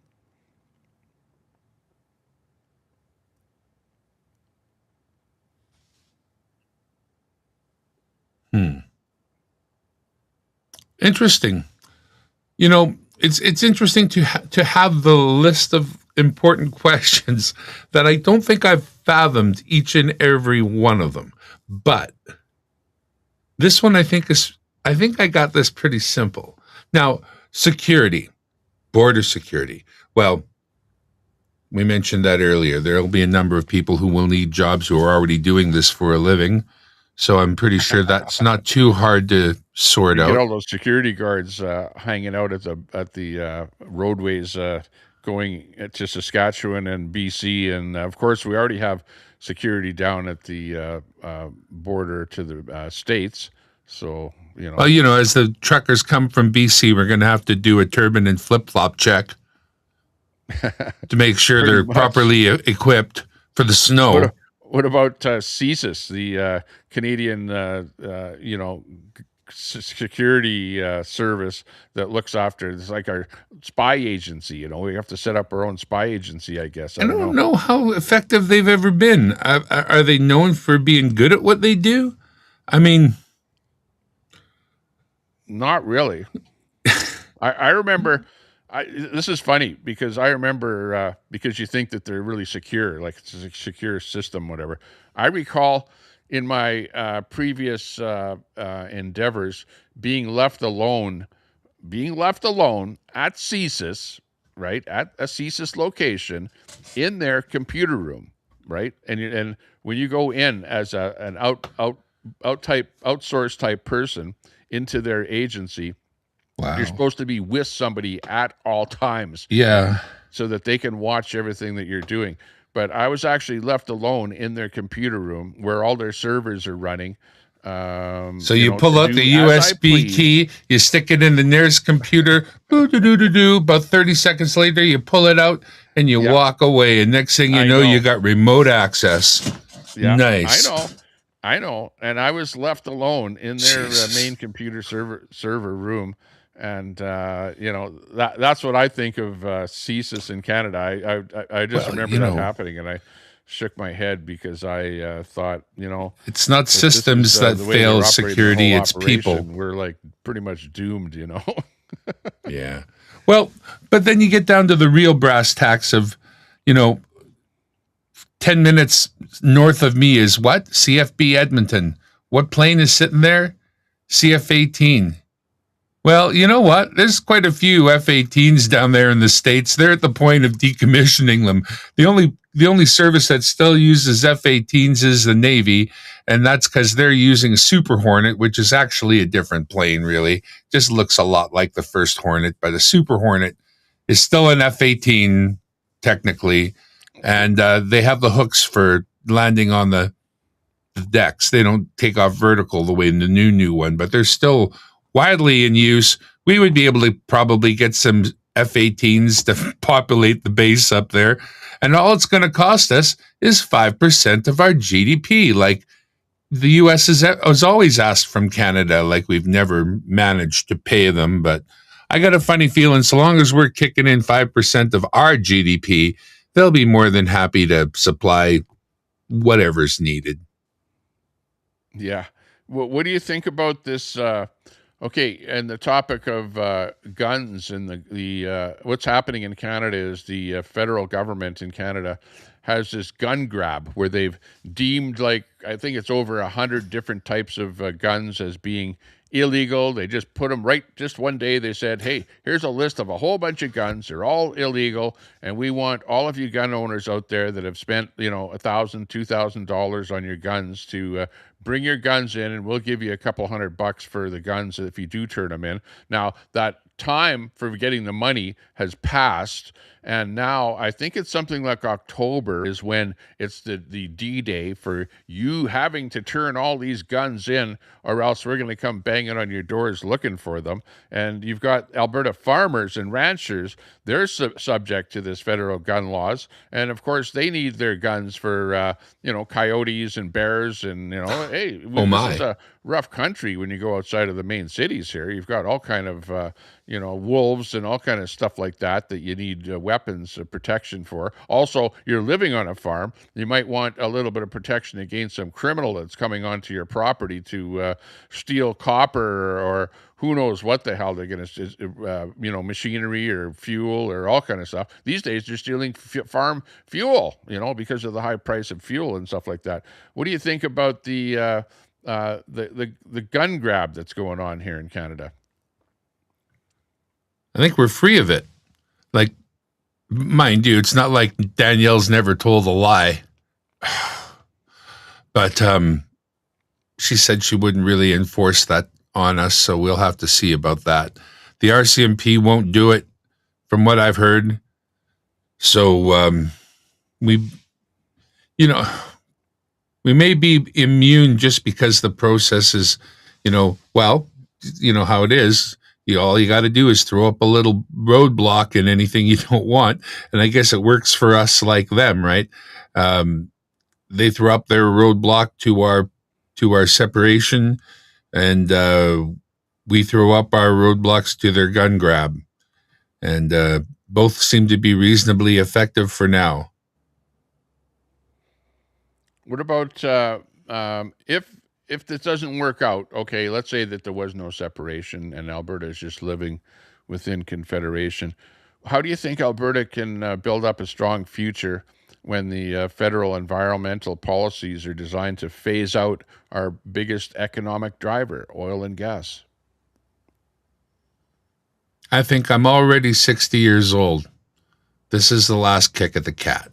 So as many times as I get to vote on this positively, I will. I don't think the fight will ever really end. Honestly, it shouldn't. But if it doesn't get done while I'm still around, I'll know that I tried my best for my children. That's that. If Alberta becomes independent, do you think we could create a fairer tax system that rewards hard work instead of punishing success like Canada currently does? We already do. We're one of the, where is their provincial tax? We already reward, and we would continue to do that. In fact, what about? Yeah, go ahead. I'm sure that again, everybody would feel it. I mean, in the end, with the money that would come back, I would expect water at every reserve. I would expect doctors could be better paid so we could keep some. I would expect a general welfare increase, just the people who are on pensions and stuff like that, just a little bit, do something for them, return some of that in a way that makes a difference to people who really need it.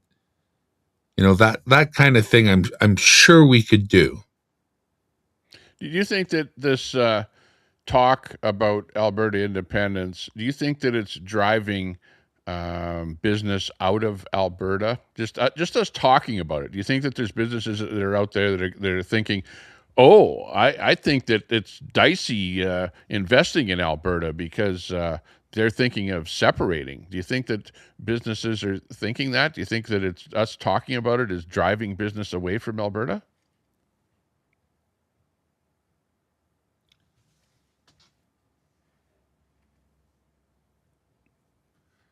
It's if the question is really considered and you break down the us talking about it part, not so concerned about that because, I mean, whether we talk about it or not, it's in the air.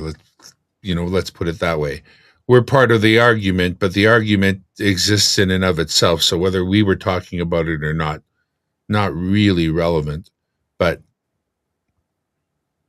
yeah, there's going to be some businesses that I would think would hold off in any kind of unsuredness. But what is there to gain by doing something risky in Canada right now? By being entrepreneurial, what do you have to gain? The market is tiny. If you're not already in the States, you're not going to come to Canada because it's a waste of your investment to do so. You should be best spending that in the most lucrative possible market, which is not us, it's the States. And then after, if things work out, you can expand. So is it our talking about it that's making things hard for a business to get started or doubt the possibility of doing well? No, it's not us talking about it. Is it the situation that has been created that we're all living in that, it's really that. I mean, what we're looking at is possible answers to this question. And I think that if we were to separate, that answer would be a strong answer that would give business a place to start. They wouldn't be that concerned about, they'd know what was going forward, a sure footing. I think Canada is already not particularly a sure footing. We've been slipping back for years. Last 10 years, slipping back.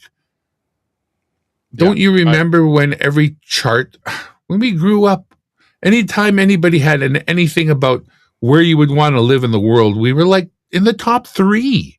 We were in the top 3. We're at the 27th now, or some stupid number like that. It's my own thought on it is, look at, if you were to invest, if you were thinking about investing in Alberta, okay, you would be thinking, okay, what is it like, and what are the downfalls, and what are the costs at this moment in time, okay?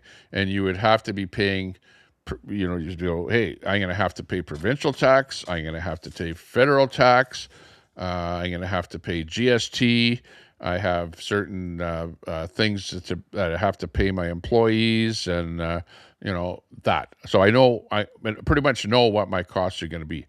But if Alberta separates, is it going to be a better environment or a worse environment? That's what I would be thinking. And I would be thinking, you know what? This is going to end up being the best place to invest or to start up a business in North America, because I won't have to be paying federal taxes, which are huge for a business. I won't have to be paying the GST, which is huge for any kind of a business. And I will have a far better place to be running my business if it was an independent Alberta than within Canada. Alberta is going to be a mecca for businesses to flock to, and you'll see that happen, that if Alberta does become independent, that businesses will be flocking to Alberta, and instead of, they'll be looking at, where in North America can I open up shop and have the least amount of taxes to be paid on my business. Alberta is going to be the go-to place. So where you have all these people out there that are going, oh, there's so much uncertainty and there's so much investment that's not happening because of the uncertainty on Alberta separation. Where are these businesses that are uncertain? I don't think that there are any. If I was a business person and I was, thinking, where in Canada am I going to open up shop? I think that I would be looking at Alberta, thinking that if Alberta does become independent, then absolutely I'm going to make more money in Alberta than anywhere in the United States or in Canada. That's what my thinking is on the whole thing. So I think it's a bullshit story for people to be saying you guys talking about independence is hurting investment in Alberta. I don't think that's true at all. At all. That's my thought. No, I think we're discussing a current, the biggest current topic, honestly. Oh, just hang on. Quick phone call. Hey, I'll be right back. It's a Christmas time, and it's time to think of Christmas. Christmas time is what I think of when I hear it. Every time I hear the song, I think of Christmas time. Christmas time is what I think of. No, it's not. I'm lying.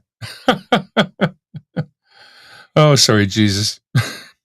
Praise you, Lord.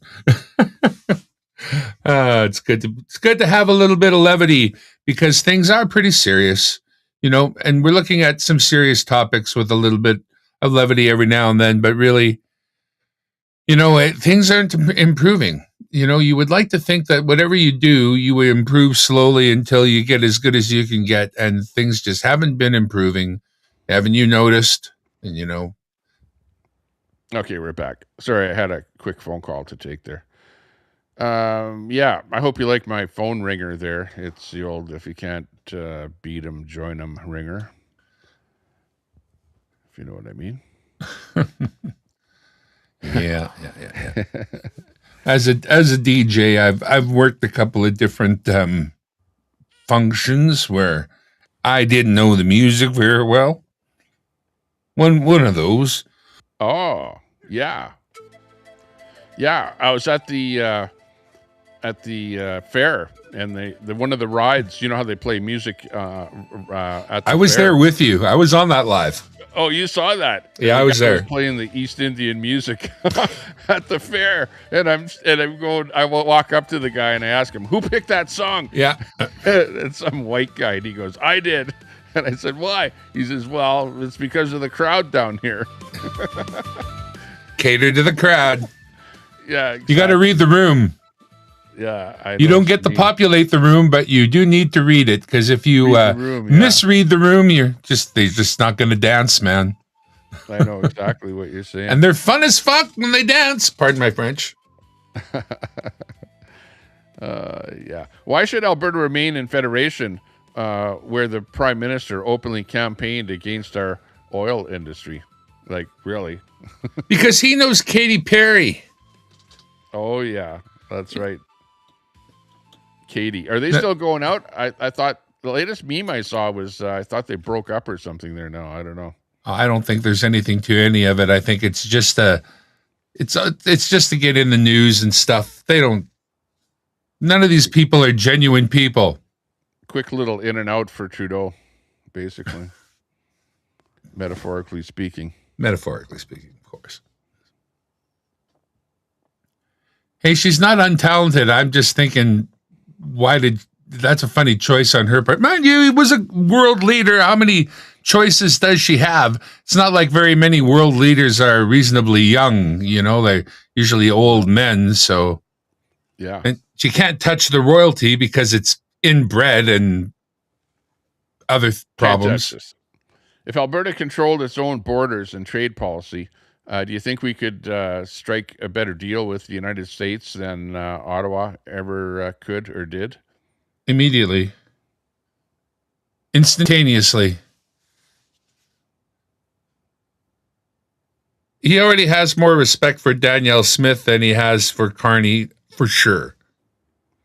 Hey, what do you think about this thing where the natives have brought up this court order, for us to not be able to count the petition votes? Do you think that Ottawa had any bearing on pushing that judge to make that order, being a liberal judge? Okay, listen, I'll stand there at the plate with the bat. You just throw me a nice softball, and I'll blast it right out of the park, okay? Come on. She's a liberal appointee. She's doing exactly what the phone call told her to do. The phone rang at 3 a.m. It was actually 7 in Ottawa. And she picked up the phone, and she was told what to do, and she did it. That's it. There's nothing really much more to it than that. Just another government shill put in a government job, making good money and knowing full well. I mean, that's the same thing with Marilyn Gladieux. She'd never tasted being in power. She decided that it was going to be her last year in government. She decided that she might as well get a taste of what it's actually like to be on the team that gets to twist the knobs and throw the levers. She was offered something that was an enticement of one kind or another, whatever it happened to be. Maybe it was something to do with her family member or something. And then you got a floor crosser, right? Yeah, pretty much. Yeah. What about all those floor crossers that have been going on there? What's your take on that? Where this is for those in the States or whatever watching, what's happening is we have the Liberal Party that's was a minority government. They didn't have quite enough seats to form a majority, and then you had a bunch of the Conservative MPs cross the floor over and become from a Conservative immediately become a Liberal. Like overnight, pissing off everybody in Canada. What do you think about that? Yeah. I think floor crossing should be absolutely fine. You can always change your mind. You just can't take your job with you. You can't be the general manager of the Dodgers and decide to go work with the Yankees, but bring all the Dodgers players. You have to leave all that behind. If you're purposed in your mind, if there's a reason why, whatever it happens to be, then go ahead and go by your convictions. Just, you're not allowed, it should trigger a by-election. I don't think, other than that, I don't care floor crossing one way or the other. It would never have happened if it didn't if it didn't bring with it the seat It would have never been considered in this case. So that's the problem with it, that it carries with it the seat of the person, and that people are corruptible. And when you're the prime minister of a country, you've got a lot of weight to throw around. Whether the person is a good-hearted person and wants to leave a legacy in their riding somehow for the people, or whether it's to personally enrich an individual, as she said herself, that if you listen to the very first interview that she gives, she trips up. And she said it was a choice that she made for herself, as well as. She says, as well as it was the best choice for me. Well, yeah, okay, Marilyn, fair enough. But yeah, if you guys in the States, if you ever wondered how an election is stolen, this is how an election is stolen. Not the way your guy thought it would be stolen. It's stolen by afterwards. You just throw money or threats or help or whatever it happens to be, enticements to get a person to actually change from, X to Y. It's polar opposite in our world. Democrat to Republican in your world. Doesn't make sense. Yeah, I saw that, and I saw some of her comments over time there too. And she's going like, well... somebody else who calls him Drumpf. I wanted more for my constituents out there, and I wasn't getting enough from the Conservatives, so I thought that if I crossed over, they promised me that they would be able to give more to the constituents than I was getting right now. It was like that kind of a thing. So, no, it actually cost me $15,000 because I'm not on a committee anymore, so I actually lost money crossing over, right? You probably saw that, too. And, I'm thinking, oh, my God. And, that's the reason that they should make a bill making it so that as soon as you cross the floor, there's immediately a by-election and bring it to a vote and not let that person carry that seat over to the other party without a by-election right away. It's simple. Despicable. The same way as in, if you've ever watched the goings-on in Parliament, you've seen how point of order gets used. And if you ever watch Parliament, it's often not a point of order, but it's disruptive to the process. And so often this point of order is called simply to disrupt the process. And when you see how often it's used and how disruptive it is, you know that people are just trying to impede. And I think that there should be a serious penalty anytime a point of order is called when it's not a point of order. If anybody wonders what I'm talking about, look up Robert's Rules of Order. That's how Parliament is run. The rules, who gets to talk, when you get to talk, how long, what, blah, blah. And if you think something has been done wrong, if it goes past these particular rules, you can call a point of order. And then it's supposed to be one of the specific things you've transgressed, not just you've said something that's offended somebody and they want to be disruptive. That disruption keeps them from getting very much done. So if there was a way to stop them from using that as a tool of disruption, we would get way further on the daily basis in Parliament. That I know. I'm familiar with Robert's Rules of Order, but having been part of some groups, clubs, things like that use that. So I know exactly what it's all about. I was part of the whole thing.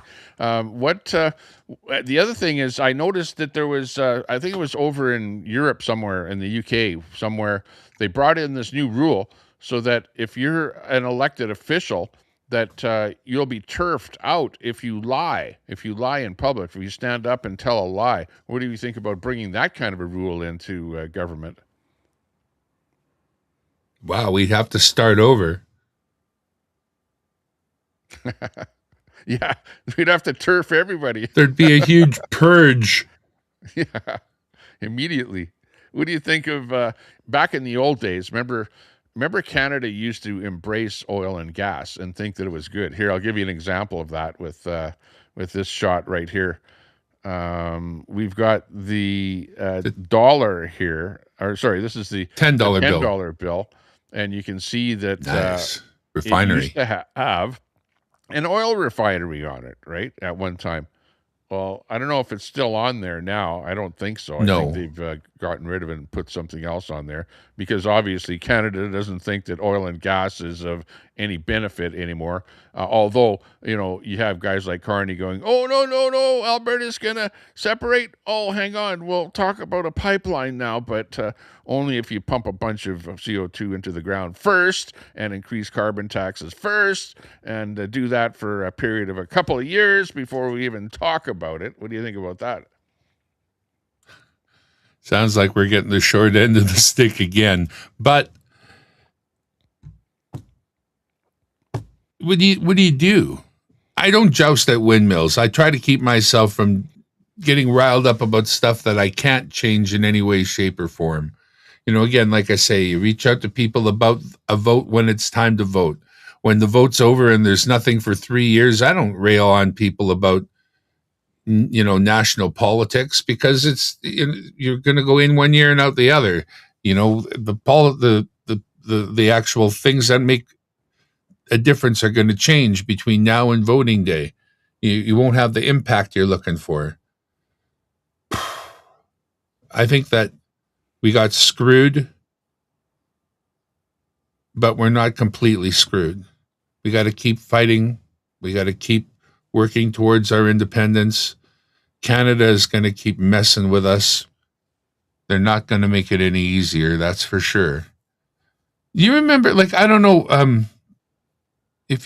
I thought you had a media background as well to a certain extent, but when I was in school at BCIT and they were teaching us about how news worked, we had to be concerned about the stories we were taught that we would need to be concerned about the stories we aired, how they aired in relation to commercials that would run before them and after them, like all kinds of considerations about what we were going to put on the air. And since then, everything changed. Look. Well, yeah, I agree with you. Well, no, I don't have any media background whatsoever. I never took any, or had any education or training or stuff like that.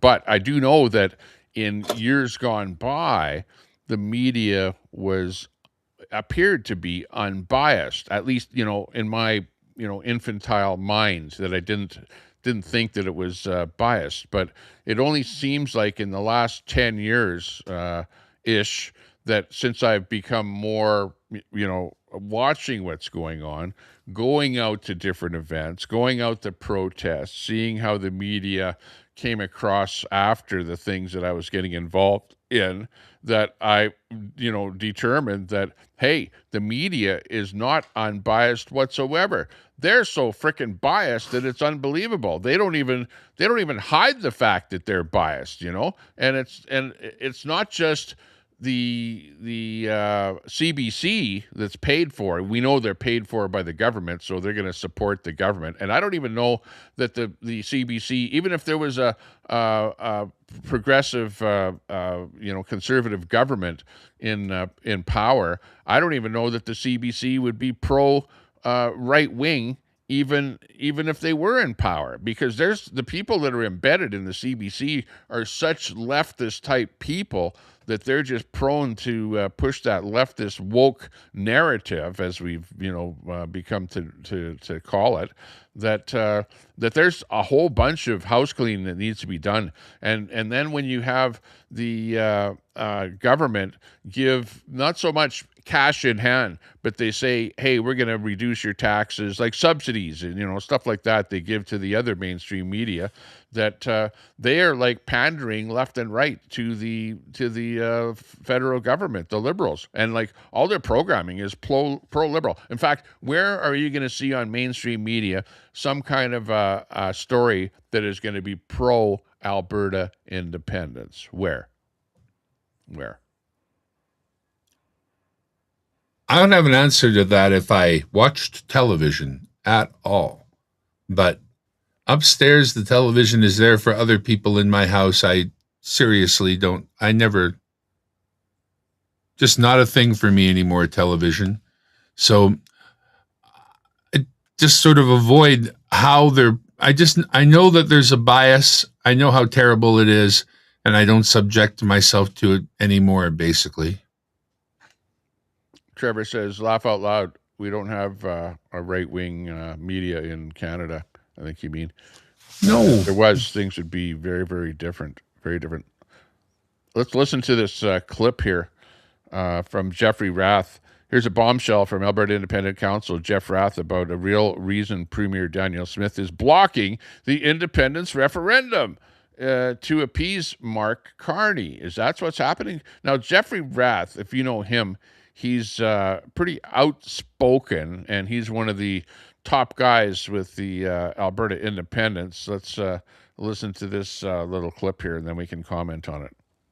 I'll let you explain. You believe that this is about Danielle not just suggesting there's another alternative here, but that she's deliberately doing this to appease Mark Carney. Yeah, absolutely. We actually had a contact that was in the room with her and Carney, and we're told by our source that was there that she absolutely promised Mark Carney that there would not be a referendum this year on independence. So wow. I think this is just her keeping her promise, right? So she's done it again. She's now crossed the floor for the second time. This time now she's crossed the floor to join the Carney Liberals. I mean, don't think that it was missed on anybody that she just went, oh, Mark Carney so this and he's so that, and I love him so much, and Mark Carney's such a nice man, and everybody, he's not Justin Trudeau, oh, Mark Carney, Mark, right? And of course, ignoring the fact that, Carney has tried to pass a bill to create backdoors into all of our electronic devices to surveil us in real time, right? Pass bills to make it illegal for preachers to read the Bible in church. Won't lift the West Coast tanker ban. Won't accord basic respect to Alberta. Telling Albertans that in order to have a West Coast pipeline, which incidentally we don't need right now, because of the Bridger expansion and the Enbridge expansion, that's 1.5 million barrels of new capacity, right? Once that's online, given all of Carney's regressive policies, we won't have enough oil to fill a West Coast pipeline. And of course, Danny doesn't want to talk about that. So she's literally sold out everybody in Alberta for a completely unnecessary pipeline. And it's just, it just boggles the mind. Okay. Yeah. What do you think of that story? Boggles the mind.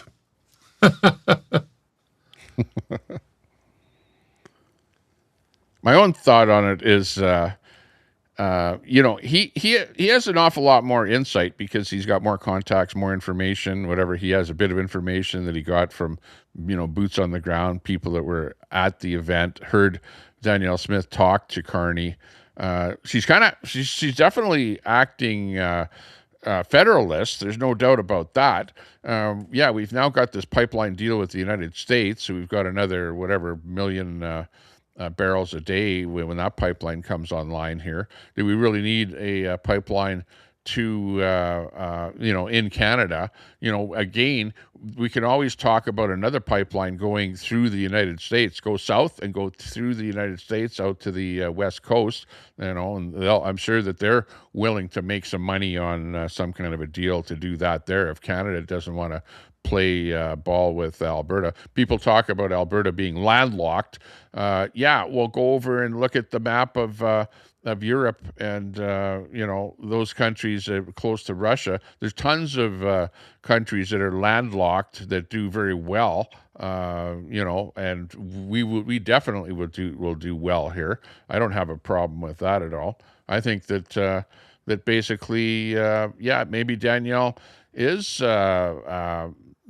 sitting in that federalist camp and doesn't really want to put this. Could she do you think that Danielle Smith really could have put that question on the table for us having independence, or do you think that her hands were absolutely tied by this court decision?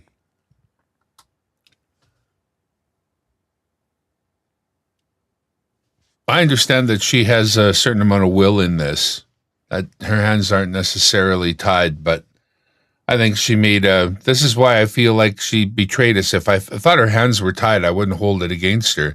I mean, we have to we have to function within the law, but she knows the will of the people, and I believe that she had it within her right to, provide the will of the people, and decided against it.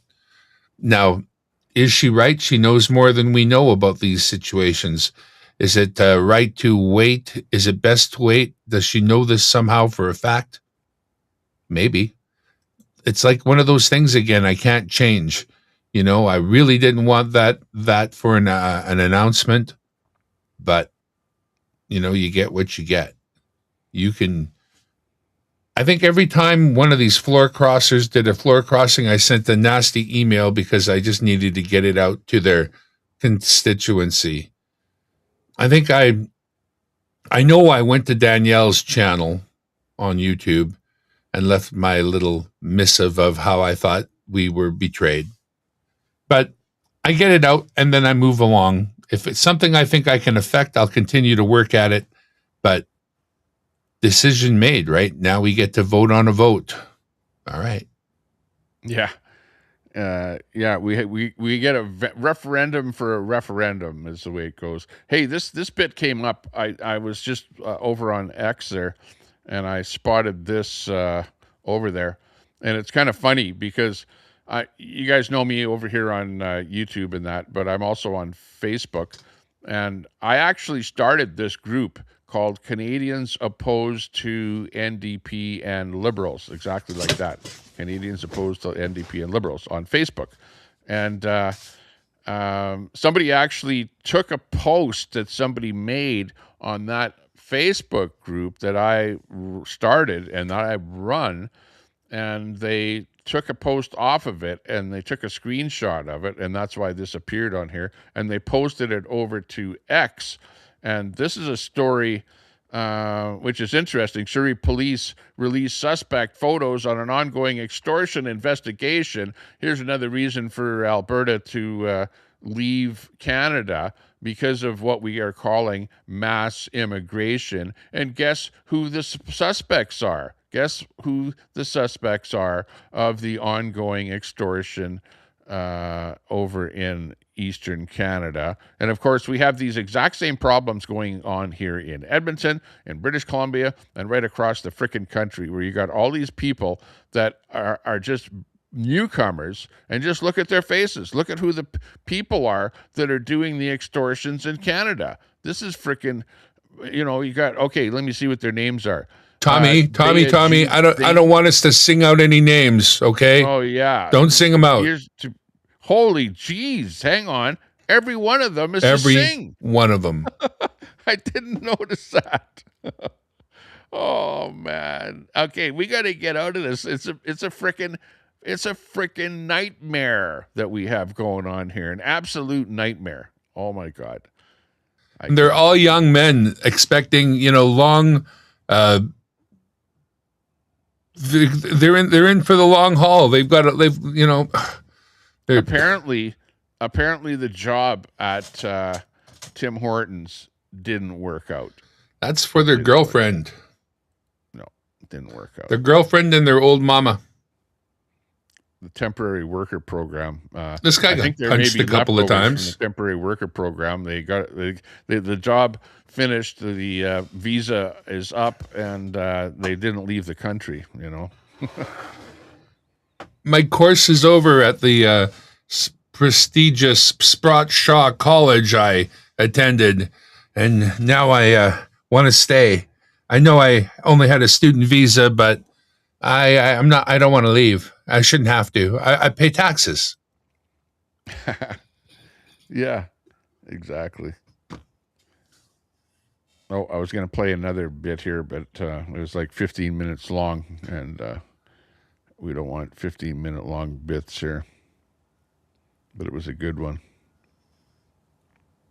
I was talking to a friend about Rep by Pop, and he was suggesting that we would need to have equal representation in each province, let's just say. And I mean, that would be great, but that's a step even beyond what some people, talk about. That is representation by population. They say the East is overrepresented, the West is underrepresented. While that's true, if you actually do rep by pop exactly as it should be, we gain a couple of seats, they lose a couple of seats, but it doesn't change the balance of power. You're still going to be told what to do by the East. It doesn't change that. So if you were to go evenly, same number of representatives, regardless of population from each province, there would be a chance for a reasonable outcome for Canada as a country. But that's 2 steps beyond where we are now. And that's not going to happen. Don't forget, they have a veto. Oh, yeah, screw you. Right? Don't forget that. Oh, I didn't know you could do such a good French accent. That was pretty good, actually. They teach you in school when you go there. Hey, this just in. Tim Hortons, breaking news. Where's my breaking news? I get in trouble for accents, and next thing you know. Yeah, boy. Oh, hang on. That's not breaking news. That was funny. I am not knowing. Each and everything is available at the Tim Hortons. It's hard to be a DJ. Hang on. Where is it here? I would play you each and everything. I am your DJ. Where's my breaking news here? DJ spinning hat. Oh, hang on. Is this it? Yeah. Breaking news. Tim Hortons, breaking news from Tim Hortons from the Globe and Mail. Tim Hortons is to dial back on temporary foreign worker program. They aim to hire 10,000 locals. Wow. Yeah, but who are those locals going to be now? Not you and I. I don't know. Well, we'll see. Apparently they're being hit hard because they were on that temporary East Indian foreign worker program, and everyone that you saw working in the restaurant was like speaking Punjabi to each other. So apparently they were hit hard with customer backlash. So they're changing their ways at Tim Hortons, apparently, trying to make things a little bit better. But will it happen? I don't know. You know what they didn't take into consideration at all at Tim Hortons? From a guy who grew up with Tim Hortons, the prettiest girls in school used to get the jobs at the Tim Hortons. You didn't go to Tim Hortons for donuts and coffee. You were 18, 17, 16. The pretty girls from your school that worked there were the reason to go there and chat them up and have a donut and whatever. It's never about the donuts. No, that's right. The friendly-looking girls. Listen to this bit here. Coming to us, the Truth Bomb, from the Truth Bomb here. This is news anchors from the United States comments on Mark Carney, and his comments are chilling. Let's listen to this. I have a message for the Canadian people. Don't vote for this guy. Mark Carney is the most elite of elitists out there. This guy is not a man of the people at all. He's the ultimate elitist. And be careful, because he put out a message and he conflated, hey, Trump is the biggest threat we've had, in his lifetime. Thinking about all the things that have threatened humankind in his lifetime. So it's hyperbolic, but then he started bragging about the economy, the liberal economy. I have all these charts. I mean, it's just, and they're all heartbreaking if you're a Canadian. The standard of living has imploded. You look at the investments, right, or where the jobs are. Almost all of it public sector, little private sector, and self-employment, none. There's no real business opportunities there. OECD predicts the worst economies for the 2020 to 2030 at the end of all 36 countries, Canada. So, I mean, be careful. You've got to, right, it's that bad. It's horrific. It's horrific. And this country needs a reboot, right? Which means Canada's vulnerable. It's extraordinarily vulnerable. They're vulnerable to a major power like America taking them on. Sure. I mean, and we're friends. Again, this is reciprocal. This is like, hey, okay, you want to protect your dairy farmers, and they, for whatever reason, they supersede everyone else. Negotiate with the Trump team. But this sort of saber rattling. But I will say this: they do have a friend in the American media.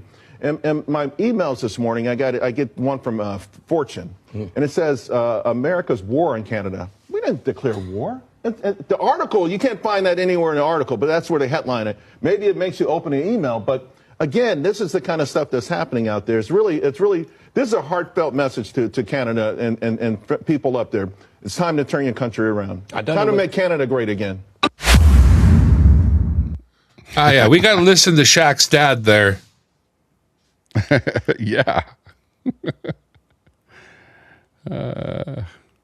Well, yeah, you know, he's right. He's right to some degree there, because frickin' Carney, you know, says we got a war going on with America. You know, well, like, what kind of war? No, the only war is that you're too imbecilic to go down there and negotiate with the states. You know, you're like running around all over, jetting around to Fiji Island, whatever, and trying to set up, you know, trade relations with them for like $1 million a year. You know, like, give me a frickin' break.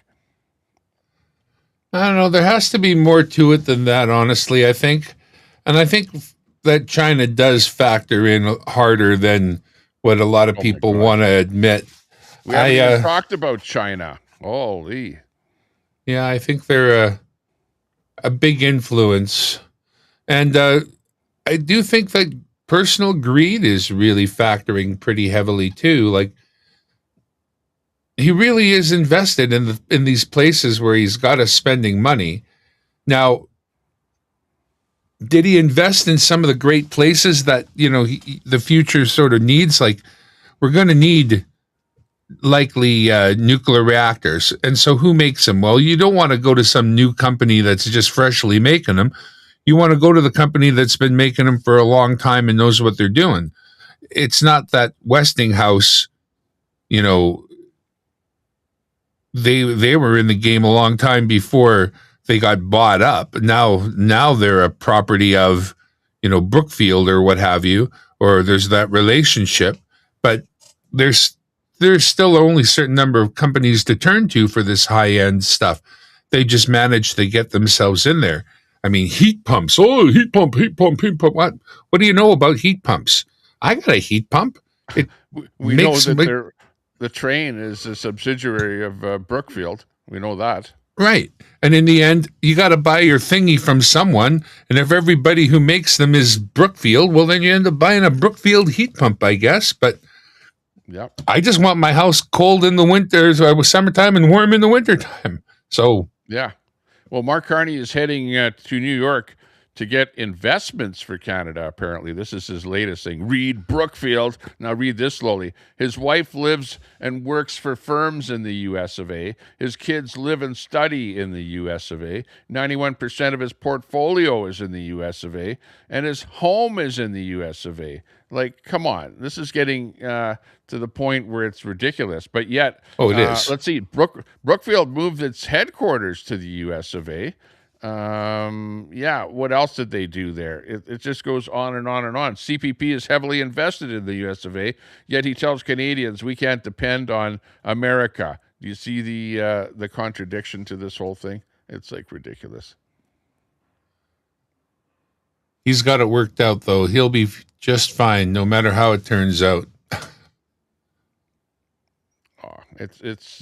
It's sickening. And why is it that whenever you hear Carney stand up and say that he's going to spend another $2 billion, that somehow there's a tie to Brookfield? Like, why is that? But that's after sending $20 billion to Ukraine. You know, $2 billion for us, $20 billion for Ukraine, and I don't see how there's any way we can have a leader that's so invested in business that there's no way to disentwine him. It's so big that it's ridiculous to a certain extent to ask him to sell, to divest, because he's spent a lifetime putting together a portfolio that's very important to people, like it would be to you. You would hate to have to do a job that you've got to liquidate your portfolio for. but that's the kind of job we're offering. So you really shouldn't do the job. When you've got so many other things pulling you one way or another, and you've got to make choices in the best interest of one thing, the people of Canada, all of us collectively, one thing, you're not always going to make that choice. And depending then on personal greed will be the percentage of times you make a choice that is alternate to the needs and best, outcome of the people. And this guy's so compromised. We need like a poor man.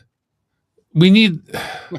He's definitely not a poor man, that's for sure. No, we need the opposite of this guy. Investment banker owns... he may not own stock. We need a frugal person. Options in Brookfield. Many millions of stock options. Well, that's money. In their world, they know that too. That's just money. Same. Can cash it in when he gets them. Yeah. And, you heard about his recent trips on planes and money spent on food. I'm sure he doesn't do anything for us. He doesn't consider us as he does things. It's not a good look. And yet there are people out there that defend him. Yeah. And if elbows up, people. Well, that's it too. To the point where first time I heard elbows up, I thought that's dirty hockey. You go into the corner with your elbows up, you're just looking to hurt somebody for no good reason. It's not sportsmanlike. If Canada is known for anything, it's known for being sportsmanlike. Usually. So we're unsportsmanlike under the current. We put our elbows up. We shun our brother from the same mother that we fought alongside in how many wars. What happens to be the world's largest economy. How are we moving in the right direction? And that's the reason to support Alberta separation, an opportunity to take the ship and steer it in a different direction.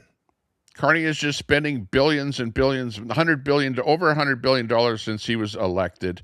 And there is no way for us to be able to pay for that other than to borrow money or to get those printing presses rolling. And he is printing more now than ever before. I saw some statistics on that, and this year is like way more than ever before. Let's watch this clip here from Keith Wilson. Keith Wilson has a 1-minute summary of constitutional things outlining Alberta's longstanding grievances with Ottawa, rather. No matter how you view the Alberta separation / prosperity project, it's an important clip to listen to. Let's listen to this one here. Quick, it's about a minute and a half. Where I do strongly disagree with the Premier is I don't think we've had the progress that she describes. I respectfully think she's overstating things. We haven't had a repeal of what's known in Alberta as the 9 bad laws. We still have the tanker ban. The oil industry here, as you know from your coverage, is very concerned about the feasibility of the combined cost of the industrial carbon tax, the Pathways project, the methane emissions. And Albertans who are seeking independence, concerns are not purely economic. Sure. There's serious concerns about other policies that have come out of Ottawa that we don't feel many of us align with our values. The No More Pipelines law was Bill C-69. That could be repealed and take us back to the environmental assessment framework that we had before that facilitated billions of dollars of investment and job creation. Yeah. And the Prime Minister refuses to go there. I just don't understand it. Independence. But everything comes at such effort. We have the world that needs our resources. Alberta could be single-handedly stimulating the economy, generating significant revenue for the federal government, dealing with this deficit problem, inflation problem, employment problem, social problems. And the amount of political capital and effort that the Premier Smith has had to put in just to getting the MOU And weekly, with respect, Prime Minister Carney seems to be adding new conditions. Most of us here in Alberta that are paying attention to this do not believe there will be a pipeline. Yeah. Will there be a pipeline? No. By the way, great editing. I never wanted to hear from her, and I didn't hear a word she said. Beautiful. Yeah. Rosemary, shut up. It's all fake. Remember, she said it's all fake. Beautiful hot mic moment. Yeah. Way to be, Rosemary. Good job. I can't believe you're still working there. But nice work. Yeah. Good to see you, Fry TV, in the chat there. Thanks a lot for popping Hey, in Fry. there. I appreciate that. We got Trevor in the chat there. We can't leave our chat out of here. He says the only thing a pipeline will do is make some rich guy richer. How will that help our homeless or addicted, or how many needing food banks? Yeah. You don't know how those are connected somehow? Remember that if there's a pipeline, that means it will be able to pull more oil out of the ground. And that's where the province makes their money from, right?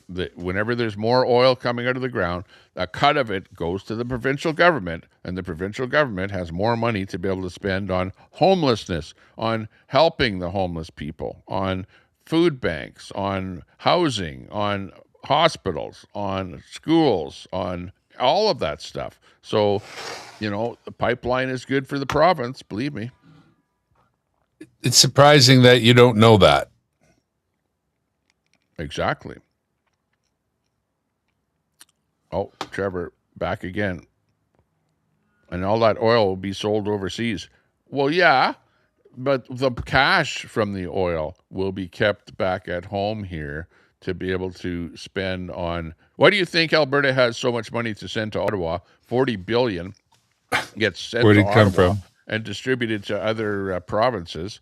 If we separated, that money would stay in Alberta to be used here to help out everyone. We wouldn't have to pay a federal income tax. We wouldn't have to pay GST. We wouldn't have to pay federal tax on our gas. We wouldn't have to pay the low emissions tax, or whatever the hell they're calling it, on our gasoline here. Clean fuel tax. That's what it's a carbon tax, but they call it a clean fuel tax. Oh, they got rid of the carbon tax. Remember when we were all holding up those signs, axe a tax? Yeah, they axed that tax, but they brought in the clean fuel tax. I thought the other day that there's another tax coming in there where they're jacking it up another 15 cents that we're going to be having to pay here per liter across Canada right away. You guys must love paying taxes. That's all I can say. What's the matter with those liberals? Got to get the money from somewhere. Yeah. By the way, we're going to be shutting down the stream here at the top of the hour. I don't know. It's actually looking not that great out there. Is it nice for a bicycle ride? I don't know. It's looks like it's getting cloudy, and I hope it doesn't start raining. But anyways, because it's going up to like 28 degrees. Global warming is happening here in Edmonton. Oh, no. And at the present time, the temperature is, let me just refresh, 25, going to be 28 degrees by 6 o'clock here tonight. Yeah, we might get a little bit of a sprinkling or something there, but warm up the heat hot pump out there. I mean, waiting. Or it's colder. like I don't want to go riding my bike when it's plus 10 because it's still a little chilly, but it's so nice out there. A little windy, but looking good. That's what I used to judge motorcycles. So long as it was double digit, that's 10 and above, then it's motorcycle weather. Right on. Yeah. Well, it's above 20, so that's definitely T-shirt weather out there. So we're going to be heading out there. By the way, tomorrow, after school tomorrow, we're heading back to Sylvan Lake, and hopefully I'll be able to get my license plate from the town of Sylvan Lake for my golf cart. And we'll be mobile on the golf cart live. So look forward to those streams as we tour around Sylvan Lake and show you the cities and the houses and the lake and stuff like that. So we'll be having a bit of fun. But yeah, I'm kind of enjoying it here that we're going over some of the clips and stuff like that we're seeing. Oh, hang on here. What about this guy here, the Quebec separatist here? I don't know. I didn't actually listen to this clip, but let's listen This is like, not only were Quebec separatists allowed to have 2 referendums, they want a 3rd referendum. And they didn't have to have any oversight by their native population there whatsoever. It was I think that's referendi now when you've had 3. Yeah, exactly.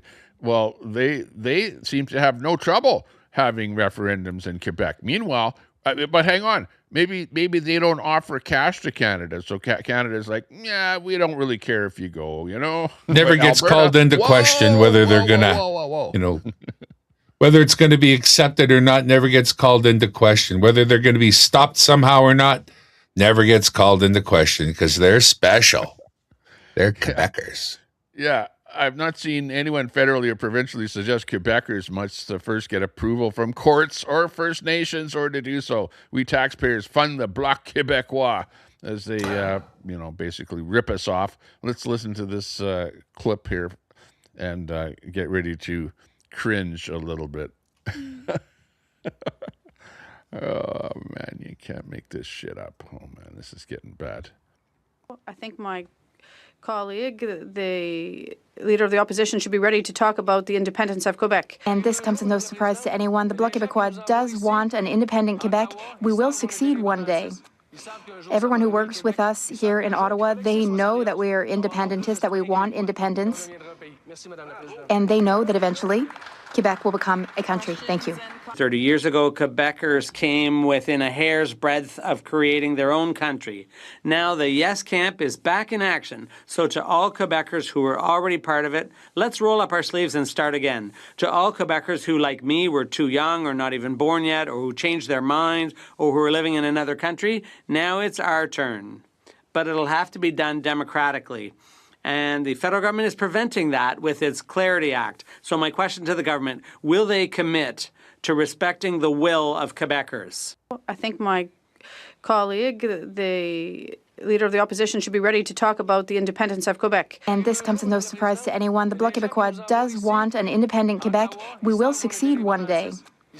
Everyone who works with us here. It's playing it over again there, but I like that one interpreter there for the woman. It it went well with the French woman there to have a male interpreter for her there. Oh, he zipped away there. Something happened. Hang on. Oh, he's I back. pushed the wrong button. There you go. Hang on. There we're back. Let me swap sides. I like watching French girls at all times. Just saying. Vive le Quebec! We want independence. One day we will have independence. It will happen. We want our own country. Well, at least, they have a reason for their own country because they don't even speak the same language as the rest of Canada. So, they would probably be okay, being their own country. Plus, they're not really, what is Quebec actually, if it's all about money and all about cash, and the federal government likes the money and likes the cash because that's what they live on. I guess they're not getting their share from Quebec, so they don't mind if Quebec leaves. And I know it's something that you want to sneeze about, really, honestly.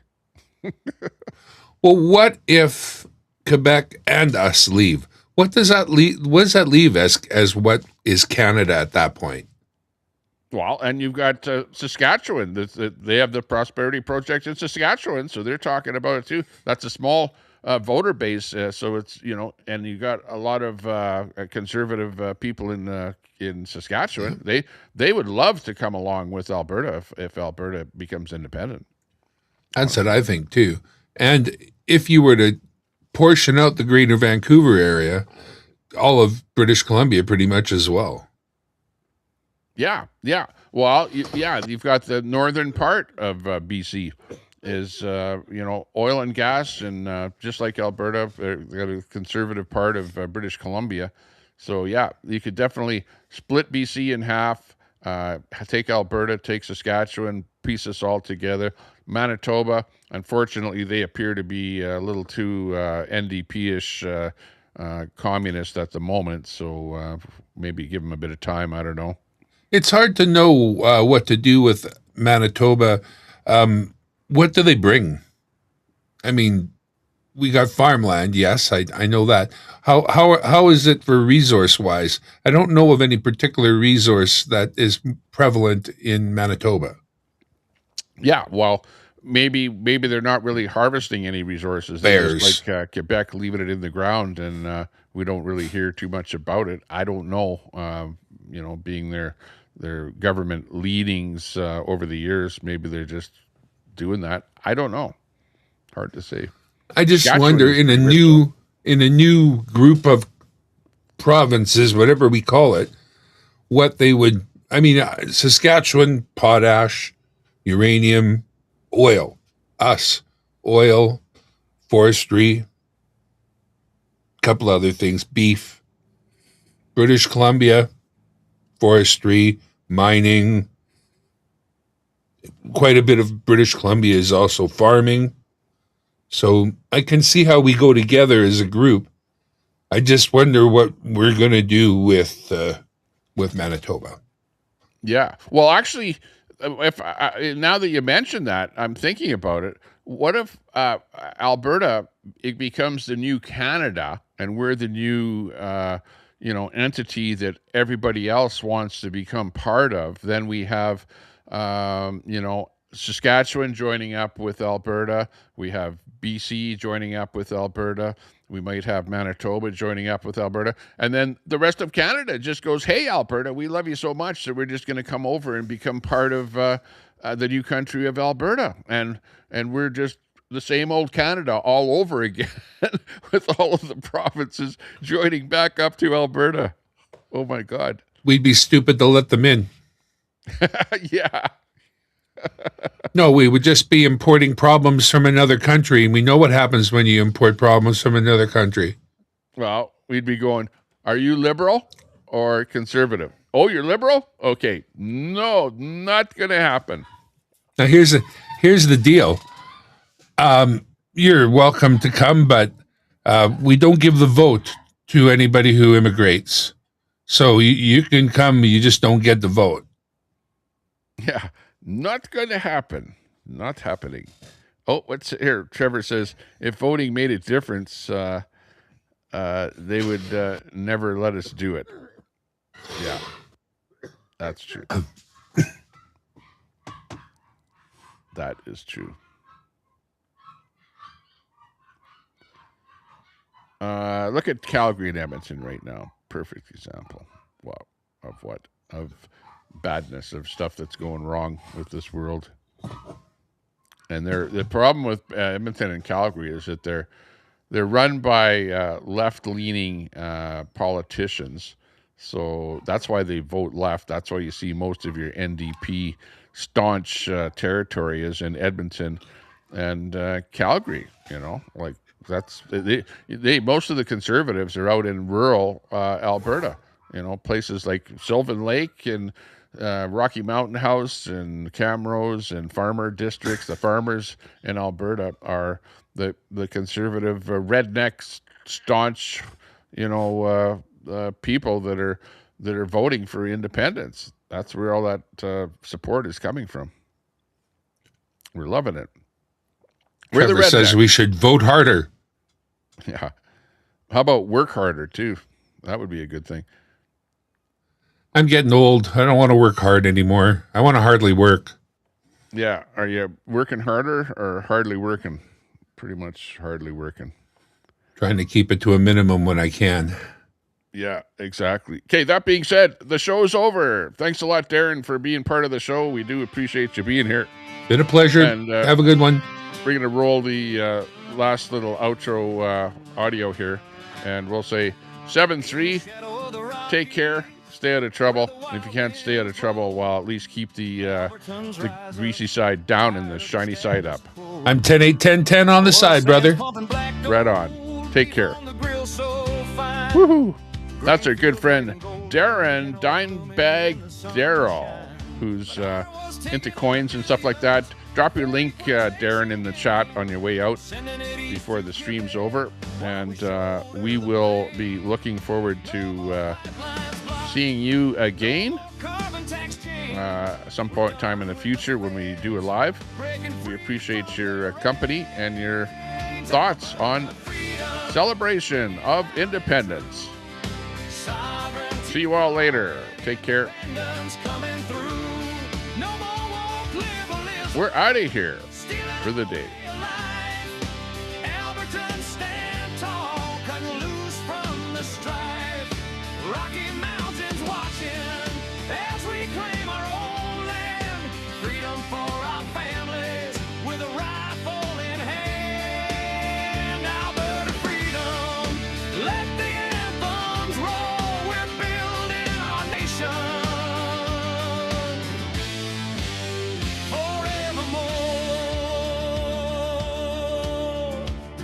From the prairie to the peaks, where the eagles soar high. We're sick of the traitors calling us traitors, that's a lie. Equalization's a thief, stealing our hard-earned pay, while they push their agendas, turning night into day. Beef ranchers and farmers, grain silos stand proud. Oil rigs turning profits under Alberta's cloud.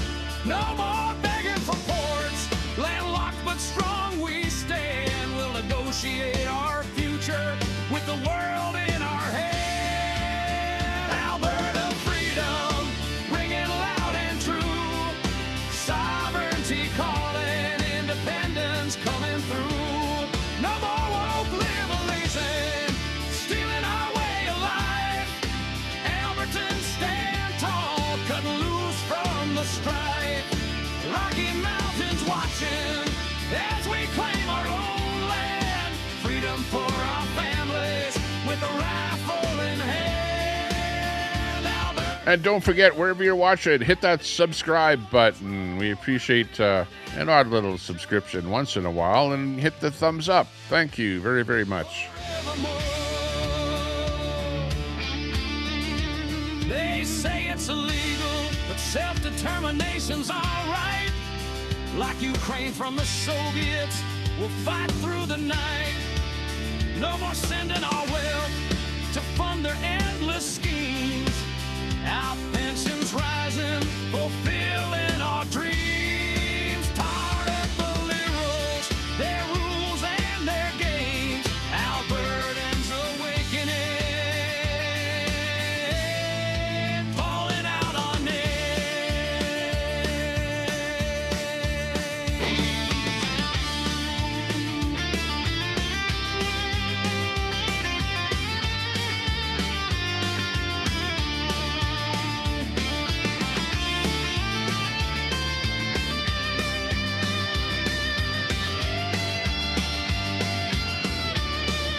Canola fields yellow, beef herds grazing free, oil sands fueling futures as far as the eye can see. We're Albertans first, with hearts full of fire. Separation's the answer, lifting us higher. No more being the wallet for a broken confederation. Freedom's our birthright, our declaration. Alberta freedom, ringing loud and true.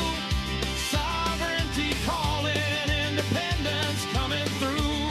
No more woke liberalism, stealing our way of life.